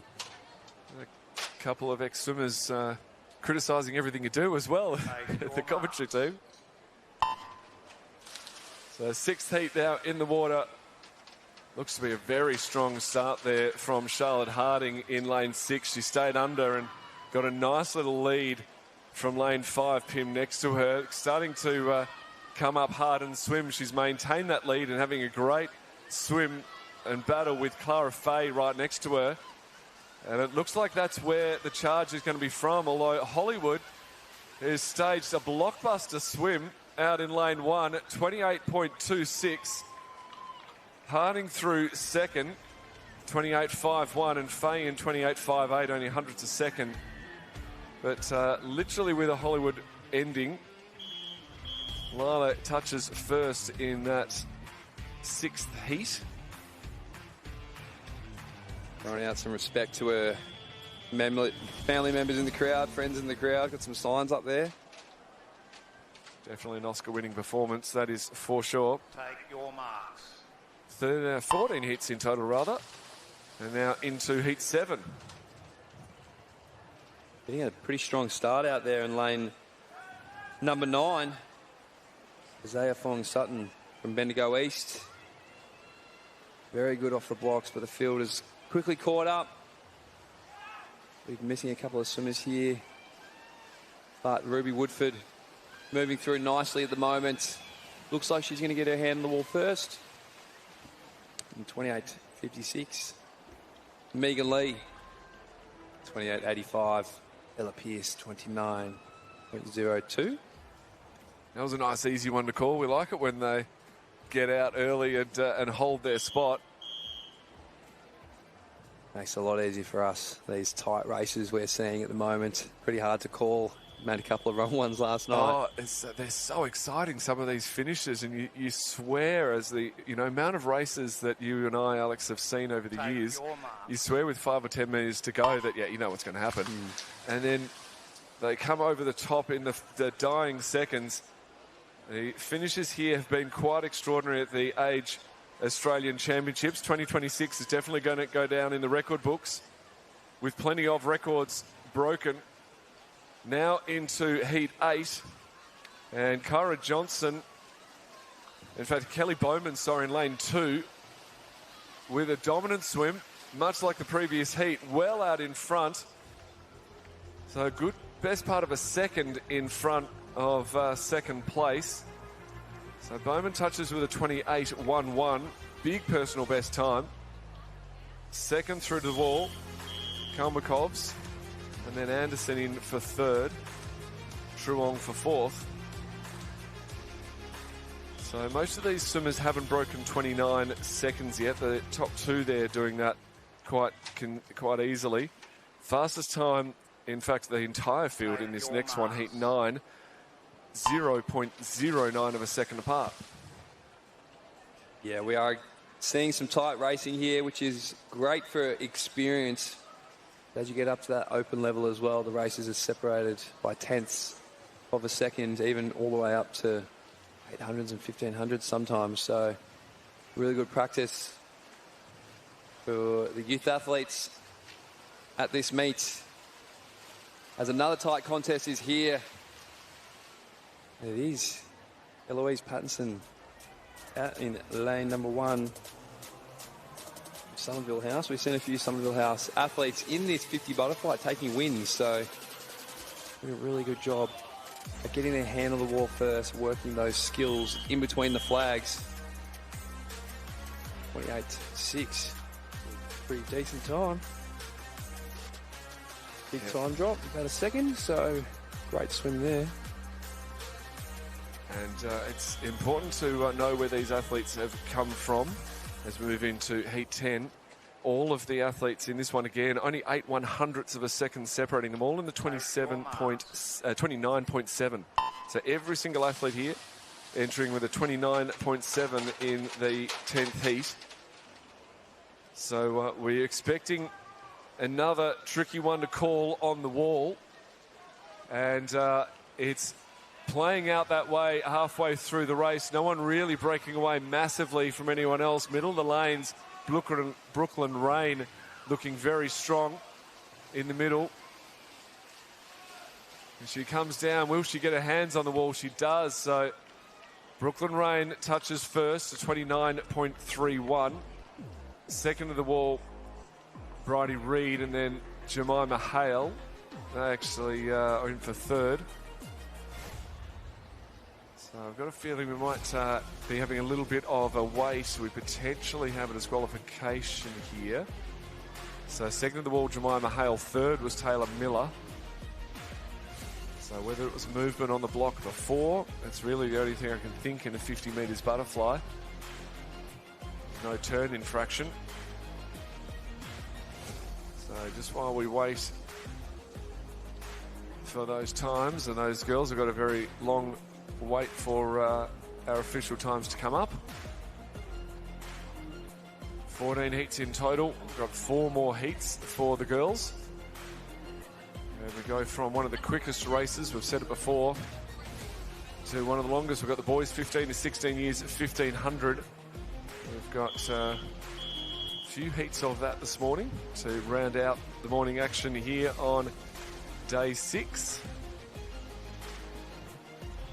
So time's now official, and there was a disqualification infraction report. Take your mark. Heat 11 now. Heat 11 in the water. Really strong start out of the middle of the pool there. I think it was Mia Tongala from New Zealand. Got off the blocks really well. She's moving through nicely. Got about half a body length as the rest of the girls claw their way back into contention. And it is lane 2 and 3 and that side of the pool that are moving well, but Mila Tongalia doing a fantastic job there, leading straight off the gun, really solid underwaters. Went almost to 15 metres just off the start, 28.77, so really good. Dip under that 29 second mark there in the later heats. Need some good race practice in the skills. It's what we are after with these 50s. You know, they've added the 50-metre events into the Olympic Games from LA. So a lot to chase, a lot of goals to hit. Those results are official. Those times very close, even a tie for 5th, so I don't think that'll lead to a swim off. Often it does if it lands right on the cusp of making a final. It will be. Take your marks. So heat 12 now in the water. And it's Mick Waters up in lane 0. She's doing her best to battle Wong and Buchanan next to her, but it looks like Kazda and Crean in the middle. Probably Crean and Buchanan pushing for the wall as they come down with one stroke to touch. It will be Crean touching first, and then Wong, then Buchanan rather than Wong. So with only a couple of heats to go, these times vitally important.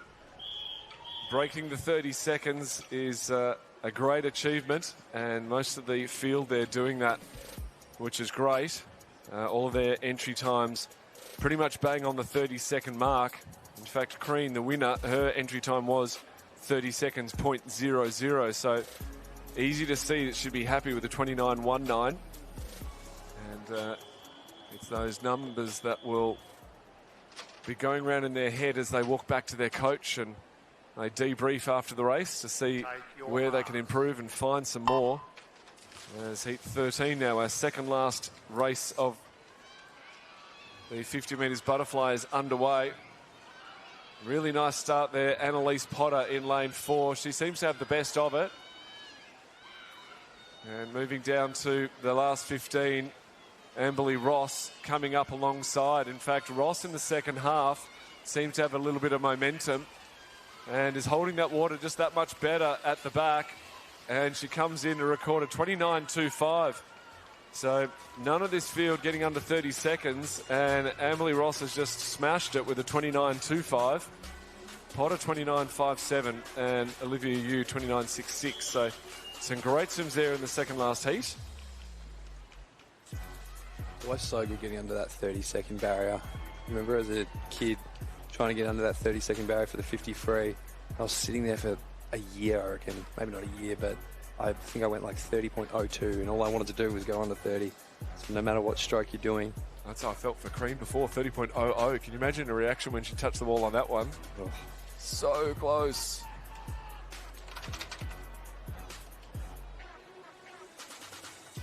One more heat here, heat number 14, our last heat of the 50s.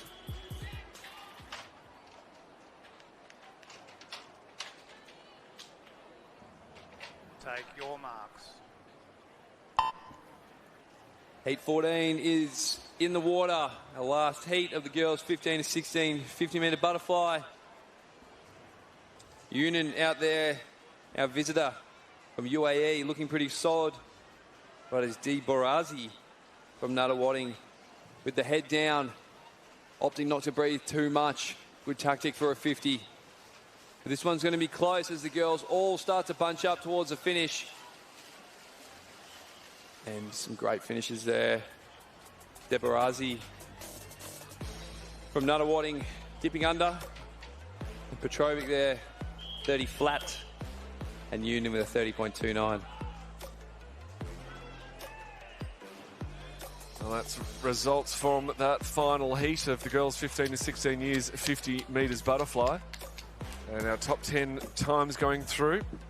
As you know, the top 10 15-year-olds and 16-year-olds will go to their respective A finals, and then the next 10 of each will go to their B finals as well. So 4 50 metres to be filled, and that'll be ranked on their times from this morning. That's why the heat swims are so important. If you don't get them right, you're not fast enough. If someone pips you by hundredths of a second and you're out of that top 20, you've missed that opportunity to come back under the lights here at the Gold Coast Aquatic Centre and race it again for your place and potentially medals in that A final. And speaking of which, we now move into the 1500. So the boys 15 to 16 years, 1500 metres freestyle. There's 3 heats of this. The first heat will be swum tonight. That is the fastest timed final. The other 2 will be swum right now. They will combine the times of all of them to find our age national champion in both the 15 and 16. So the Wearing brothers and looking visitor Pang, but the Wearing brothers, 2 of the fastest competitors tonight. So make sure you join us here on 9 Now. Coverage starting at 6 p.m. for that event. Take your but marks. for right now, it's our second of 3 timed final. So as said, the second heat hits the water here as we get to take on the 30-metre slog that is the 1500-metre freestyle. Also noting the sole 15-year-old representing in this evening's final is Nicholas Tan, the Singaporean. So our medals for the 15-year-olds will be decided this morning through this heat and next potentially as well. And Jordan Tucker clearly aware of that as he goes through the first 50. Yeah, so 30 laps of your best freestyle. We often find the freestylers in the 1500 really trying to find their place in the first 100 or so. And it's exactly what we're seeing here from Jordan Tucker in lane 4.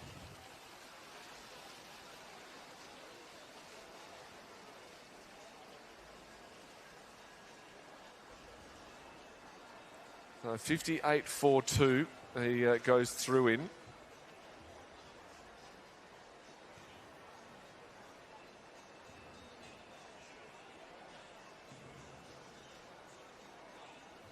Settling into that stroke nicely as they come through 3 laps swum. The 1500 metres freestyle, we've seen it throughout the championships and continuing to be a strong performance. So confirming it is Jordan Tucker just making his way down this 450 currently. For Marion before, we're sitting in the lane. Yeah, this is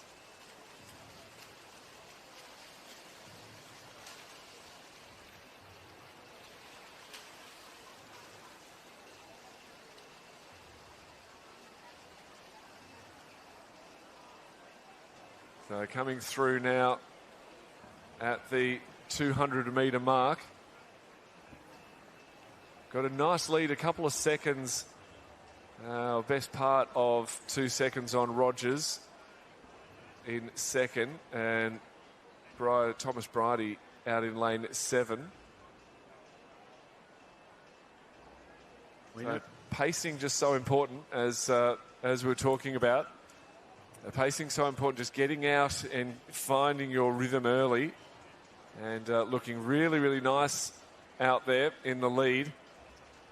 Nice high elbow through the stroke, breathing every 2, and just a nice constant kick. We talked about how important it was to be consistent through this middle part of the race, as we're now a fifth of the way through the race, 20% if you like, with 300 metres down. And the consistency now starting to show through. So the split's going through. We know all the coaches will be on the side of the pool and checking their times, checking their ratings as they're going through. But consistency has been key, and our leader has been swimming 31.5s pretty much the whole way through. So 31.5, 31.5, 31.6, 31.8, now out to a 32.1. So getting out pretty quickly, and now trying to find that groove in a low 32. And it's a very long way to go in this grueling 1,500 metres. And Matt, we've seen Thomas Bridie throughout the championships. He was second in the 800 freestyle behind Wagga Wagga's Andre Labara.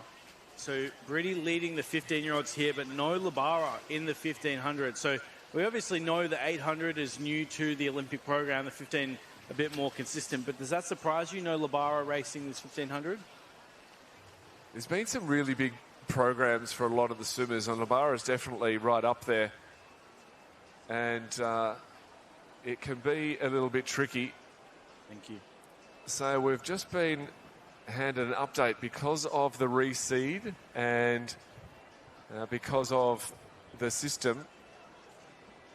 We've just been handed a reseeded list, and we've updated that on your board. So while we've been getting through that last 400, we've been frantically getting that information accurate for you. And now in the lead is Danny Baxter. So we have confirmation on that. Danny Baxter taking them through at the 500 metre mark now. And he's been very consistent through this.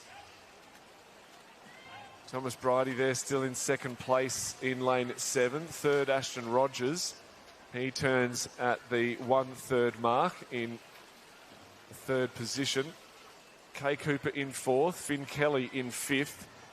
Jackson De Bono having a little battle out there for 6th, holding out Zane Brown in 7th. Matthew Moran in 8th, and then Mason Kopf, Thomas Velasquez rounding out the 10. But Danny Baxter doing a great job out in the lead. That he is. Good to see, of course. Jordan Tucker will, in fact, swim from this evening's final. So, as we make our way through and into this 1,500, the battle certainly between Baxter and Bridie, and not too much of a gap starting to be open between them as they ebb and flow. And Alex, obviously the 1,500 freestyle, it's a little bit further than your preferred distance, but equally so a lot of respect for those athletes that attempt. Yeah, absolutely. It's a tough event. You've got to be really focused mentally. You've got to have the stomach for it. You've got to have the endurance background. I'm pretty fortunate to share the pool with a few stars of the distance swimming. Did some training with the Rackley squad based in Brisbane. Went away with them a few times to Townsville when we went train with Sam Short, Tommy Neal, those lads. And yeah, they just eat the training up. I was going to ask you that because that's exactly what I'd expect. Seeing Sam Short race, he just loves it. Yeah. Loves swimming, and yeah, I think he's just a machine. His mind, obviously, take him to that hurt locker and just sit in there for a bit. He talks about that. I'm assuming he's as consistent in training as he is in the race. He was hitting some of those splits down to the 100th of a second. Yeah, absolutely. Well, I think I mentioned it the other night, but he does a set of broken 500s. He'll do 8 or 9 in a row and get faster and faster. The first couple of sets will be in togs, and then he'll put his racing suit on, and the times that he was doing was pretty phenomenal. Also remember seeing Jack McLaughlin, who got a silver medal in the 400 in Tokyo. He's a fantastic distance swimmer. I roomed with him just before we went to Tokyo, and he came in and told me he'd just done 31s. And he was holding 55s or something the whole way on 130 cycle, which is absurd. I was going to ask you to cycle, but... And then he pushed a 52 at the back end of it. Didn't want to get a bit too geeky on you with the swimming sets, but yeah, that's pushing a 52 at the end. That's quite remarkable. Looking at these times, they're turning through in roughly 32, 33s. That's a 26 turn if you're going to be doing 52s. That's quite remarkable at the top end, but that's what these boys will be looking to do as they go through. Only 16 years of age, our swimmers here, and got a few more years to get to that level. So Danny Baxter doing a great job. 800 metres in and 8 minutes 30 down. Only a second back to Thomas Bridie, and then Kay Cooper in for third. So Thomas Bridie turning through there, Matt, 8:31. He was 8:24 in his individual 800. So you speak of the consistency. There it is on display. Yeah, you just need to bring that last 200 home a little bit faster, and he'd be pretty much bang on. I'm interested, Alex. Obviously, the dynamics of the freestyle stroke changes so much through the distance, but these boys obviously racing the 15. How much sort of difference in that training is there between the 100 to a 1500 swim? Yeah, there's a fair amount of difference. You still need a little bit of endurance in that 100 to be able to bring yourself home. But the distance swimmers will just be doing more kilometres, probably more, like longer repetitions as well. 400s, 500s, 800s, 1000s, things like that, where they're just getting the reps in the arms. That's what that is. It's building endurance through your arms and your body. Then they'd come down and join us for a few of the pace 50s sprint sets as well, because they still need that change of pace to finish the race off and to even to start the race with a little bit of easy speed. I used to get rather frustrated with the distance swimmers when they come in and join us for the pace sets, because often they'd be able to stay longer and they'd end up beating us. So it's always, always tough. Do similar times, but they'd be able to do twice as many of them. Yep. So, no, they do a lot of work. Quite often they'll throw in another session as well. If we did 9 in the pool, they would do 10. So what you're saying is they're slightly insane. Yes. Yes, well, indeed. There's another layer on top of that. You got to love it. You got to have a little bit of chlorine poisoning. They start speaking about open water athletes as well. Different kettle of fish. But Thomas Bridie, he does both, and he's doing both very well. He's taking control of the lead here, opening up 3.5 seconds to Danny Baxter, our early leader, as he just starts to slide slightly into those 33.5 second 50s, whereas Bridie consistent 32 low all the way through. That's absolutely no surprise coming out of the St. Peter's program. They love the distance and they eat it up at a national level. You just see the efficiency in his stroke. He's 1,000 metres into this race. We're over 2/3 of the way through the 1,500. And the efficiency in his stroke, he literally looks like he can do this all day long, because he probably does Monday to Friday as his usual feast in swimming. We've got Thomas Bridie looking great and very consistent with his splits. Now getting a little bit of a tan here in the outdoor pool, the Gold Coast Aquatic Centre. Bridie as well, actually on pace for about a 16-minute 1500. So he is absolutely torching his entry time, 16:43.44.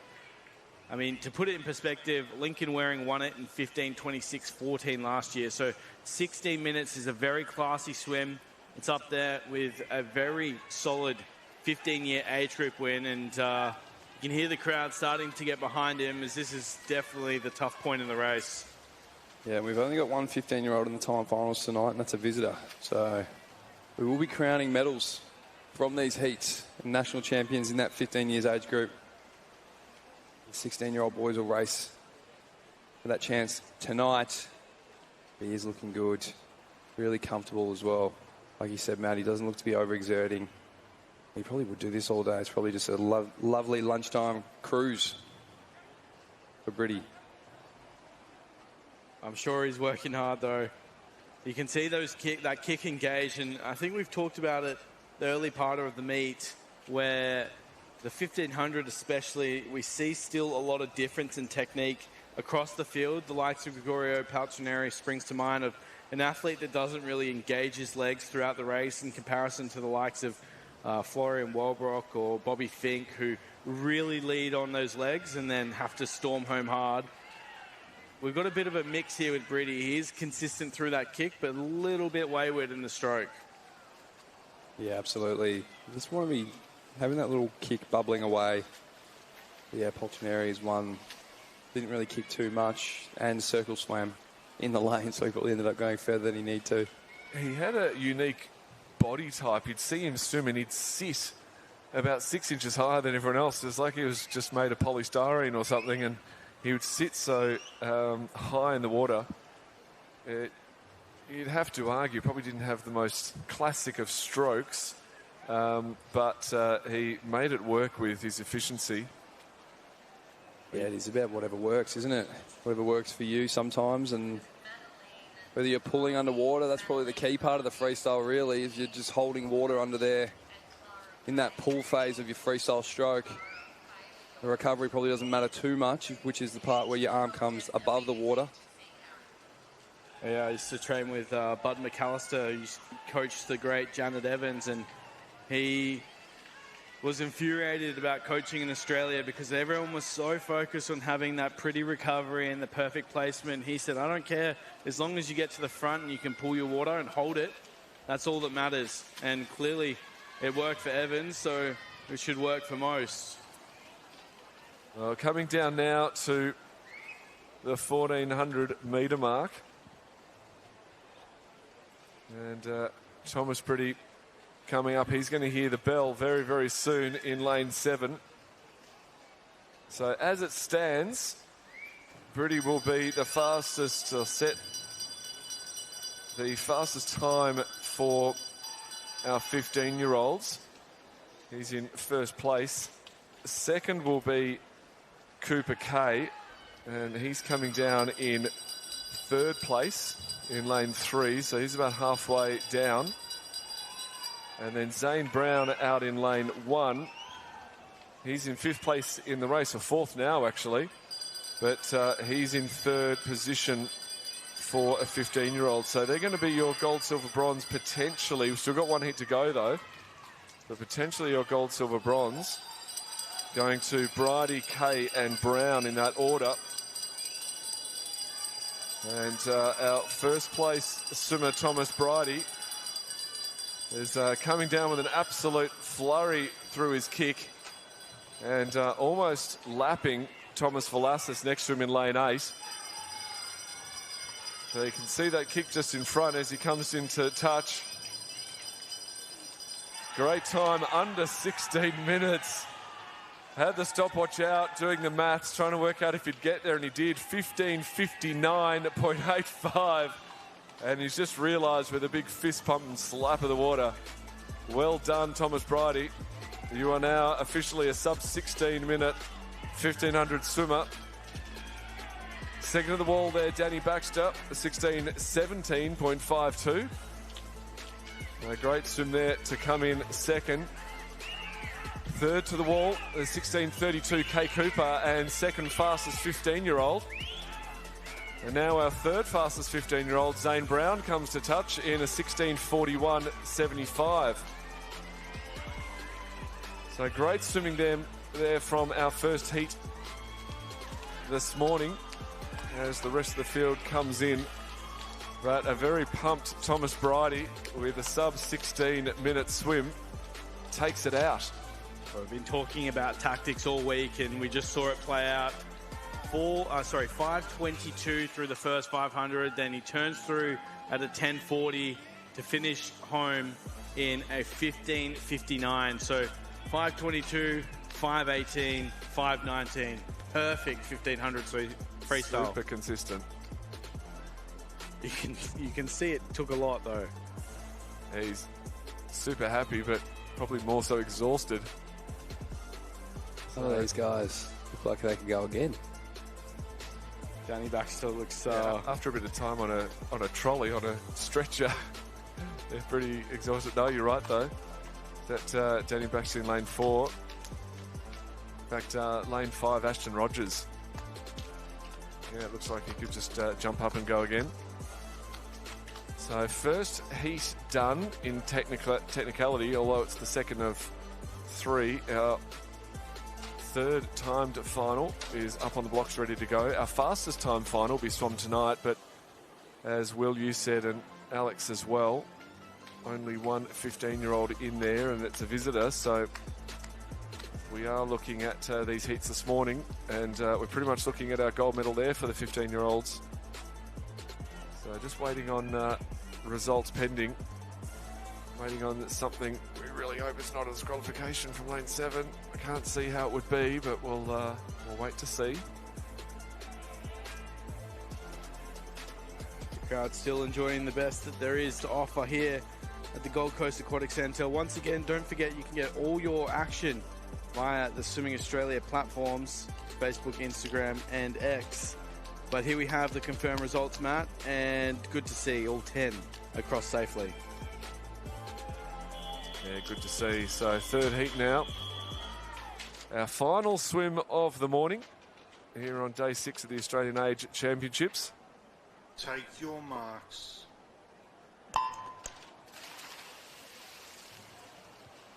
So we hit the water for the final event of this morning's program, the third of 3 heats. The fastest being swum this evening, the 1500 freestyle, a good start coming from Dallas Cliffs out of Randwick City out of lane 6. Of course, it's exceptionally important to just slowly move yourself into this race, and that's exactly what is happening across the field. 28-28 to turn us through for Randwick City out in front. Really comfortable position. We sit in the middle of the pool with Said and Kojima. Kojima, the leader of those yellow lanes, just starting to pull up along Dallas Clefts in lane 6. So we're seeing a similar battle to what we saw in the second of these 3 heats as they come to the 100-metre mark. 1,400 metres to swim. You see, again, those skills so important. 5 kicks off the wall there for Dallas Clefts. I'd love to see if he can keep that up throughout the 1,500. That would be very impressive, and you can see why it's worthwhile investing in those skills in training, because he picked up a free half body length lead over Kojima as we now focus in on his stroke. Yeah, it might be a little tactic just to do that early on in the piece, just to get a bit of separation from the rest of the field there while you settle into the strokes, but we'll see. Yeah, still holding those underwaters there. We'll see if he can do that the whole way. It's a good tactic. The bold tactic. It's a bold tactic, Carlton. Kobe Mead as well, sitting in the mix. He's currently in 2nd position, SLD Aqueduct. A fantastic open water swimmer as well. You can see just that open water stroke playing out as they come through. The interesting thing to note here will be Mead versus Dallas Clefts off this wall. You can see why one invests on top of the water, one invests underneath. Dallas Clefts under to about 9 metres. Mead up at 4.5, but Mead making it work on the top of the water. Yeah, just might be settling into his rhythm a little bit better at the moment would be Mead. Just being able to turn and get straight back onto your stroke and get straight back onto your rhythm rather than holding those underwaters. Sometimes it can be fairly taxing, especially in a long distance race, to hold those underwaters because you're running out of breath. Those things that you do need when you are swimming distance. But Mead just starting to move away just a touch in this heat as he's looking towards the grandstand now. Potentially looking at his coaches over there, giving him a bit of instruction, get a little wiggle on. Early days. Yeah, never want instruction before the 300-metre mark. That means something's drastically wrong. But Mead clearly doing everything right as they come down to the turn. You can see that kick that was similar to what we were talking about before with Paltrineri. that kick there is only just for balance, to get his hips across, to make sure that he's using all the lats possible. He's also doing some circle swimming, so potentially that's what the coaches are saying. Swim straight down the center. But, yeah, the worst thing possible to see in the 1500 is the coach going a bit crazy early on in the race. Yeah, my coach used to have this whistle, and you'd be able to hear it from anywhere. It gives me shivers these days. But no, they're doing a good job. They're cheering him on. He's winning the race. He's probably wanting to pick up his rate a little bit. Really holding water nicely there is Mead. I'm sure he's done so many reps holding this stroke rate. Nice, easy kick as well. He's looking really solid in this 1500. And he's taken charge of this race as well. It's hard when you're out there on your own, so you probably are looking for a little bit of inspiration from any source you can get. But he's doing a great job here, looking nice and long and strong in his stroke. Well, the benefit that Mead has, of course, watching that previous heat, he knows exactly the time that's going to take to get on the podium for the 15 years boys age group. He's turned through there 4:19, 18, so expect him to be around that 5:25 through the opening 500 meters. And if we see that play out throughout the race, we're looking again that low 16-minute 1500, 16:15 to 16:20, which will get him in contention for those medal positions. In fact, even maybe looking towards the silver. Definitely, yeah. So 15:59 was the fastest, and 16:32, 16:41. So that is the benchmark that Kobe Mead will be having in the back of his mind as they're moving through now. Here's Delesclefs moving forward a little bit. Had a couple of good splits there, 34 low. Mead holding those 33 threes, 33 mids. So doing a really good job there. I always think it's amazing, the distance swimmers and their ability to just hold the pace that they're doing for an extended period of time and know exactly what pace they're going to. That was a 33.89 in the most recent 50, a 33.87. So really, really solid job of holding pace, settling into his rhythm nicely as he's continuing to move forward. Delesclefs just dropping back a touch to a 34 low. So he's making his move now, Mead, doing a really good job here. Yeah, so off the back of that 100 there, I think we're looking around that 16:30, 1500. So it's certainly well within contention for those medals. I know there'd be a few nervous boys racing from the previous heat. They'll be closely watching Mead as he makes his way through. But I think the other thing to be aware of here is just how the rest of the field moves around him. So Kobe said out of lane 4, he's 16 years of age, so he doesn't have to worry about Kobe Mead, and same with Kojima. But Delesclefs that swims from lane 6 is certainly the challenger, and he dropped an absolute bomb on that last 50.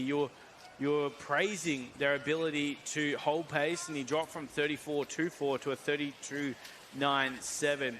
Now, why that is obviously of consequence here, you move through from that first 500 to the second 500. So some athletes much prefer to build through the race. In that final 500, we could see Delesclefs continuing that fine form and be on for an absolute thriller of a finish. Yeah, I wonder if he's trying to potentially split faster going one way than trying to ease off a little bit going the other way. Again, it's all tactics. You've got to work with your coaches with these sorts of things. He's dropped back a little bit now, so potentially just trying to pick up the pace a touch on that 50.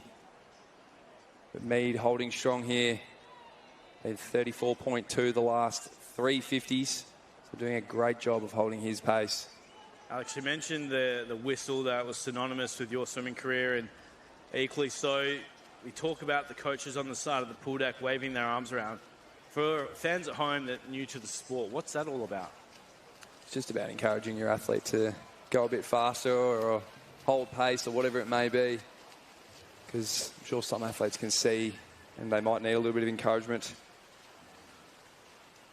On the way through, but yeah, Rich used to just have a high-pitched whistle that we used to penetrate our eardrums. And from a backstroking point of view, Matt, was there anything particularly effective?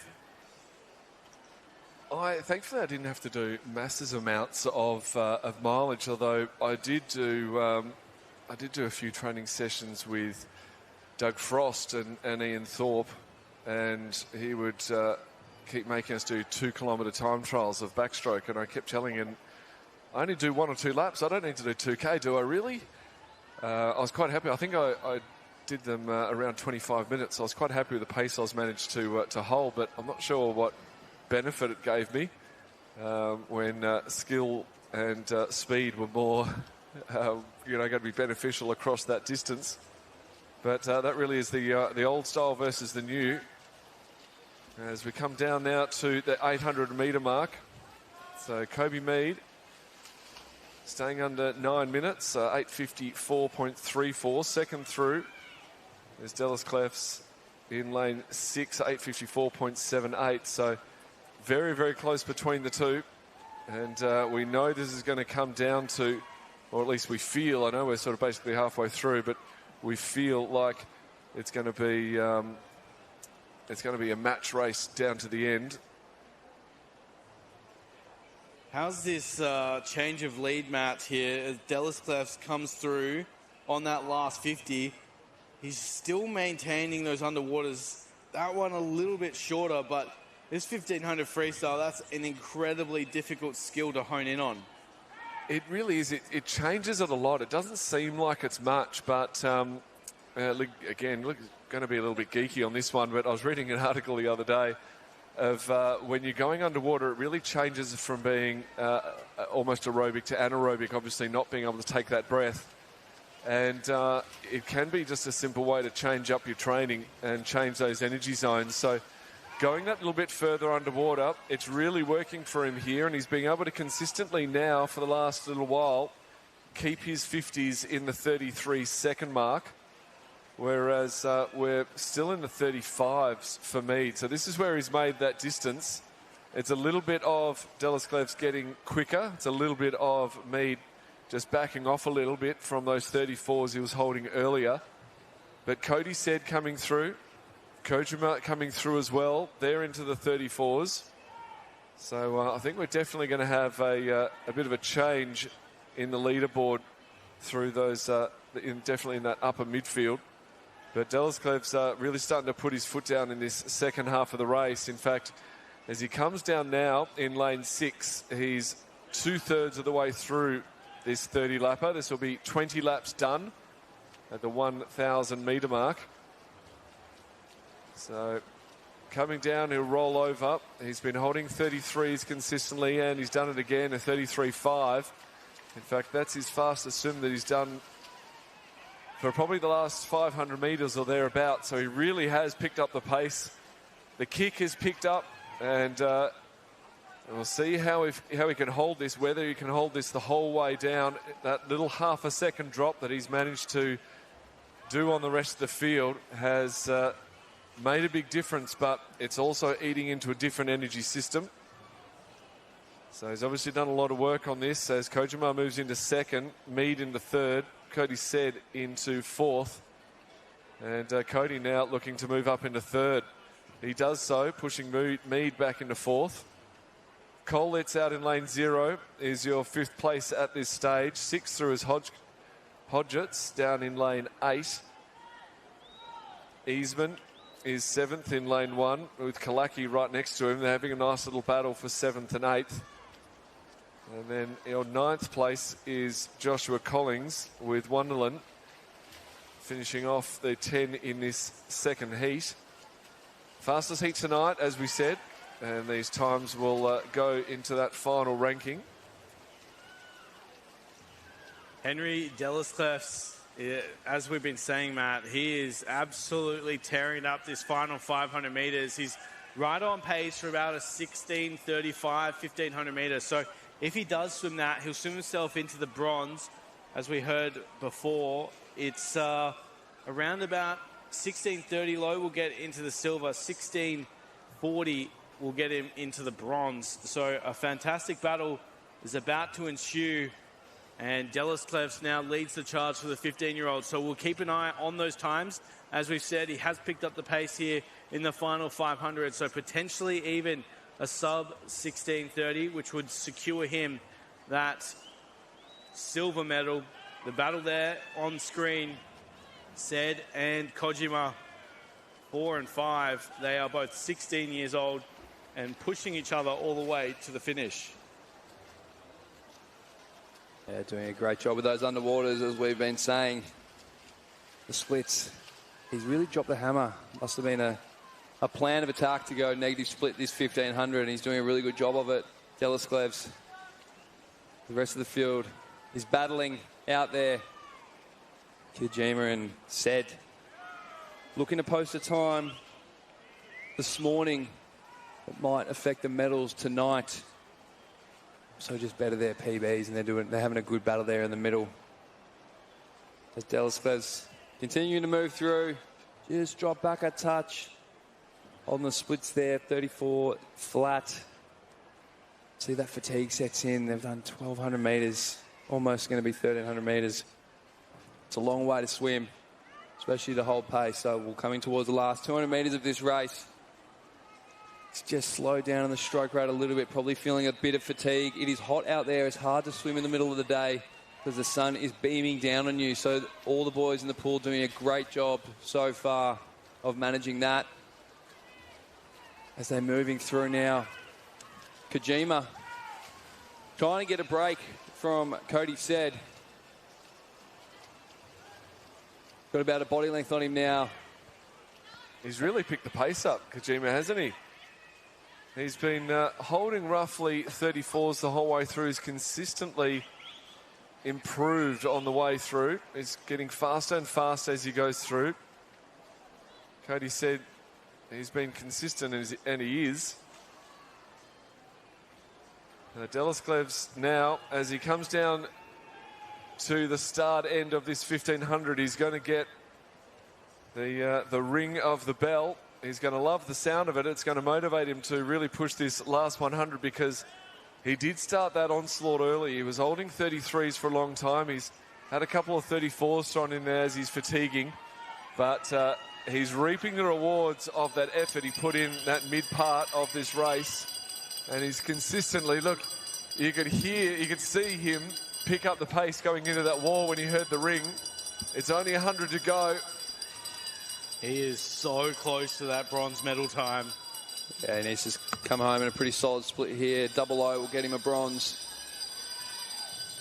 Going to drop a pretty good time here, Delisklevs, but he has been dropping throughout the back half of this race. His negative split, I dare say, without having looked at the splits. But he's constantly in the green, so he's looking good. Let's see what he can come home in. Probably need a 29, 28 split to get there, but it's been a cracking effort nevertheless for Delisklevs to push forward as the battle for silver and bronze is on in this heat. Kojima and Said moving through nicely as well. See what they have to finish. Kojima really putting in a solid last 100 here.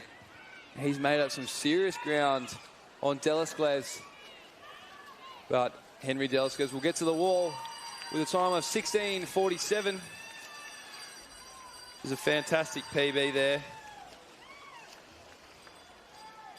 Fortunately for Delisklevs, yeah, a massive PB, but just outside those medals. But a fantastic result, as you called through, for Randwick City to get through. 22nd PB. Immense.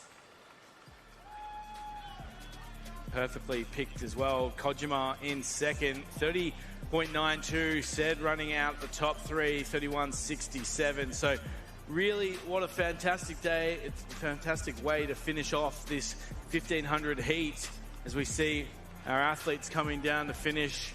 Just lane 9, Wonderland about to come in to finish off his account as well. But Delisklevs, he was so brave, especially leaning on those underwaters. Yeah, he was. Did a great job there. All the boys, great effort. As I mentioned, it's hot out there. The sun is beaming down. This is a national level meet. It's no small feat to make a national championships. So be proud of yourselves. Been a fantastic competition so far. As the heat is almost over. that'll wrap us up. Day 6 heats. Happy boy Henry Delesclefs, and he deserves to be getting a bit of screen time. Happy to be finished with this 1500. As we get the confirmed results there, the last heat across for day 6, Henry Delesclefs comfortably through the fastest 16:47.67. As Alex pointed out, a 20-second personal best. Kojima and said running out the top 3. The fastest heat will swim this evening as the 16-year-olds have their opportunity to return fire for the fastest time, potentially even a very cautious record watch as we get to watch Lincoln Waring go after it once more. So all that still to come. Henry Delesclefs though owning heat 3 here. And what a way to finish the action. Don't forget that the finals start tonight at 6 p.m. Australian Eastern Standard Time. And don't forget, your exclusive home of all the action is here at the 2026 Australian Age Championships on Nine's Wide World of Sports. Thanks for joining us, and we'll see you this evening.